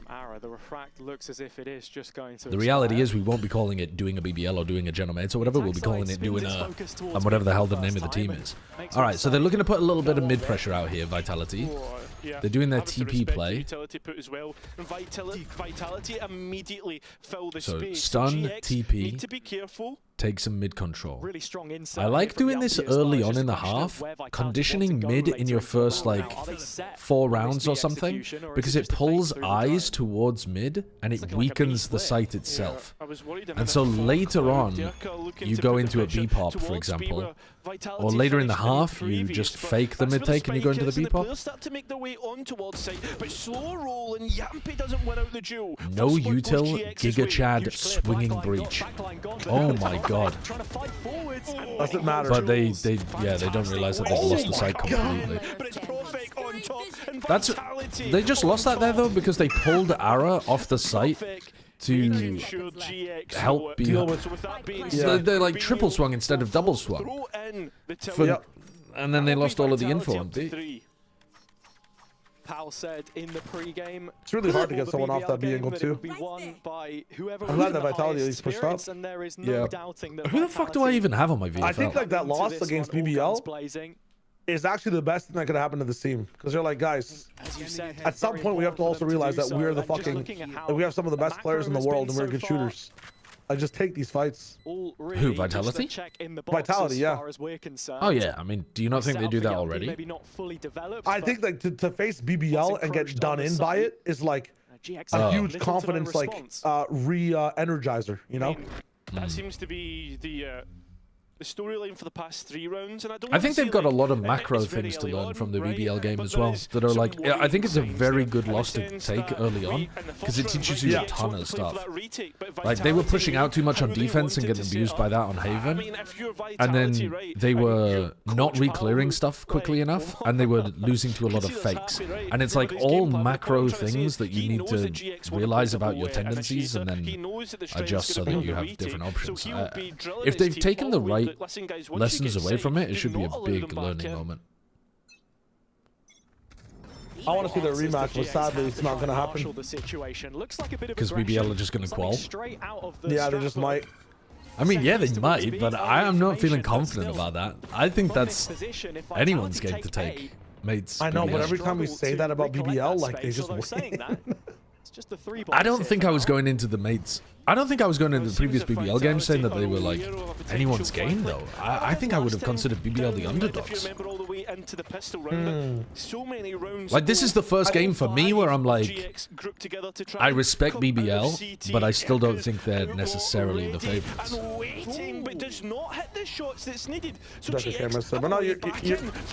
Oh my god.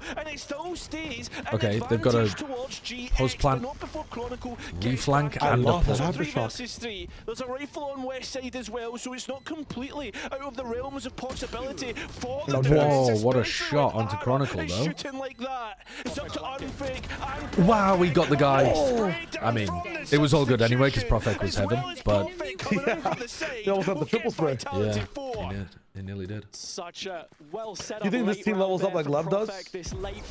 What's right? You think this team levels up like Lev does with Sayonara's addition? Not in the same way, no. Because I think Yampi's actually been playing really fucking well. Like, way better than I would have. If you told me Yampi is going to be playing Yoru at the for this tournament, you would have got a dumbass take out of me where I'm like, I don't think that's going to work. I think he's too silly of a player. I don't think he's going to be like making the right decisions at the right times, like that kind of thing. But he's actually just been really, really good. I know it's going to change the roles around and stuff, but I genuinely think it'll make an improvement, but I don't think it'll be like day and night the same way it was for Lev. Yeah, the same percentage increase of... Yeah, because the percentage increase for Lev was like... I know they've only played 1 game against a crew sub-team, but... It's like... It's still day and night. Yeah, it's still a lot. Kenny Lakes, thank you for the 2 months. Do I know when I'll be in San Diego? I would love to say hi to you and get a pic, maybe. Well, if you're there at the beginning, I'll be there. So, it's more on when you're going to be in San Diego. The question that we'll be asking of Giant X, I think, is was that a one-hit wonder split, or are we actually going to see them now in 2026 kick off and actually? Yeah, Yampi is IGLing from Yoru at the moment, which again, like, if you had asked me before I'd seen any of the matches, I definitely would have told you a wrong take that it wouldn't have worked. Oh yeah, no, I agree with you, Dorilla. I was watching Sayonara in the off-season, and he takes some unusual fights. How he factors into this round, where Vitality are set up for a quick B pop. The operator of Ara, the player who's always been... I was watching him play in Project Blender and like, whoa, he's actually got quite a lot of learning to do in Tier 1. Because I'm not super familiar with his game from Tier 2. The evolution is just ridiculous. That ult is so good. He just walked through a breach ult. Yeah. Absolutely huge. Chronicle was the one player, alongside Alpha, I think, that everybody thought of when Vito came out. Play ahead of the line and just keep on disrespecting GX. Why should he move away, especially when he's hitting shots like that? GX so labelled in terms of trying to get back. Doesn't matter. Your solo doesn't matter, bro. Literally doesn't give a fuck. Oh, you lost the gunfight? I'm back at 100 HP, by the way. Doesn't matter. Not. And why should you? Like, you it's disgusting. For the next round. If a team learns this agent in and out, you have adaptive teleports based on like any mid-round calls, any mid-game calls. This agent will win you Santiago. I swear to God, it'll actually win you Santiago. Okay, hold the fucking fuck. I'm telling you. I know that you. I don't agree. I don't agree with that. I do agree that the ultimate is nuts and often wins you around. Really liked how aggressive he wanted to get there. But the default value you get from the veto it's huge. Is not that huge. Dude, it's Sage wall levels of huge. People will stop their exec for like 6 seconds because the interceptor's up. Like if they do roll with the exec, you've seen the value it's gotten like in those cryo games, in those Udo games, like. And that's with them playing Vita like shit still. They're just kind of rostering, not even using the teleports. Like, yeah, I mean, I've seen it be good. I just haven't seen it consistently be good. On the angle early. I haven't seen it enough yet. I'm telling you, it's the wave. This is something that Vitality. Well, Vitality thinks so. We know in the BBL games at times it felt like they were getting run over by some of that aggression. Here. They are patient, we haven't seen the full potential of people being able to throw a trip. Yeah, I mean, there's a lot that you can do with the trip that people aren't doing right now, for sure. Like this trip, for example, I mean, they were previously watching it, but we've seen some teams throw it top mid to clear stuff. We've seen teams throw it into here while they're on their B exec. But we haven't seen anyone like throw it into troll, for example, on a site exec and use it as a seize. Right? Like we haven't seen people really use it like that.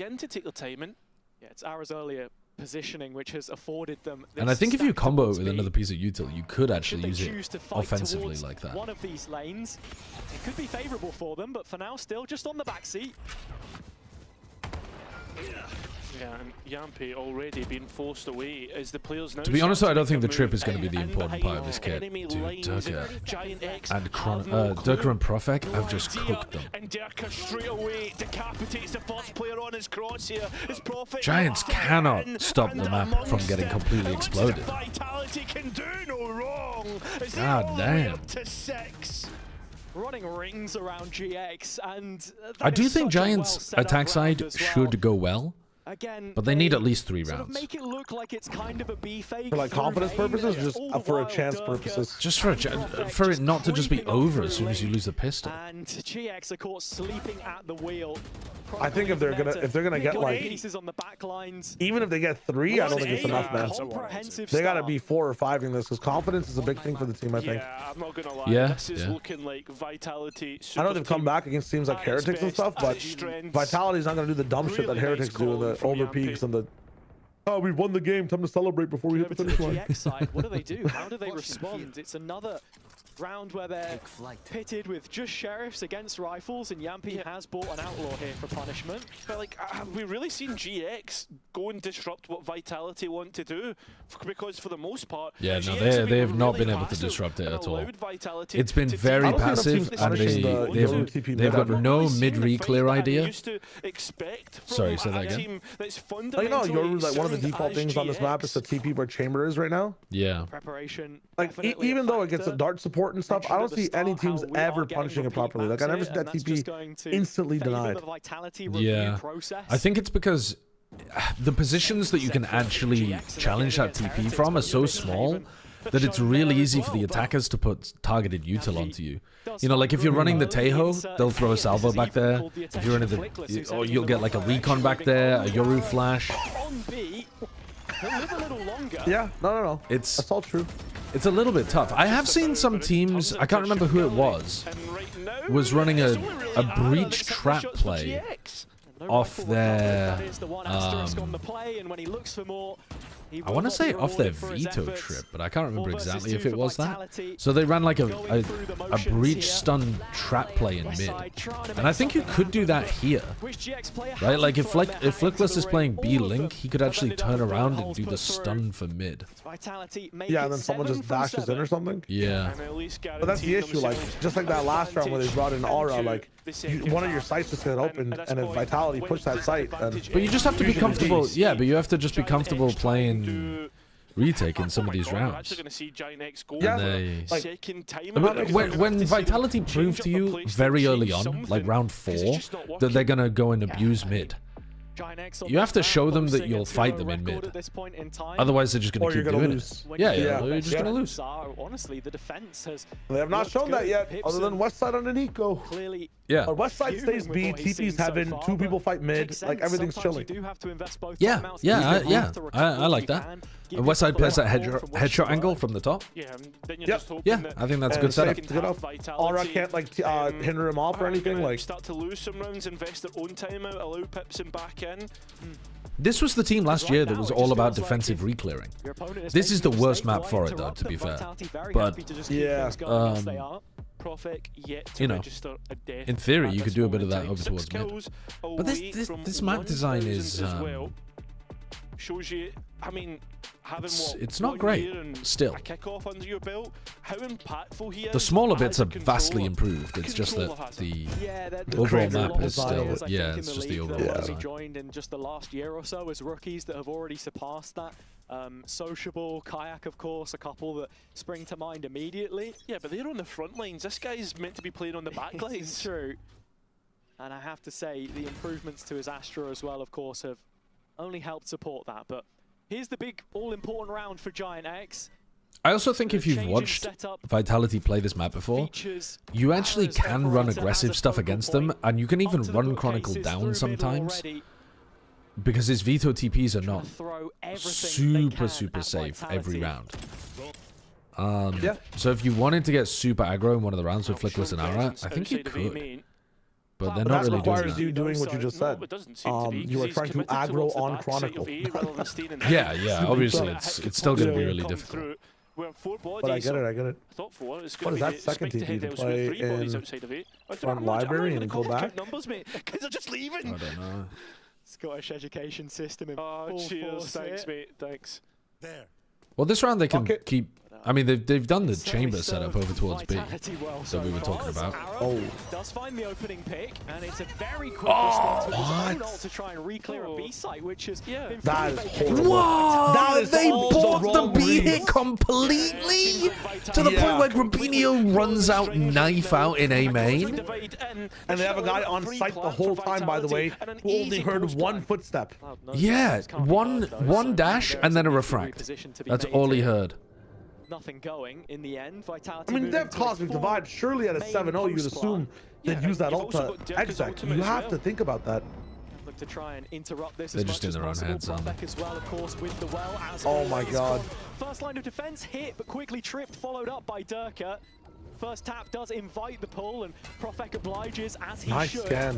Arrow hunting inside the smoke, but the op's no good. Oh, the hinder. In these parts. Vitality. Wow, dude, this might be an insanely quick game if Giants get boomed. Because Giants' whole comp is like attack side, and Vitality's bigger weakness on this map was their defense side. But if they're already down like 11-1 or something, we're not going to see it. It doesn't matter. Right now, it's not only just the Giants are probably the best team to face or the worst team to face for Kron, because they're one of the only ones that run breach, which actually dodges a lot of the interceptor stuff. Yeah. Well, the point I was going to say was it's the individual. At least on attack, which they're not starting yet, and they're down 8 rounds. Yeah. Westside could do with one hell of an upswing here. Tour de Force active. The one big talking point of the round from the GX perspective. Well, you know, Westside was holding B in the previous round. Unfake can just drone him. Found it in his B direction. And he will. It's just a drone for now, and as soon as it spots him out, you're expecting. And now you know he's backside. In fact, it goes under the radar for now. I like that Ara's starting to push down mid as well, starting to invade Vitality's space. Dude, the recall plays on this map are quick sick. Recall of the smoke has Flickless on a string. Again, the passes. And they're conditioned to believe them all as well because they're losing so bad. The rich get richer. Oh dear. I mean, you have to just assume B or A and maybe stack hide against the drone. The shot, it's Ara, in fact, that draws first blood, and he can. The fact that this split out on an eco is like so tough. What are you hoping to achieve? Is it really problems? Oh, if you feed into Cloud, win condition? No, no, he's not ready at all. He's not ready at all. The guy leading the team that's down 8 rounds, he's going to be online. Oh, God. Wrap it up, guys. Wrap it up. Wrap it up. Beautiful work from Durka and Yampi. Wrap it this up. partnership that we really wanted to see blossom on the double duel list with the Finn falling into that Did you see the failed map jump on this it's going to be enough to get them yesterday? Oh, that was only the kickoff 2026 single map record. Yeah. I didn't realize. I thought that was the EMEA history. Sorry, what's up? What's up? I thought you didn't watch the Ulf failing off jumping off the map. Something to look at because yeah. But we were fucking where the jet glided down and gave him the plan. Yeah, Denver fucking hovered. Dear Mr. Bald, you told me this would be a good game. A 50-50 game. Almost as good as Fnatic NaVi. Okay, remember the beginning of Bind? Remember the beginning of Bind in Fnatic NaVi? It was like this. It was like this. We were talking about, is Xiao gonna get a kill? Oh no, that was on Split, wasn't it? No, that was also on Bind, kind of. Was that on Bind as well? Xiao's having a tough day. I am coping, you're right. I am coping. But if Giants can just win even a couple of rounds in a pistol, this could still be a fake comeback. Whether it's 10 rounds late or not, if it can bag them just one round, it might be something. Aaron gets a chance to fire off a shot, but it's just a warning posted in Vitality's direction for now. I think that's all it's going to be. Is Ara still cannot make that operator work, and this is so uncharacteristic. Wait, Profec is deathless? Partnership of Durka and Yampi as well, just using the movement to okay, get out of dodge. That's actually good. They've done a little bit of pressure early on, and they've taken a bit of utility out of Vitality. Now they don't. Now Ara's on a better line. They don't have a dash. This is a one round right here. Now, unfortunately, they're still pissing their pants about mid and have both of their initiators watching it. But don't worry. He's gonna get droned off. Should be able to deal with it as Ara tries to get out successfully. Oh, he's been run down and he has no idea. Oh my god, what a shot! Oh, that's an unreal shot from Kron. And he's just going to heal back up to 100. What a busted ass ultimate. Okay, at least put your interceptor up for the boys. Kron still has the ult active as well, though, so he wants to be the protagonist here. Yeah, and trying to play alongside Yampi. Please, one round. He's not stunned! He's not stunned! It's a disgusting agent! It's 1v2 rounds! The evolution is astonishingly good. Astonishingly good. And against a team it's a crazy advantage. It's like so clean at setting I claim and I'll stand by it that it's as heavy as like playing against a team that has worse eco than you. Like that one ability just from GX so far. No, well, what you mean in terms of from the Vito's perspective or from the whole team's perspective? The whole team, because what you could be doing is like on defense, putting the interceptor up on one site and evoing the other site. Well, yeah, that's and now, yeah, like, and no teams ran that for some reason globally. But it's such an advantage to where like your team can run ops and Odins, and you have to use utility to counter those ones, and you can't. You literally can't. Yeah. So you literally have an eco advantage. And that's another thing to talk about. But also teams with a true eco advantage are winning 80 to 90% of the time. Well, no, teams that have veto, ulted rounds, those rounds specifically, 80% chance. Oh, see, that's where I'm not sure I agree. With Kron playing like this, though? Okay, come on, Ara. Come on, Ara. I want you to not get 13-0'd. Actually, it'd be so funny if TMV didn't get to watch the 13-0, but he has to make a video about it. Because of the algorithm. Towards the BCT looks at the moment. The algo loves Vitality 13 and 0. Explore their options, not one to commit to the initial plan here, especially with that mid being so open. I wonder how much runway Profec wants to take. And this is some of the proactivity we wanted to see from GX as well. The mid rounding, getting West side in behind, ready to find Profec. 30 seconds left. Allowing Flickless to support Ara on A, where all eyes are on the duel list. Yeah, come on, Ara. Starting to get a little they're still so worried about mid, though. Like, Flickless just isn't there. Okay, now he is. Now he is. Vandal in hand, bullets already been shot. 13 seconds. There's a little bit of delay through the stunt. They're Cosmic dividing to fight on site, but Ara's the only one fighting. How are you losing that, Flickless? How are you losing that, West Side? No, bro. Oh my god. Oh, yeah. No. But Grubinho now to clutch at 1 versus 3. Busts through the Cosmic divide. No. To win out against his opposite number, the opposite pole. It's over. And Breeze is up next. It's over. I'm so sorry, guys. This is actually going to be the most one-sided game of Valorant in the whole of kickoff. Holy shit. And as the round is allowed Nobody could predict that. They set up with 2 players towards yeah, I mean, some people could have predicted that Vitality were, like, definitely better. I thought Vitality was slightly better. 0.05 seconds. Nice, boys! Man. Unbelievable darts right now. 0.05. That is fucking stupid. West Side should have been good for that. Levels of a difference. That's insane. Once again, but still they don't move. That is crazy. Vitality looking to really send their way through mid. And they've shown the strengths and what dangers they can pose towards the GX defense. Feels as if that's the thing. Giant X, they just cannot Giant X have been pissing their pants about mid, and they've had their trip over here in B Link, and their initiators watching A Link the entire time, even when it's been fake. Now it's real. One round. Now it's real. No. This is still good though. This is still good. They're still doing it. They're playing a 2-1-2 setup, but they're still worried about mid. Okay, what is the reaction when that gets broken, though? What, a fast push B? The sun's not going to help you. Push B. Push B is good here. Push B is good. Go West Side. Go with Grubinho. Too late. Oh, you're too slow, bro. You're too slow. Unfake. Figure it out. Figure it out. He's behind you. Oh, he figured it out. He figured it out. Oh. Outlaws the op right now. Everybody's on half armor. I mean, it is tough. He killed the clone. 30 seconds left. Come on. 11-1.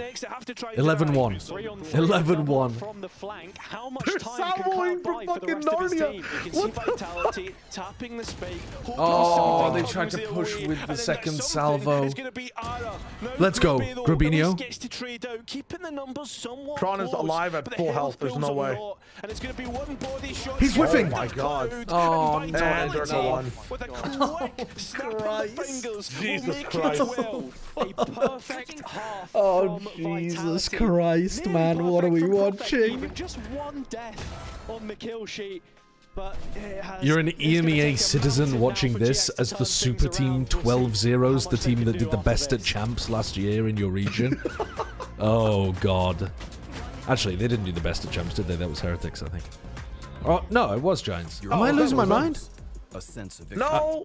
It was Heretics after them, right? I can't even fucking remember, bro. Now, literally can't remember. Designed to win. Oh yeah, Fnatic. I forgot about Fnatic in the final. They're not an EMEA team. They're a global team. They're a global team. I literally forgot about Fnatic being in the final. Who was the one under Fnatic though? I can't remember. I think Heretics came like 6th or something. Was it Heretics versus MIBR? Or my trip trolling? Yeah, Heretics were 5th, 6th. Fnatic, and then Giants were 7th, 8th. Yeah. Never mind. I'm trolling. They were the top seed going into champs. That's what I was thinking of. I don't know whether to use the word seed. Kind of bothers me. Yeah? Why? Yeah. I don't know. Like, I feel like gardening does not get enough of like. It's not gardening, enough clout. Bro. Huh? It's not gardening. Seeds are involved in gardening, first of all. That's true. That's a fact. That's a fact. That's where they're majorly from, right? Yeah, but if you're talking about the first seed, you're talking about Adam. there comes a point where the elephant in the room must be addressed, and with I'm sorry, I got Adam, like the guy who was the first human. Yeah. We are staring at the very real possibility of a what are we talking about? That's the guy with the first seed. Last year, Cairo. What bracket did he win to get first seed? All of them. Yeah, I think there's perhaps a cost to be spoken about there.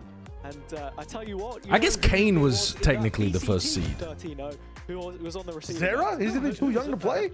It was GX again, so they're going to be hoping that history doesn't repeat itself. As you know, it did look kindly upon them as the year went on, of course. Yeah, but this is not the best start to the series. Come on. All right, 13-0. Come on. We've got to get the 13-0 at this point. We've got to get the 13-0. Where are you going? Oh my god, he's just playing for info. Holy shit.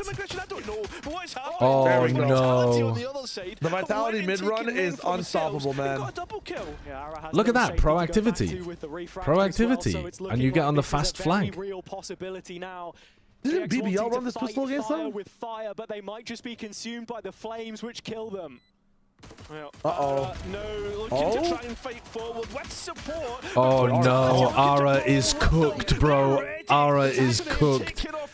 Flickless would have to win a 1v4 to avoid getting 13-0'd. Oh my god, knife him, knife him, knife him, knife him.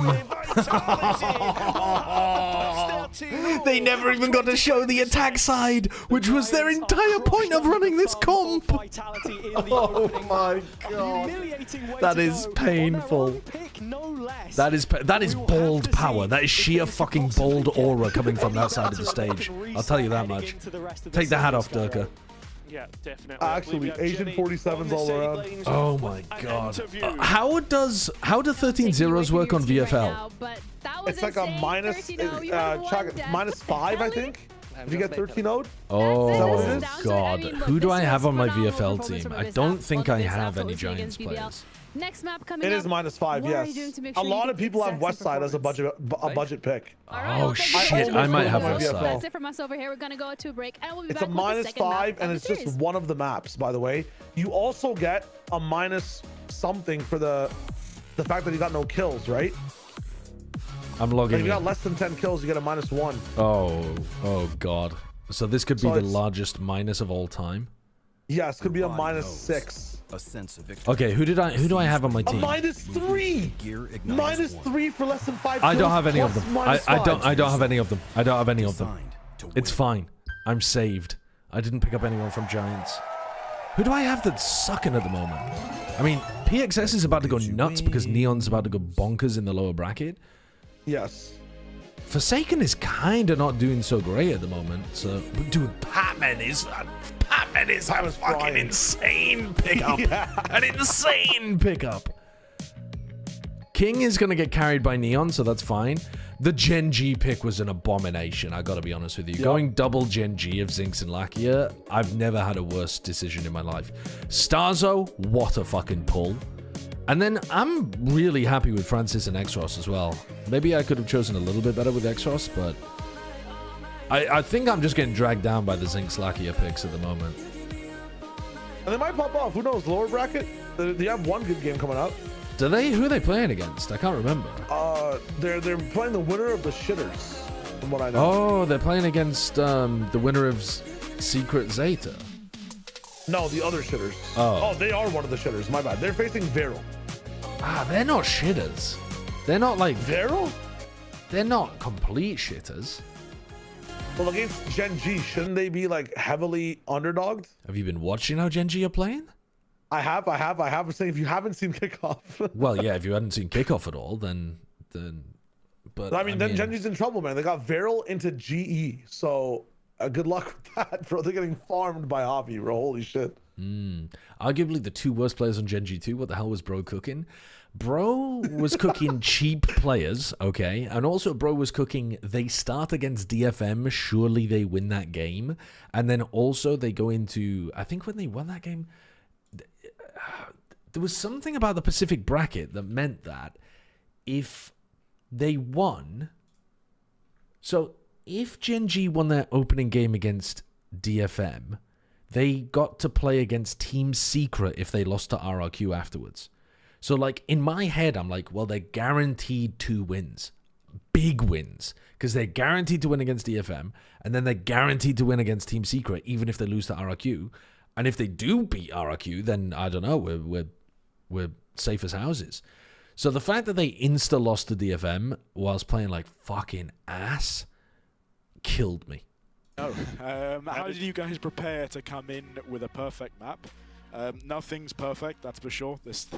As much as we're obviously very, very happy with that one, there's still a lot of things that we can tidy up on, but I will say a lot of credit to Ben and to SLK as well for the system improvements that they brought for this week, and really with the vision that they've had for nailing down a lot of the fundamentals. We just went back to focusing on some slightly different stuff. We had to develop our maps a lot after we brought Unfake in, and then we went back to just working on the basics. And actually, funny enough, when you let these guys do their thing, and with a little bit more attention on just making sure we're not overdoing stuff, making mistakes, yeah, they look pretty good. So yeah, credit to the guys that I'm lucky to work with, and as you know, someone like Chronicle is pretty good at playing the game. Yeah, true. Dude, Pal is so well spoken.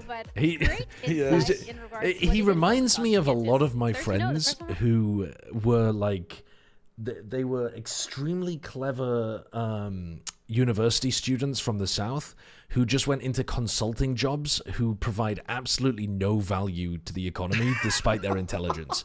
Do you know what I mean? Like, I sometimes feel this with people I meet in esports where I'm like, you could have been providing value to the world, and instead you're coaching Vitality. Do you know what I mean?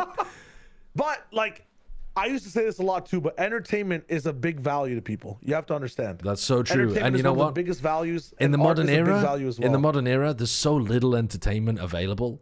You know, people barely have a choice.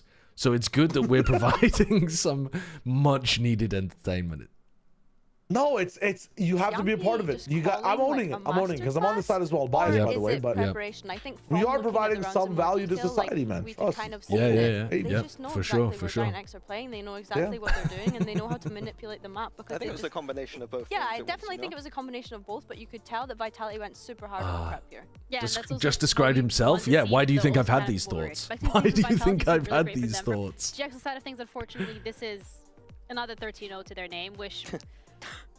Not the greatest position to be in, but Giants have already played better games, so they will never get the negative in the VFL. Yeah, so it's chilling. He was insane. His first death was on they like played what, 4 games by now? Is that what it is? I was or 3 other watching in games? anticipation. It's their 3 best will he's count. Gonna go the whole map and just not have a death. And so far they've played.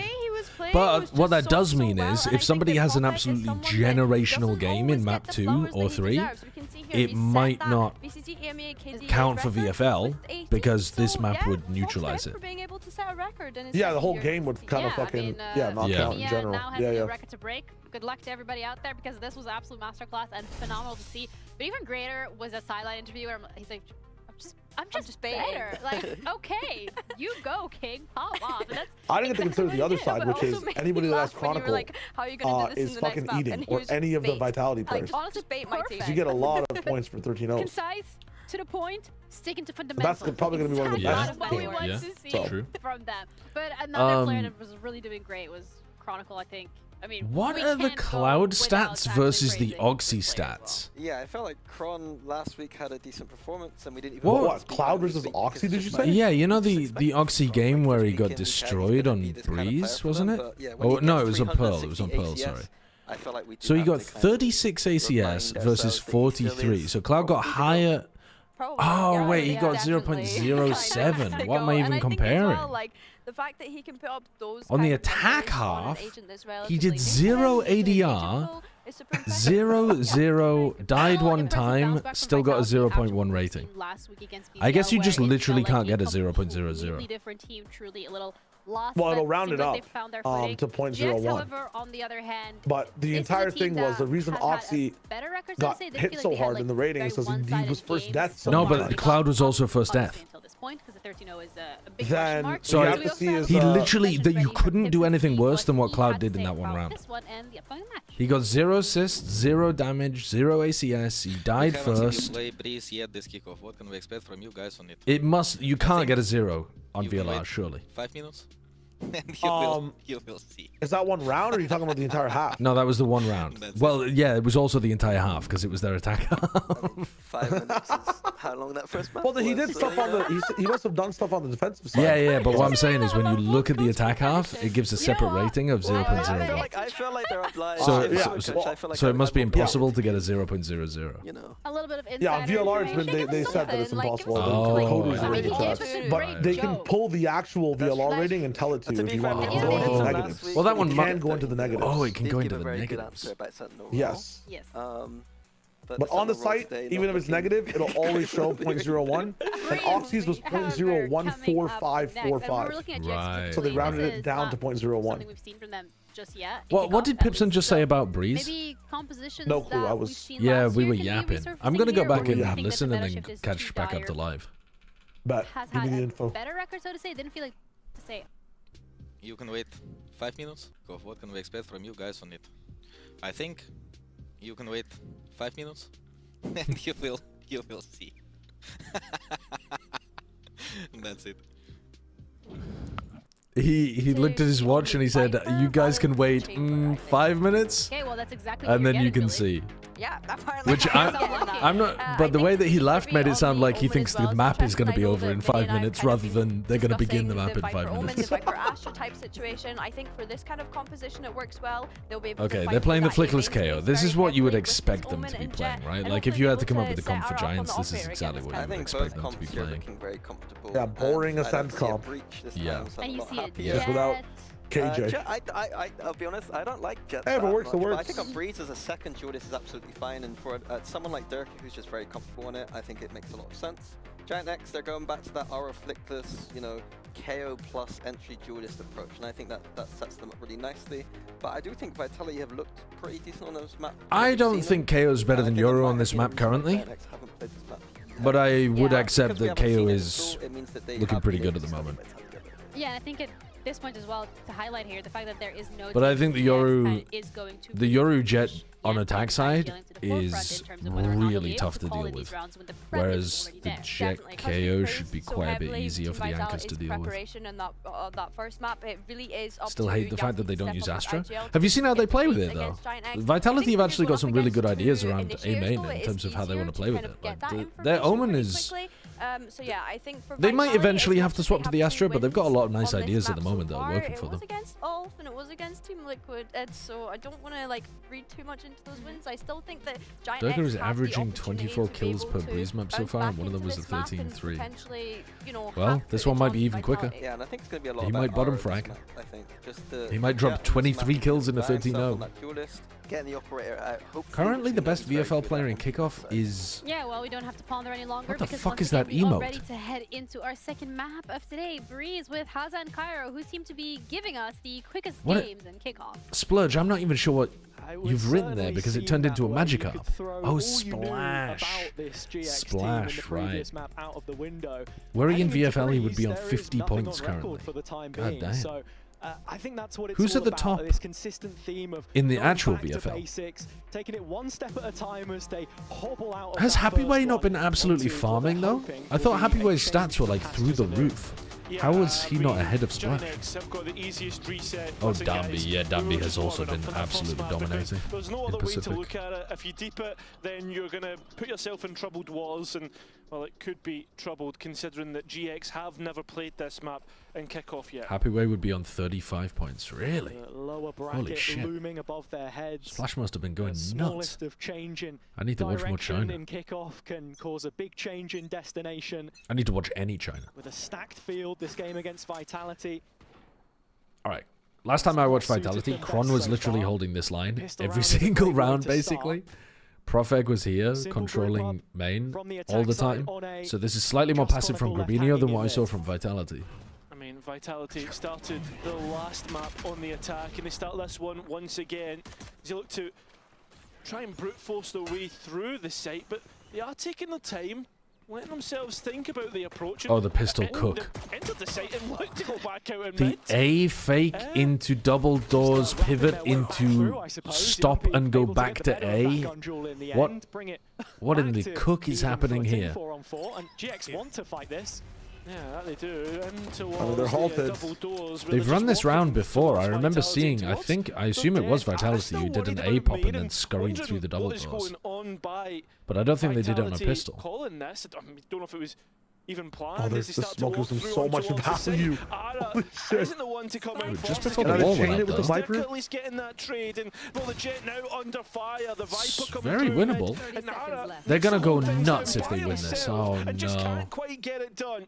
So Derka gets the spike. Derka's just going to swing this and kill him. To take up the clutch, he's seen the Jet. Oh, he missed. Derka doesn't take his opportunity, but 1 versus 1, and it could be very monumental considering Westside. Oh, go on Westside. The first round for Giant X, and they're screaming at him. They're screaming at him. Yeah, that's one way to put it. The Sea Snake. Thank you for the 3 months. Left to go lock in on my work for a bit, and I missed a map. Yep, an entire map. Huge confidence boost to just get them on the board more than anything else. I mean, even in this round, you can see some of the issues in trying to. Long-time listener, huge fan of the content. Recently got LASIK and decided to tune in. Thanks for the memories, but I'll be seeking my Valorant analysis elsewhere. That's all you need. Holy shit. By the way, is all that was left. You're killing me out here. I'm getting murdered. Ridiculous. Highest headshot percentage in the league for the 3rd time in a row as it stands. Yeah, not anymore. Jampy did come out with the highest headshot percentage after the last map. Yeah. Oh, Happy Way's only on 2 matches currently. That's why he's behind Splash. Spade to spade. Yeah, okay, that makes sense. That makes sense. The statistics should hopefully rewrite themselves, but we'll see. Well, fingers crossed. Giant X trying to deny orbs, but the spam not quite working out. And at this moment in time, Giant That'd be X crazy if Giants lose 13-0 and then win map 2 and 3. In that direction. It's not gonna happen. They're not winning here on Breeze. Your jinx has arrived. Come on. You're telling me you genuinely think after you just watched them get 13-0'd that they can win on Vitality's map pick, where Vitality have been very good at crushing people? I don't think it. I don't think it. But like, it's a possibility in the universe. Like, ready to spray down, and the spam I don't think we live in that one. Of the Sheriff, I mean, KO can do a lot to stop the team from anything. Vitality can do. So that pick might be the reason why. It's true. He's got his knife back. He might be able to win them this anti-eco round. How many numbers are here though? They're yet to call any big rotation. Do have the bodies in place to deal with this though, and Cloud has already found the opener. Yampy goes down. Pat broke like 4 records and his team still lost. Giants, holy shit. I've seen enough. I mean, it can happen. We just saw Hero go absolutely nuclear, and he lost on bind. He can get everything through to the next round, and I mean, Vitality will be happy with the fact that they were able to get both orbs, and I mean, players getting felled. So Yampy that bit closer to his dimensional drift as well, just 2 away. Status quo Valorant. It's all back, boys. That's exactly what you got to do though. Keep the vibes up as much as possible. This is how Vitality built their own empire on the previous map. If GX can snowball this with a bonus round win, could be huge. You're looking at Ara's Outlaw potentially causing a problem here. It's only Yampy on light shields, but he's just 1 off that ult now. Oh my god. Game plan, from Vitality coming into play. Derka's Vandal not quite connecting, although very, very close. And Yampy, does he escape here? No, he doesn't. Escapes in the front of the box. And Ara is going to double down. And he saves dash. Alright, it's a 13-0. It's a 13-0. I've seen enough. I've seen enough Giants winning the bonus. It's a 13-0. Why do I ever speak? Still 3 members left on the Vitality side. Someone was saying that Giants have done this before, no? Kron can find I don't know. People were talking about it in my chat. I don't remember it. Maybe it would be NaVi. The kill. Yeah, and away into that was a silly kill. Okay. Chronicle is not going to create magic so now today. Vitality, a bit homeless the in terms of where they in get the the spike to go, because I mean, GX are well stocked either side of the map. Really running dry on info as to this is too late, surely. What they can do. Profek walking into trouble, and Good getting cover. himself an upgrade 21, as well. 20, 19, 18, we're good. 17. In on this idea, at least for the time I was like 3 seconds ahead. Back into mid he goes. Cloud is waiting, but Unfake does like, what else did Kron do? What the fuck? He's dead. Oh, just him versus the clock right now, as Vitality will look to reset in the next. But a huge win for GX to keep the ball rolling. Yeah, I'm wondering to myself, is Vitality maybe came in a little bit too complacent, overconfident? Because you're seeing some of the mistakes being made here. In terms of like Yampy maybe not having a TP set up, feeling confident to take these duels. And yeah, Vitality maybe. Yeah, did he not have a TP? Did he think he just wouldn't be able to escape in that spot? Perhaps, right? I mean, This it's is a so weird easy one. to do. What is this world we're living in? I have no idea, Cloud. You and me both. But it is one of those ones, like you said, sometimes you get overconfident, maybe you peak an angle where, you know, when everything you touch is gold and you're feeling like Midas on map 1, you just need that mental reset. And that's the bigger picture with Vitality's kickoff campaign so far as well, having won those first couple Arrow with the matches Owler and now again. coming into this Oh, off the back of a baited defeat. so hard.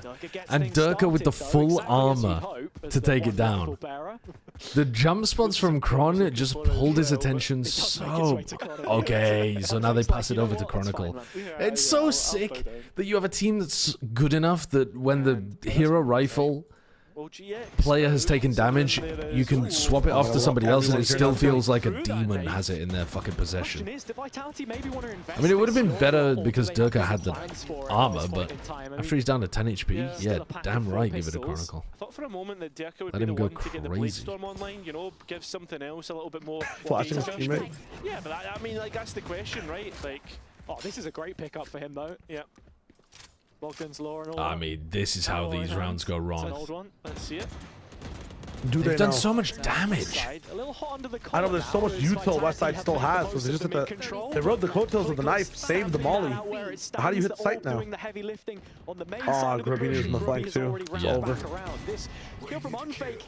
I don't know why more teams aren't running KO, man. He's such a good pick in this meta. As the closer here, Vitality don't He is have good, time, but they don't have space. I think the Yoru is better on this map. Finish it off first, then Cloud will Like even against Waylay on Bind, even on Corrode. Bind KO is an interesting one because I do think that has some. I think that definitely has some legs, some room for people to experiment with that. To try and contest with. Yeah. The good thing for Vitality is if they Pearl do as lose well, it, like as we spoke half about the maps, man. If you have a good KO player, I'm so it's pissing me off that Foot just lost. For this one would be Yampy's dimensional drift. Okay, presumably we're going for a very simple round here.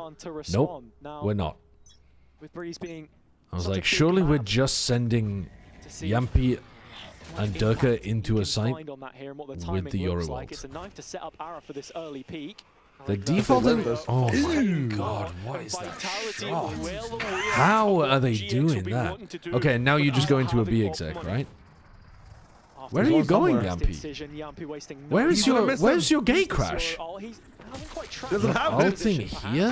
What? Oh my god. I mean, that is a spot that Profek plays in as well.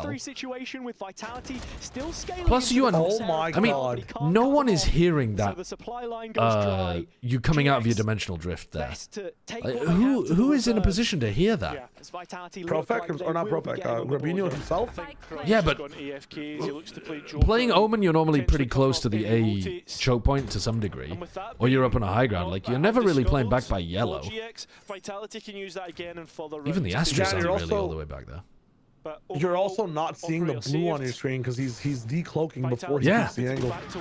That's kind of disgusting. So you're just getting caught completely off guard. You have no audio cue, no visual cue. Just you hear that a Yoru ulted somewhere and then he's right behind you. Now Vitality don't want to hunt. 3 can buy for 2, I did not see that coming though. I thought they were just going to run a pop into a site. On those bottom 3 players on the right hand side of the cool hunt. idea. The money isn't great, so just taking things one Yeah, I mean, I step guess at a time. some teams would be running their Sova in Nest, like Fnatic were running their Sova in Nest, but actually, most defensive teams are not running anyone Nest for the majority of the rounds. And Ara's on. In the very beginning? Not quite seeing. Yeah. Or defensive teams.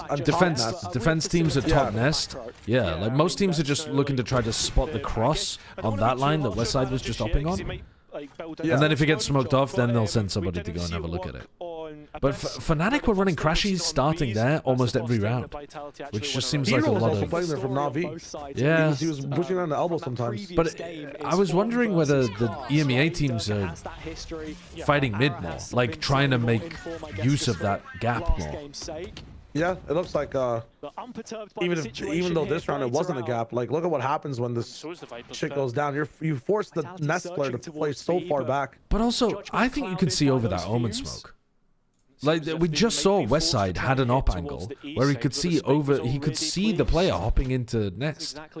So, but do you have to be that worried about it? There's the one play you can do where the Yoru TP's into the Viper smoke. Oh yeah, of course. Yeah. That's true. So might be playing around that. Same default from Vitality. GX been pretty happy to give them orb control. It just feels like a very safe, passive, bad way of playing it compared to occasionally going back and checking. Do you know what I mean? Like you let the attackers take the timing, and then every 30 seconds or something, you just go back and check it. Like whenever the Viper orb pops or something, or you get smoked off, you just go back and clear it a little bit. Coming through the new steals, and well, nobody even they're probably just aware of it now because second time that we've seen a player Yampi abused it last time with the ult. This is about to be in the smoke himself to give himself a peek. I mean, this guy's crazy. I think he was dodging recon as well. Look pretty good, and he's got his own Viper's pit now with a spike inside it. Chrono is the gold standard, and now the beating heartbeat of this Vitality post plant. Those pieces of post plant util need to be adapted for the new plant spot. Everybody is planting on the outside here. He protects the pit from the outside, but it's not a player you want to try and challenge, and certainly not now. Oh my god. Okay, it's not going to be a 30 though. This is still going to be a Vitality win. Giants just got out to a good beginning. He's been successful so far. The west side is off in exactly that direction. Lovers Rock has been generational for my VFL. You know, I was talking on Vodfathers about the people who buy the Outlaw the most. I went and looked up the stats for the op as well. There are 2 players currently who are buying scoped weapons like the op and the Outlaw more than 50% of the rounds. A non-existent one from them there. It was simply and one of them is Neon and one of them is Lovers Rock. And Neon's only played like 2 maps, so that's a really low sample size. But Lovers Rock is literally just... I feel as if there needs to be an awareness. It's like 20% rifle purchase rate. Every time they try and execute into it, Vitality, they're getting caught and every other round, it's either like, you know, it's a pistol round or he's got a fucking up in his hands or an outlaw. He's just a scope abuser. Yeah. It's crazy. Just have to see. But the good teams are using the op a lot. We're back to like 2022 levels of op purchasing. It's kind of wild how many years we've gone with the op not being that. What were you saying with the Vodfather stat? I was saying that I looked up overall scope stats for like op and outlaw added together. And Neon is at 57% scope usage. Oh yeah, I remember the stat. Yeah. But that's because he's played one map only, or one game only, right? Yeah, so. but Lovers Rock is at 51% scope usage. Jesus. And he's played a lot already. 51% of his rounds. And by the way, that's including pistol round and that kind of shit. He's running like he's running like outlaw op in over half of all rounds. He's one of the only players I see running Marshall like every single fucking eco, no matter what. He's only got 5% Marshall usage. I didn't include it in the stat, but like it does add another little chunk on. Obviously, you don't want the Marshall a lot of the time, so you don't tend to buy it. But I just mean like in the rifle rounds and shit, right? Oh yeah, 100%. It's never going to be a massive problem. That third round home. Yeah, within 1 now is Giant X. Great start. Looks to be faltering. And they had ultimates that they committed. Past 2 rounds. Viper's Pit, the round previous to the It is really difficult to deal with this double duelist comp when you're anchoring B. So Giant X just feels like you're getting swarmed.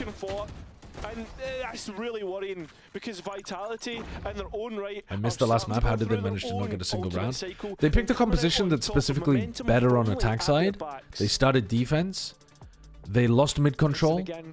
They didn't really understand how to retake mid or hold mid, and they got just fucking owned. Vitality, on the other hand, just trying to keep that steady. Are there any good Omen blinds to make it better than Astra and Breeze? Yeah, there are. Like, A main is really good for Omen blinds. Last year wasn't what they were looking for. That's where most people are running him. That we're expecting with the changes to the roster, the coaching staff. But also, I mean, I suppose you could be running some like Yoru ult paranoia stuff as well, but I can't think of really where you would do that. Yeah, it feels like that last year's Vitality was like the Galactic. I haven't seen people use that combo that much. The map's a bit big for it. But yeah, a lot of defending Omens are playing like here, or you can play, you know, you can throw a one-way there and throw Paranoia down here, or you can play on top of this box, or you can play on top of this box. Completely different system, and I guess it really comes from all the way at the top it's a lot to deal the with. last player in the pack. Exactly. The alchemy. Well, more balanced and with Chronicles veto every time you popped it. What do I think about this attack wall? So many yeah, I mean, I think you don't really want to run the normal attack wall that people previously would have run like this. Doesn't really make sense anymore because you as the attackers in the post plant want this space. Like, you really, really want this space in the post plant. So this, I think, still makes sense. You still have to clear the same kind of stuff. You have to clear this position, and then somebody playing back here. You'd kind of have to do that anyway. And I think the fact that you can like get in behind it and use it to take a bit of a main control is a nice addition. Walking out from double doors, but GX now a little unsettled themselves, starting to head what players you say? towards the middle portion. Flitless peeked even though they have a defensive Viper wall, and he just peeked past the wall when they know that Lurker could be upping. I mean, it's just commenting why he would do that. I mean, there's holes, there's gaps that Vitality can now start to really try and punch this round's over if it just win. And they go to A main, the defenders are gonna like really try to control this space. So anytime you can get a Viper wall there that you know they have to be a bit worried about that you might have tucked into a corner is a really nice addition. How have they got that? From Grabinho. Oh, but no reward. Safe plant. Missed shot. Cloud still using old lineups from previous Breeze. Leg shot. The damage, but at least gets one back in his favor. So the numbers get reduced by one. Do we use ult here? No, we don't. Lost his life as well. It all comes crumbling down. This house of cards. Well, was that 4 rounds in a row, and then 4 rounds back? Retaliated to with 4 of Vitality's own. An even score now between the teams. One of the rounds goes back and forth. Head into the latter stages of this first half. Yeah, I mean, that's now every single time that Giant X have timed out, Vitality have won the preceding round. I mean, I know that there's a little asterisk to that because they won 13-0 in the last one. But right now, people have done that plenty of times, Mortaray. You just kind of zone out. You're asking, does this little pocket here matter? I don't think I've seen it matter. But 4 players early in I would imagine that they're clearing it though. I haven't really watched. On the map, but might just be going around the world as it's Durka diving in. He'll be trying to use the paranoia. This time it's not going to hit, but he does still find a kill off the back of it. Flickless as well. Yeah, there's a little hesitation from Vitality as he look to reset, and that's because of Chronicle. I think it's a pretty obvious downside that you can cover. He's been making compared to the upside of being able to scale through him in on the ground floor, looking to see if he can build up the rest of Vitality on his back. Depends on his skill. On the line, but he's just too good, man. What is that? Yep. Vitality looking to get straight perfect crouch probably exactly where he's there. Yeah, that peak as well, like for the op jiggle, standing on top of whatever the hell it is, the broken wagon, 2 rounds ago. The shit he knows, bro. No, it's ridiculous. So it's ridiculous. Set up a steeplechase towards B. It feels like Vitality's game plan in this map is let's put pressure A, and then Chronicle can always bail us out by lurking into B. End of the map, and taking his time on this flank again. Yeah, and Flickless now actually on the side. Is that strat sustainable though? Isolated duel. Apparently, as much attention as possible. He's the GOAT. When does the coin drop? Is there even? I mean, there are some pretty creative things with that Yampi ult as well. Like they're yeah, the Yampi ult is very cool. That's it. The round is done. Was it like 2 rounds of mid pressure into like full A pressure?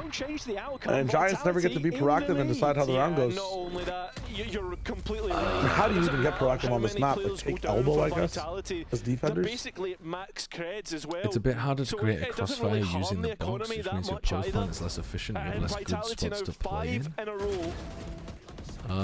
What you mean from a player playing cleavage?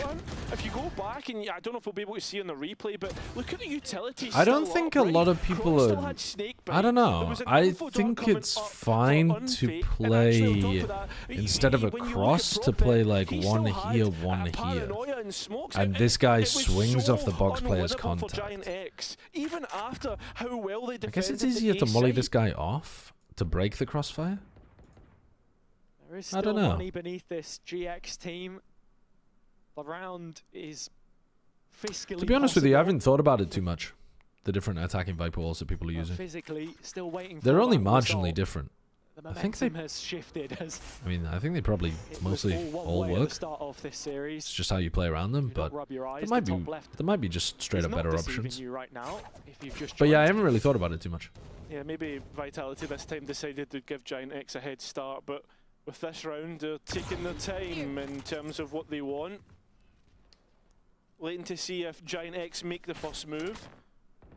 I think when you even just look at the when you at me in chat, it literally doesn't do anything.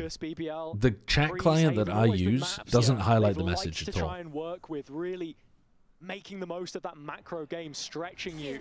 Yeah, I mean, expansive maps has been one of his best criteria in terms of a coach, being able to coach that macro, and right now a fake towards A side has kept players stuck there, and the entry to B is perfect. Nicholas can't quite wrangle the ball. Well, he's flicked with some shoot, and Grubby can't. What a flash, unfortunate really. Whoa, is that a real flash or was that just him winging it? That's a real flash. Fucking cool. That existed in the last breeze as well, no? Who's peeking off it though? Anybody else half wall, it also delays any pressure. Yeah, it's a good delay flash. Yeah. Oh! It's just disgusting, man. It's disgusting. Just like that, Vitality keep getting better. First time chat from viewer, I only watch the stream without pants. That's based, honestly. If you're in your own home and you're just chilling there and you don't tell me, I don't give a fuck what you're doing. The weird part is when you tell me, you know? I don't care if you're joking into my fucking bald head as long as you just don't tell me. Just keep it to yourself. The lowest bus deaths of the league, and just so consistent. Feel like a team reborn after that blitzing against BBL. Kink shaming? I don't think that. I don't think that's kink shaming. I don't think it's a reasonable kink. If your kink is, I like making other people uncomfortable in EMEA by telling them about my sexual behavior. That's a crazy kink. Couple sheriffs, Marshall. It all still feels quite static in terms of their positioning. It's the threat and the Vitality can bring at any moment in time. And the fact that there's only 2 here. Probably, I mean, yeah, now that I think about it, definitely is a kink, but it's definitely one that we should be shaming. On the mark, and Ara looking to try and escape, but he's not even going to get the chance. Spike will go down with ease, and Giant X, they're gambling, they're trying to throw knives in the dark. I mean, isn't exhibitionism basically that? Is Dom Smoke like map changing for Dom Smoke? No, I don't think so. I mean, it's a little bit different. Is a lit. The exact kind of response but also you it's see after a performance like last week. Okay. Trying to make their way through. It's still a 3-on-3 here, Cairo. You hit the syncopated timing. This angle still? Oh, here we go. And the gun's not really in favor well done. X, but they are aware of this. Both teams are aware of it, the little gap. Kron to try and clutch up here as the last 2 players have they won. Rifles. Who, Giants? Yeah. To get this defused. Yeah. almost comes down to the wire, but actually pretty GX make crazy that they managed to pull that out, to be honest round, allows them I mean, to Vitality's sleeping. I don't know what the fuck Unpick is doing, but... Well, yeah, he just missed all of his shots. He was just spamming ADS. The post-plant positions were not amazing. And that's one of the situations where that wall did fuck him, actually. Rubinho running in and being able to go 1-for-1. It looked like that was going to happen, but it's given GX a massive opportunity. Let's not undercut that fact. They're doing a mid-tick. I see the pings. He is going to be towards without Yoru, though. Almost solo here, as Westside is the only one. They got no one up in that window this time. More numbers for GX. I mean, it's a huge gap. They did a take in one of their games where they TP'd with the Omen early, and then they reconned into the window, which I thought was quite a nice elbow take. Yeah, he's very quick. Like you TP, so you're super early on the angle as the attacker. But is the timing going to work out? Is the Hunter's Fury actually looks decent? Oh my god, that was so close. Connect the second ball, but Cron running out of the smoke. They were very confident there was no one in that right corner for some reason. Of the link position as they go from backside. That flash was sick. Jules, but still Grabinho from the corner. He tries to hold on, but doesn't anticipate. Oh my god. So Spike recollected, and essentially a 2v2. Okay, Aura, let's relax. Off the line meant he couldn't land the flick. Westside still flanking here. You were dead. Yeah, and he's going to do second time he's done that. Spike, second time he's done it in a series. So 2 versus 1 for Unfake and Yampy. He's like a reptile, man, when he's planting any movement. Operator, it's the worst position he needs get the fly. to attempt this. With this being the last round, there is a rifle in front of him, but Unfake has left so quickly. Like, I thought he was still on site, and then I look at the minimap and he's fucking in window. He bunny hopped away instantly. Move on, mate, because you won't have a chance to even try and defuse this already down to 16 health. How's he done that? Vitality will finally get Unlimited Miku, thank you for the 59 months. Thank you. That's actually a signature move now. I cannot ever forget. The KO counter ult, setting up the execution, and then finishing it off cleanly. Vitality keep an advantage on the half. Is it enough to bring it home? Wingman World, while Wingman I think Giants are going to need double pistol.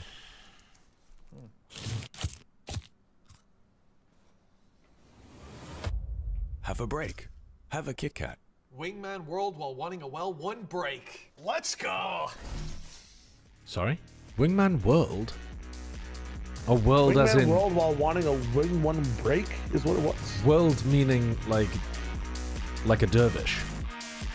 What is a dervish? A whirling dervish? Is that a Draven axe spin move or something? No. It's the, I think, religious tradition in Turkey, I think it is, where they're like spinning around. Whirling dervish. What? Whirling dervishes are members of the Mevlevi Sufi order in Islam, and they perform a meditative ecstatic dance where they're like whirling around. Oh, I know this one. I've seen gifs of it, bro. They're all stepping and bobbing and whirling. Yeah. Yo. Hi. It's famous. I know this. Yeah, it is famous. It's known. Its reputation precedes it. Anyways, yes. But when Mitch said world, I thought he meant the noun, like the earth.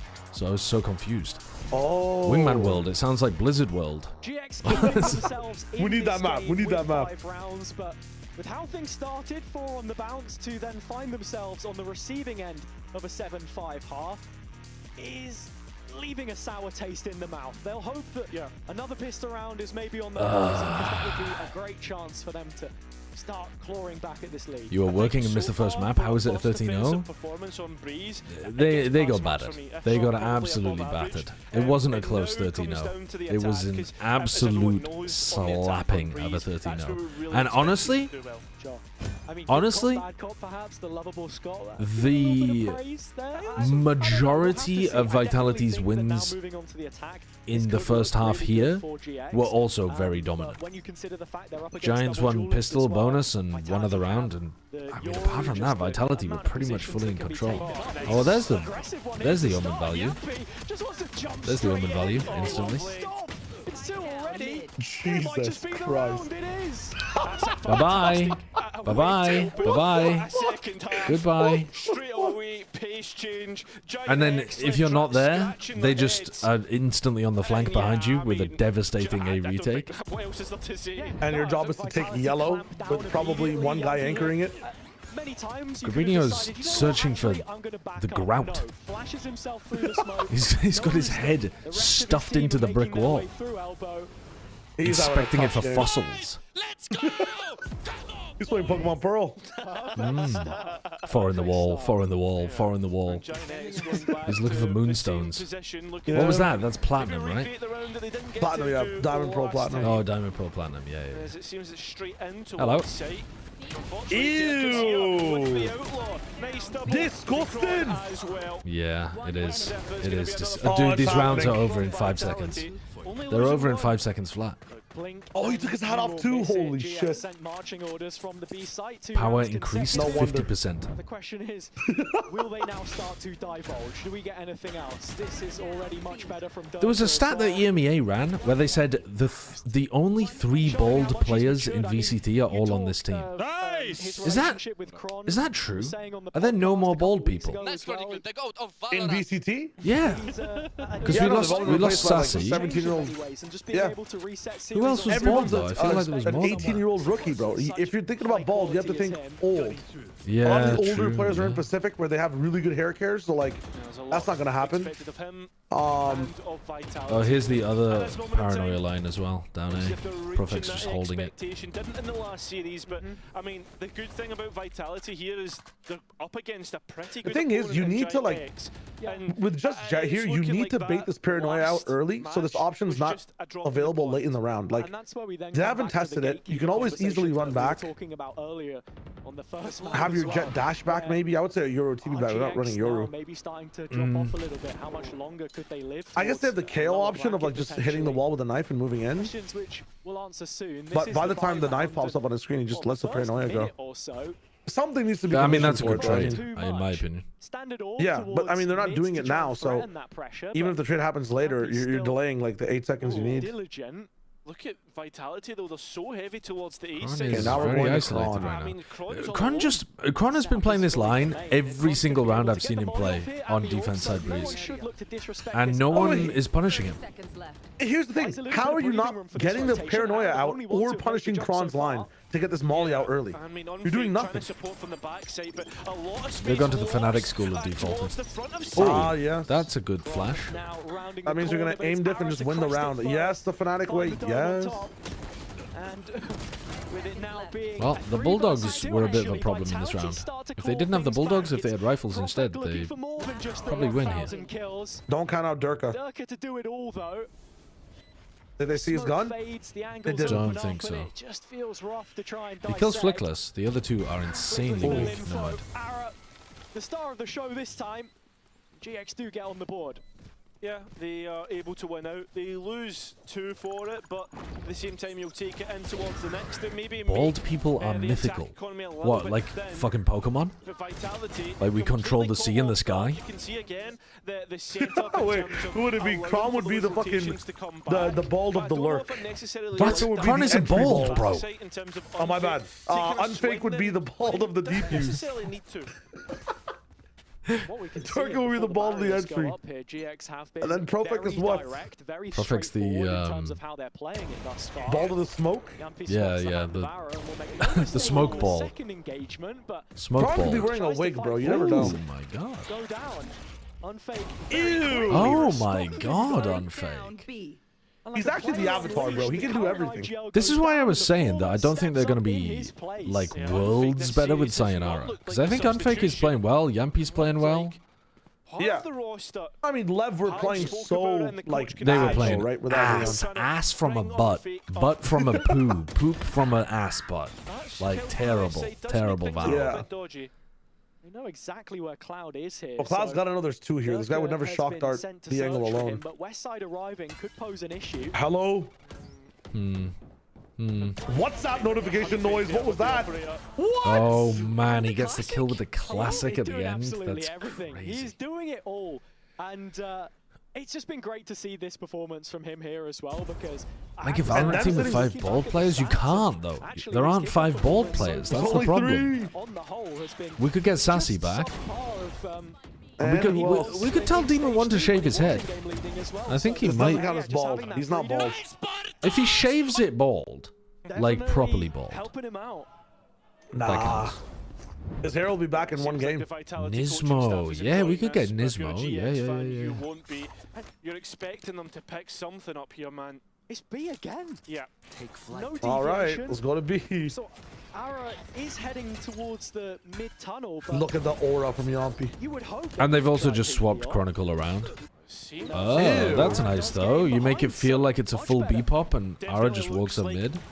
Nobody ever rotated at all. They were not even convinced it was a B-pop. Towards the CT portion, but Giant X really invest in this site, and that smoke earmarking. I mean, they're that confident in the retake, they don't give a fuck about mid. No, this is a Giants round. This is a Giants round.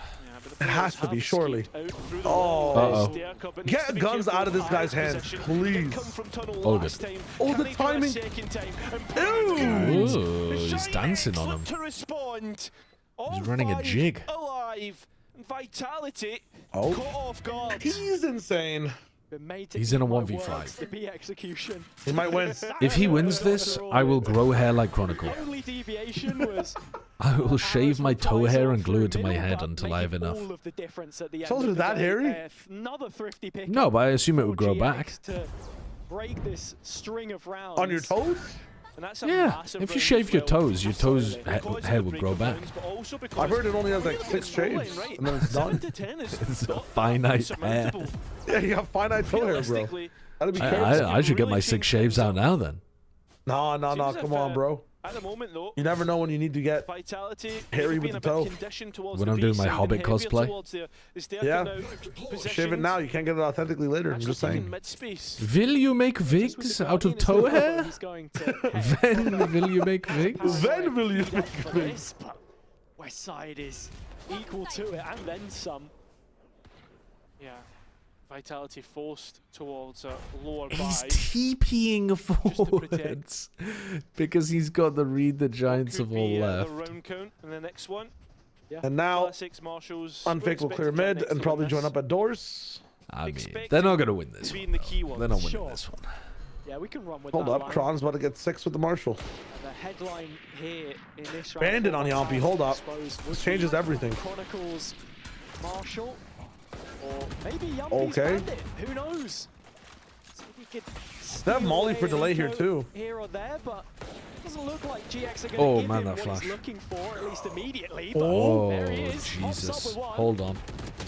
Looks like Oh, hold on. I mean, this gun hold is the insane. fuck on. Again, but Yampi? Oh, nearly teed up for more. Oh, he had it. He had it. You got a gun? Down perhaps, but not quite working out. So we are I started to within 2. believe. That I did expectation start net. to believe. Yeah, just tracking those Bandit plays, man, with a really It's a close game still. I feel like Vitality's shitting on them, but it's 8-10. Oh, they love it. Well, it's because they won half of their rounds at the start of the map, bro. Yeah, I'm just enjoying. I think I'm riding on the coattails of that 13-0 as well. I think I've barely seen NaVi Giants win any rounds. He's been looking pretty good from Flickless so far. He's top of the pops. He's always got his ult here as well. Yeah, always. Surely there's something to be said about that. Yeah, I think it always does look good, right? Flickless being able to have that long-range capability of setting up Ara. Looks like maybe would have been realized through Grubby here, but no, actually Unfake. I mean, this guy, if Kron wasn't on this team playing like this, he'd be fucking third one is chasing shadows. having a Vitality have exactly what they big would have been review. looking for. They've taken away Big 5-star review. Carry. stage in the round, so yeah. His Prophet. His angles. Yeah. His Prophet playing on the same spot. It's crazy. Rainbow Six, man. Yeah, they look like they've done a lot of prac on this map. They do know the setups and angles and stuff really nicely. Yeah, it's like dying off spawns through one of these fucking barriers in that game. I don't know. What do you do? Yeah, it's a strange one. It felt like you've been conditioned yourself, mate. Not Oh, just it's a lost round. Gotta save. I have the spike. The hair care routine again, of course. What? Conditioner. You know what that is? I don't, mate. I don't. I use Head and Shoulders. I'll be completely honest. Well, at least you don't have dandruff. That's true. This is terrible. Vitality, look, this is a 2v2 on the beloved B site, though. 30 seconds left. Dirk at elevated angle. You're a big fan of those, and hey, it's done the damage. Well, Giant X was as well. You're like getting ready to pre-aim the Chronicle angle, and then Dirk shoots you in the head from up here. Too healthy himself. That's probably going to be a save call for the time being. And I don't. This must feel really miserable for Giants. Dirk is interested. This map you actually do have a chance of winning, but it doesn't feel like it. Beyond this, maybe called into question. Vitality still not. It is very difficult. With the best of finances. Mid is the key, I think, between both these teams. Had he peaked it, Cloud is just sat with the melee out. Heading into this next round, GX do have so many ults to work with, and for a team which is so fundamentally sound as well, disgusting. I feel like one of the With biggest the Phantom missing as well. today is just Holy the shit. amount of individual fights we're seeing taken where there isn't really a setup every to ult see in the anything game. more develop off the back Every of that. ult in the game. 100% agree. And yeah, I think that, as you said, the big round's going to come through the ultimates. I reckon the only Pop problem Storm. being is Vitality have a couple of They're playing for mid the most right now because they think that it's the hardest thing to ult and push through. Kind of smart from Vitality.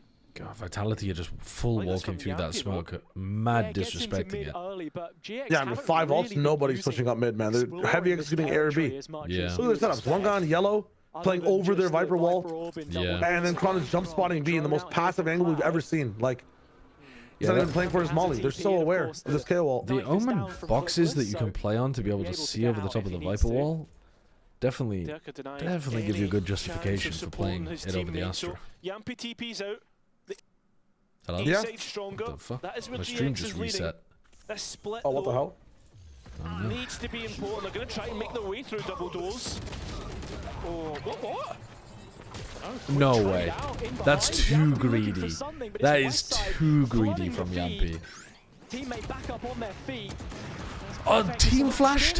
Finish it off. What the fuck is going on in this round? For a minute, but we do settle in a 3 versus 4 in favor of Giant X. Okay, Giant X, they all press Q. They win the round because they all press Q. Right, 1,000-page dock on that Hold up. You just spam into the pit, see what you get done. The pit up and Vitality looking for a way back in. Oh, and a little pocket of him crouching saves his life. His health was low. The classic would have been enough. But it's still winnable. Round the sides, not had the best of maps. It's not winnable at all. What it is. You're a little bit ahead of me. Can you give me a count? Like Kron, oh well, yeah, I guess you can't right now. The operator, if he even gets a chance to. Damn. And he won't. Clouds to put the final details That's my bad. GX back within 2. Keeping Vitality. Give me a count. The edge of their seat here. 52, 51, 50, 49, 48. Yeah, I'm with you. I'm with you. His knife? Surely not. I have absolutely no idea. We'll have to round review, maybe. Who knows? Go back and have a look. No, let's get Mini to get the telestrator out. And I feel like press Q is more iconic, though. Saw on the replay there as well. Yeah. They all pressed Q is more iconic than they all pressed X. That just sounds wrong. Yeah. Things not really going the way that he I know. Do you know when sometimes a lie is more true than the truth?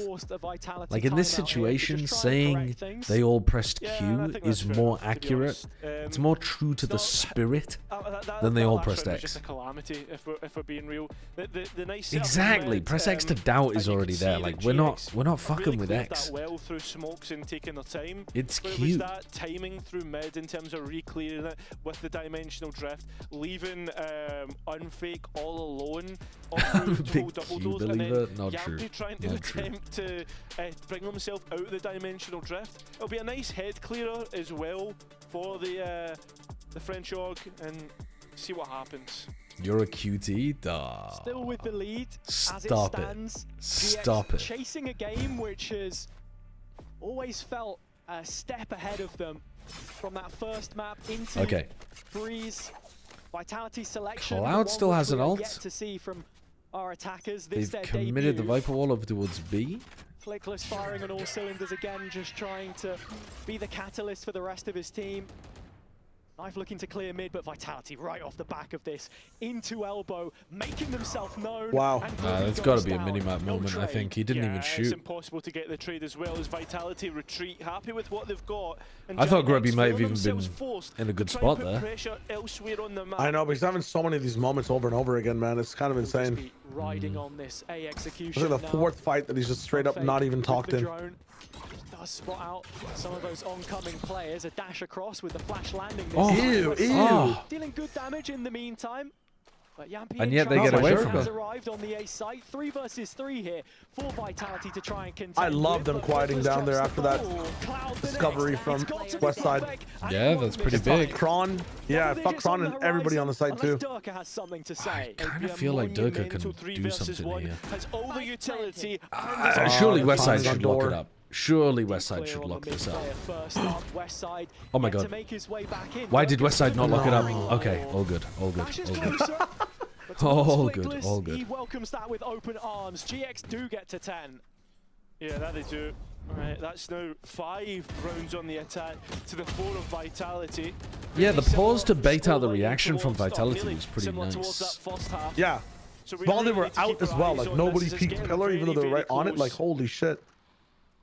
It's actually broken the thigh of Vitality here as well, so they'll have to definitely a loud ass audible in the comms. Don't peek, don't peek. Everybody shut up. Next round is an opportunity to take 12 perhaps. I'll have a look at this hot take when there's a bit of downtime, Gorilla, because that is a long ass hot take. GX have either fully committed to or drifted away from, and right now it looks like they're trying to invest player numbers here. Just flirting with the idea as they move towards B. Overall, Vitality, all they net has space cleared. So GX, on the other hand, begin to quicken the pace, but Durka's blades are here. And he takes his chance, but not really getting anything from it. Giant X, very clinical on the take of the site. This is no way. Exactly what was required. Spike planted. And with this, Vitality into a retake where, you know, they have a drone, a clone, but how much can this map is definitely losable for Vitality. Yeah, I mean, especially when you've got Giants have put together some decent attack rounds. Shots are being hit, but in the end, hello, comes down to 2 versus 1 from okay. He knows he's hurt him. Yeah, I mean, if Ara had died, maybe there was a chance. I mean, this is a special, though. This is a special. Yeah, you diffuse and then you insta-tap them. He knows. Yeah, and he just knows. So like, he's not half. That is crazy. He's missed the molly. That molly is not good. This is worrying right now. He didn't spot Ara. He missed the timing on Ara pushing tunnel. If he got that, yeah, maybe. I know Ara's the only character in the entire universe with no cursed energy, so like I understand why you couldn't detect him in the spike mode there when he was using his curse technique. It's tough. Flickless to flash in and get things started. The dynamic duo of Kron and Durka coming up empty-handed this time. And that is now 5 rounds from 6 for Giant X. They've really flipped the script in this second half. The attack going through the motions, and now a full A hit levied. Told you that defensive half was decent. If Giant X can be as good as what they can, easily come back in this one, and they have done. At 11-11, they try their luck on A, where they have had success in rounds previous, but need to make this landing stick right now. Fall for the clone. Oh my god, that's a dirty round from Yampi. That is a dirty round from Yampi. As if they weren't even there, Vitality. Ooh, the kill on both of the entry players was nasty. 1 foot in the door. That's round number 12. You got such good timing for it because they got delayed by that clone. Their streak broken. Fucking hell. Yampi here, the flash to self-set the final kill. But more than anything, it's just setting those priorities and saying, yeah, we're going to fight you as soon as you push out, rather than just relying on one player to anchor in that position. All on the line here, or it's the lower bracket that face GX. Now, the Odin has set up Prophet in towards me. Oh, you have to fight this. Holy shit. No! Oh, that's rough. I'm surprised Unfake didn't realize. last round will net himself another Bro, you kill. can't go for trades like that. I mean, he just missed the player behind. I think he just didn't see the player behind. But the health pools once again not favouring GX. That could be a the bodies are switched. Flickless dies. Never mind, he gets ratted out. You can spam that. You can full spam Grabinho. They're not doing it properly. Any more lines of sight? Dash in? Jesus Christ, that's a nice way of breaking it, though. They have no idea where he is. Doesn't matter. He's 30 HP. I can't believe that they played the beginning of that round so poorly and then they just mop up everybody in the retake. Yeah. This team is fucking scary. This team is scary. And they're improving. That's fucked. And now he gets past Damn. the Giant X side, which gate-kept him and others from a global Okay, what was this hot take? I've got to be honest with you, I've read it and I don't understand it. From a roster of this caliber, so it's like Vito and a Yoru, and you're gonna use the Interceptor and the Flash to refight into stuff? Where on the map would you do that? Like, where on what map would you do that? GG's C round. I think the big part here is I'm going to stop streaming at the end of this as well. I'm just going to listen to the interview and that kind of thing. Absolutely, and just building on what we know from them, GX on the opposite side, unable to replicate what we saw against. I swear I saw a video of a coach showing that theory on Abyss. That's got to feel so frustrating, well, there was the especially Anders Vito video, but he wasn't talking about the Interceptor for re-clearing. He was talking about, like, taking fights, TPing off and trading in. Like you swing in to play off the TP out kind of stuff. But I don't think you can... I don't think there's many places on the map where you can use the Interceptor properly to flash re-clear. To see what they have to say. I mean, Abyss A main, you might be able to. We are going to be heading over to the post plant where Yampy and Chronicle will be joining us. It very much was down to the wire, Billy, in this second map. Yeah, it looks a little empty here. Watch Anders' video, explain this in depth. I did watch the Anders video. I don't remember him talking about 13, 11. Yes, the there we go. stuff. It's been a long day. Math is mathing. No, math is mathing, time is timing, whatever it is. But I mean, can you just tell me any map, any space where you would want to do this? But I think that's a great testament like re-clearing showers on buy? Yeah, for sure. I just want to, like, would you want to do it? Speak on Giant X. I think you're just losing a crazy amount of potential interceptor value I think in terms if of they Giant do a X, short pop on you, for example. I think something that and you're using a piece of discussed utility was that the is actually they went not for, necessary. Leaning back into that double initiator, I think at least they I stuck like to that their on Bind, Abyss, and identity, Split. if that makes Well, sense. that Like, isn't yes, it didn't specific work though. out for Like, them what today, areas of the but map would you I'd actually rather use it? them be very clear on what their composition looks like and what that Like identity split B is, rather main? than try and You're go gonna for go something wacky back and into crazy split and B then main not with an pay off, if that interceptor, makes something like sense. that? So yeah, I mean. So you like flash around the corner, You don't sound very throw an convinced, but interceptor you know what, I'm out, going to give you this one. But with and this then you loss, fight it. Jackson's going to be dropping into that lower bracket. So maybe going back to that drawing board, specifically when we're looking at Abyss, because that was, yes, that was a map. That happens. Yeah. I don't really see how that's. What do we even? I don't really see how that's doing too much for you. I'm trying to think, like, a lot of the time when a team is re-clearing, they're not really taking some big util versus util fight. It is a tough one. I think, yeah, now they obviously find themselves dropping. Like, you're trying to into pop that flash lower back into an bracket, area so and they now need to be able to find catch them with the form single piece of quicker util. rather than later. Absolutely. Surprise, by the way, everybody. I'm not going to read a we're mega joined message here on this time Discord, around I've got to with be honest Chronicle with you. and Yampy. That Congratulations, you can write it out guys. if it will make you feel happy. Gonna start but off I'm with the not 13. going to read it. Who wants to take that one? I'm busy doing my own stuff. Yeah, I can take it. It was Okay, and now I'm going to go into the VOD chamber, unfortunately. And I'm going to leave you with somebody else. Giants denied us in BBL the championship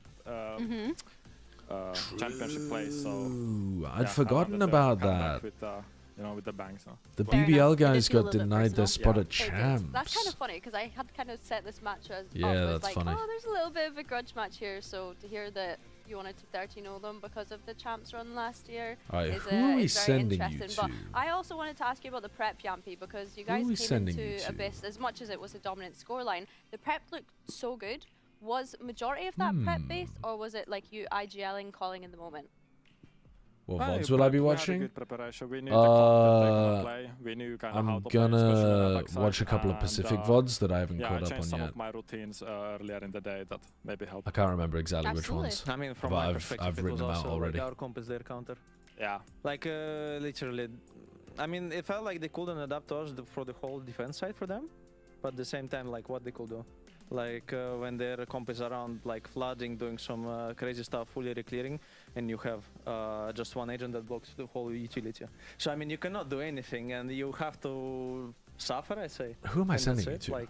like, One of my points is, let's say you re-clear and it's empty, the intercept is still fulfilling a role for a bit. Oh, yeah, but it's not active for very long, is it? So I mean, yeah, but it doesn't hold space for you or anything like that. It's not like the trip. Like if you were saying you re-clear and then you throw down a trip, I'd be like, yeah, okay. I understand what you're saying, because then you have info to hold on to the space. But I don't really see it. I don't really understand. Yeah, G definitely looks stronger. Definitely looks stronger. Not just because they got Pac-Man, but they definitely look stronger. Let's have a look who's streaming on VLR. The problem is always who keeps streaming after the game.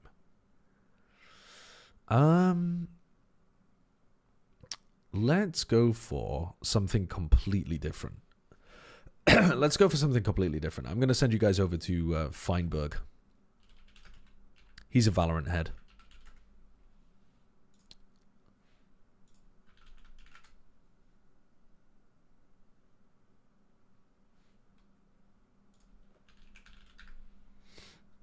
Who? Minecraft guy. You can watch some Minecraft and then go and play some Overwatch. It's time for variety. All right. Peace. Enjoy. It's time for something completely different.